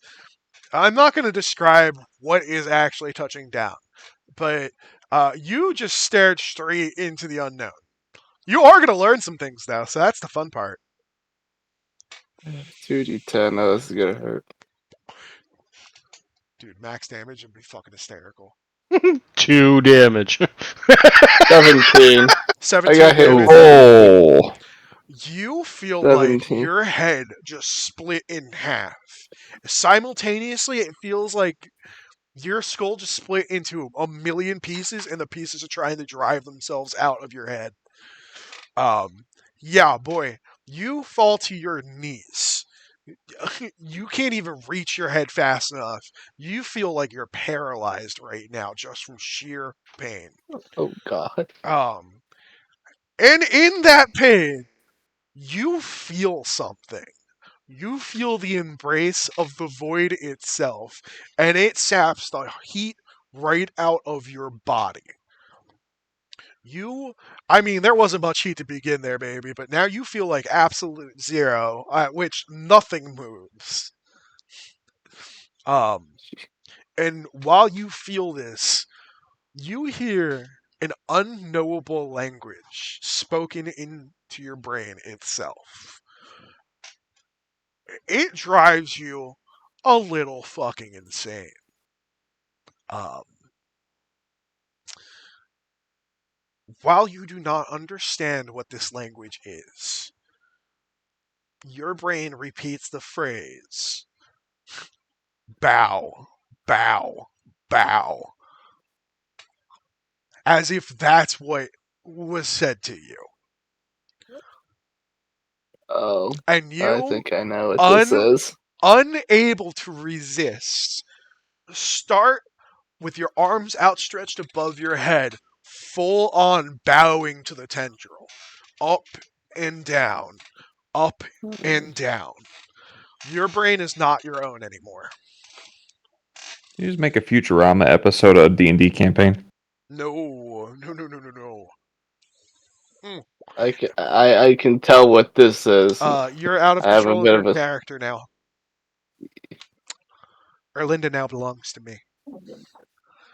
You guys freak the fuck out. Because what Erlinda does not see as she is racking in pain is she goes through Ceramorphosis. No, come Oh, on, man. lovely.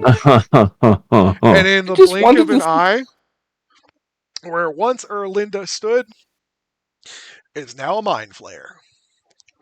Oh, come on. And in the instant that Erlinda turns into a mind flare, it whips its head around and reaches onto Flynn's head, crushing his skull as it eats his brain. Oh my god. Flynn is now dead. I'm running. You try to run as fast Yeah. as you can. You feel like you're running, That's what I'm Trace. but you're already fucked, my boy. You lift off the ground as the mind flare reaches its hand out and with psionic energy pulls you into the air, reaches you, pulls it into you, it wraps its tentacles around you and crushes your God. brain. You are now dead, my friend. Donovan, you want to try running too, buddy? Or are you going to just submit to the will of the mind flare?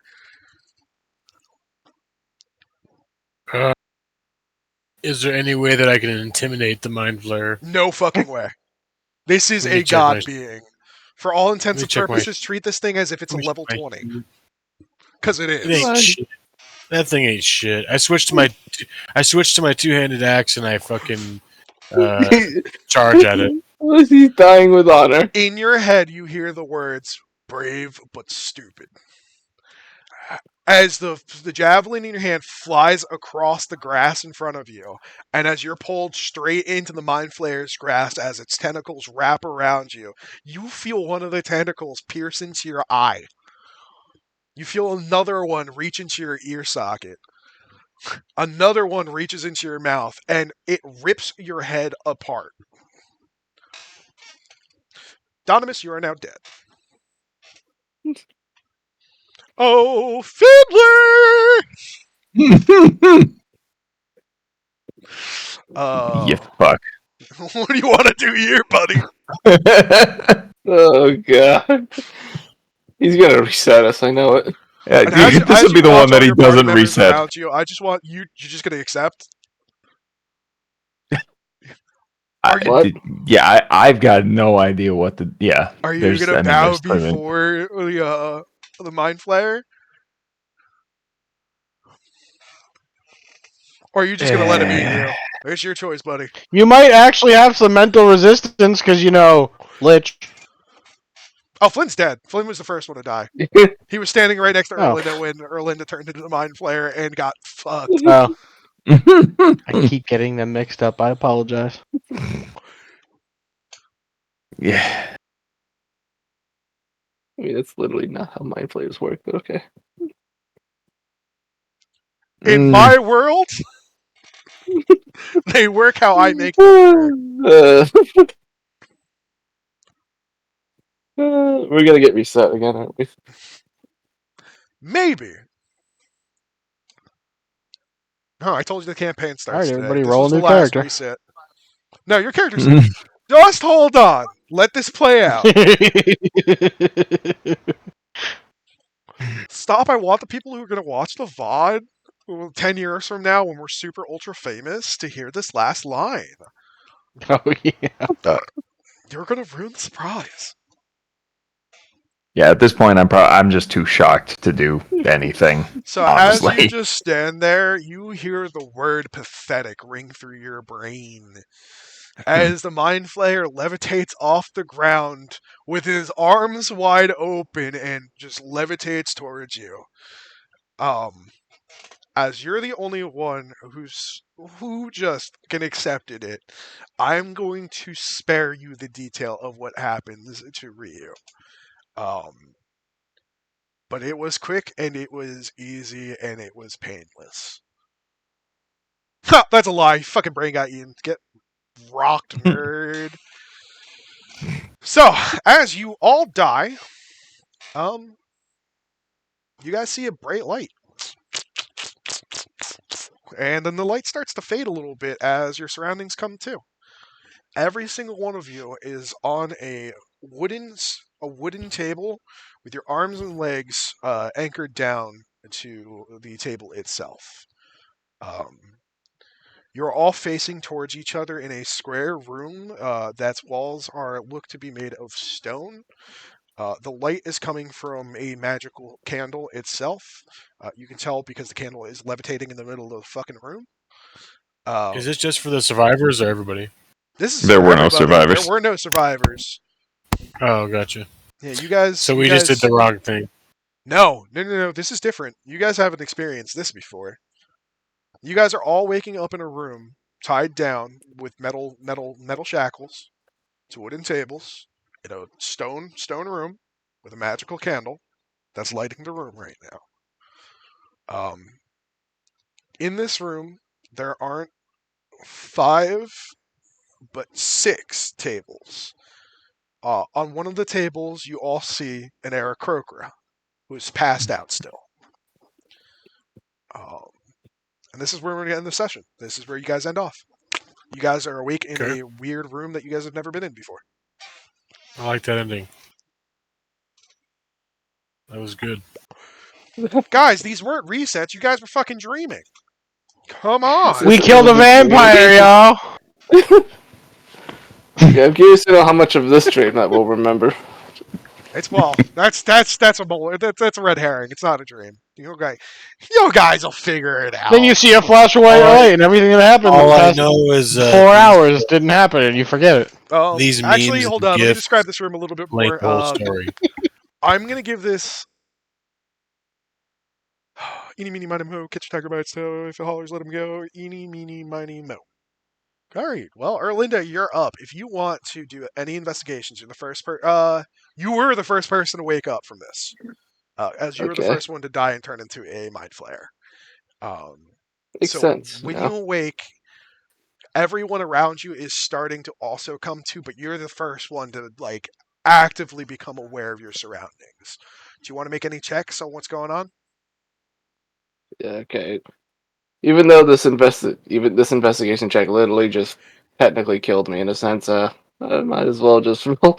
Yeah, it Roll seems it. like the smart thing to do. Yeah. I got 20. Is that a nat 20? No, it was 13 Aw. plus 7. Damn. All right, well, even for a 20. All right, around this room you see a bunch of medical tools. Not fancy ones, though, crude medical tools. Instead of a hacksaw, it's a metal blade attached to a bone handle. Instead of scalpels, you see knives. It's not what you would consider a medical room, but they are medical supplies because among those things you also see a couple of nondescript jars with their lids on them and a couple of rags by them. One of the rags looks a little darker, as if it was a little wetted compared to the other ones. If you look beside you, you do see a little table with a stand on it. You see another damp rag right next to a knife and a little bloody cloth. And as you look around the room, you see the same thing for pretty much everybody in this room. For the Aarakocra, he has a bandage on his head. It is slightly bloody right on his forehead. As for everybody else, you can't see any wounds on anybody else. As for yourself, you don't really feel any wounds on yourself. It seems like whatever was happening here got interrupted before it could start. As for that, there's also only one way out of this room. It is a metal door. There is no window on it. It is reinforced. And there is no handle on the inside, just a little lock. Other than that, that's pretty much what's going on here. And that's where we're going to end it for tonight. Got a little bit of a better idea what's going on here, folks? Something's happening. Mm-hmm. We killed a vampire, y'all. Oh, Fuck yeah, we shit. did. It's a vampire. Yeah. Yeah, and I murdered everyone. You did kill a Lynn's- CR-15 vampire. So, PC dub. so going off of what you just said, his body count is not 15; it's 0. Well, and in reality, it's So- just your perception. So if you perceive that you did it, then technically you did it. No, because that's not reality. Well, these are real threats. In reality, These are real threats. If you guys noticed, every single time you died, there was no win In our scenario dreams. for you. Yeah, but you did restart. in our dreams. This is the first time you guys have woken up here. And remember, you don't remember what happened in those. You just had a strong sense of deja vu. Right now, you guys will be super fucking confused. As for anyone that is watching still, just letting you know, this is the end of tonight's session. Thank you for coming in tonight. We do this every Sunday as we can. I will throw schedules up on the Twitch if you guys do want to come out. Thank you for coming to view our first time streaming this. I hope you enjoyed that. If anybody else wants to say anything to anybody who's watching or watching in the Friends a future. bitch. Keep watching and watch more and subscribe. Hypnotoad. Keep watching. Yeah, I'm good. All right, and the other thing I want to do for you guys, if anybody has any social media that they want to shout out, we're going to go down the list, and if there's anything you want people to check out that you do, scream that out. So we're going to start with Duke. Do you have anything you want to shout out? Nope. Of your personal life? No, Or I don't. Discord related or organization related, whatever you want to do. Pass. Okay, Camper, you got anything? We killed a vampire, y'all. Hell yeah, buddy. Fiddler, how about you, man? No. Nope, I'm good. All right. Wyverns, what about you, buddy? Turned into a mind flayer and killed everyone, and also I have a YouTube channel. Which is, for anyone watching me already knows that. Hey, man. We're streaming on multiple devices here, all right? All right, cool. Well, thanks Don't for coming forget to like and subscribe. Yeah, don't forget to like and subscribe. I'm ending my Twitch stream. If he keeps his Everybody up, then click the you get to bell hear the icon so after you can session. get notifications. Oh my god. You know what? Before I close out my stream, how did everybody feel tonight? How did everybody go? Before Camper says it, yes, we killed a vampire. We get it. You guys did really well against that. I honestly thought you guys would do the common mistake of splitting up the attacks and trying to focus on all three instead of one at a time. So I'm proud of you guys for knowing how to handle a real threat. I could have. That's why I got shutdown spells. Yeah, I didn't expect that. I have your cards, and I didn't expect it. Yeah. It hurts my feelings. What? Zoom didn't. What? Oh, wow. Yeah, that's what happened. Oh, yeah. Yeah. What do you guys feel? So, how do you feel about the weekly retcon?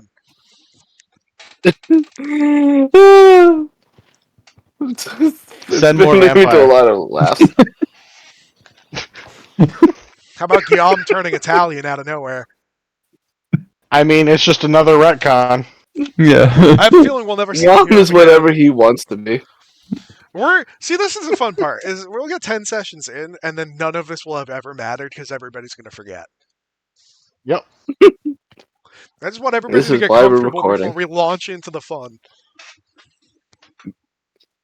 If you're having fun We right all now, wake it's not up one intended. day and we. What was that? If you're having fun right now, it wasn't intended. This isn't the fun part.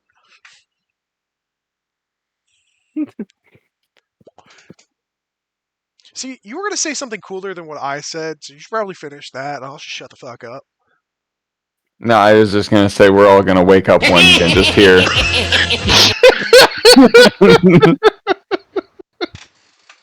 Like 6 months down the road, like the campaign we think is done, we're gonna we're just gonna wake up in our bed back on day one, hearing that. Yep.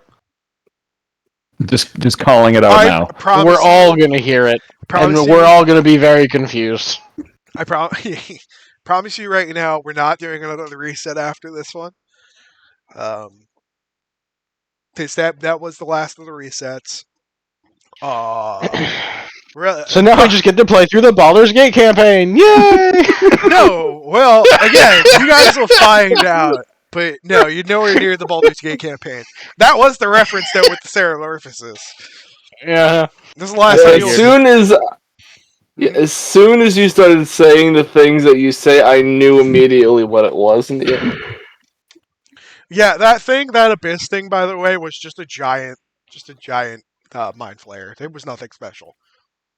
So it wasn't an I was elder doing brain? Yeah, no, I was doing trippy things. No, if I didn't want to be that stupid, where I'm just inserting BG3 into there. I mean, that would have been great for the end right there. No, and I also forgot that I had a dragon before, so yeah, I kind of just did BG3 by accident. Like the Ceramorphosis, the Mind Flayer was supposed to be BG3 reference. Ancient Dragon Ancient wasn't. Green Dragon, swarm of young dragons. Yeah, Mind Flayer. Well, the Ancient Green Dragon, the swarm of young green dragons, was actually a reference to Dragon's Dogma, where the dragon comes out of the sky with all the harpies. Mm. Yeah, I didn't play it yet, so. Well, that's from Dragon's Dogma 1, douche. And Yeah, didn't play it yet. too. It's And? fucking amazing. I know, but I have fucking. I just finished Ratchet and Clank last week. I'm working on Horizon Forbidden West still, and Fallout because fuck it, I felt like playing Fallout again because everybody's playing Fallout, and the update is decent. Next week on The Haunt, we bully campers for not playing games that obviously should have been played at this point. Yep. What else is new? You know what? I'm not giving you sandwiches no more. Fuck you. We have a fun time Can we talk explaining this about to this? Flynn. Wait, can we talk about that? Literally every time this man comes in to see me at work to bullshit for a couple minutes, I give him a free Yeah, he sandwich. just throws a sandwich and he at wants to me. do this to me. You want a sandwich? Well, I don't know. Do you want? Yeah. Yeah, I'll take one. That was a good sandwich too. Too much oil, you motherfucker. I was afraid that you I literally made that sandwich exactly how they want me to make a sandwich. I Special I'm gonna was end my afraid the stream. U.S. was about to invade my sandwich this afternoon. when You I have, got it. you have no idea. With the other people that work there, when they put the oil and vinegar on there, they take the sandwich off the board and it's literally covered in oil. I'm like, how the fuck do you even get that much oil out of the goddamn bottle in the 3 passes you're supposed to do? Because they squeeze while they're I passing. personally think 3 passes is too much. 2 is the perfect amount, but you know they insist on doing it their way. You all right? Yeah. Hold on. The perfect way to do oil as an RT, not as somebody who's worked at a sub shop, but as some dude who, in his spare time, tries to create the perfect sub. All right. Mm-hmm. Before you put anything on for oil specifically, take the bread, toast your bread, throw the bread down, take the oil, put it in the middle of the sub. Now gently squeeze and go left and then right and then pull away. That is the perfect amount of oil. Throw your cheeses on and your meats so the meats hit the oil. Gets a little heat to it, hits the cheeses, then hits the meats, and then the last bits of the oil actually comes down and hits the vegetables.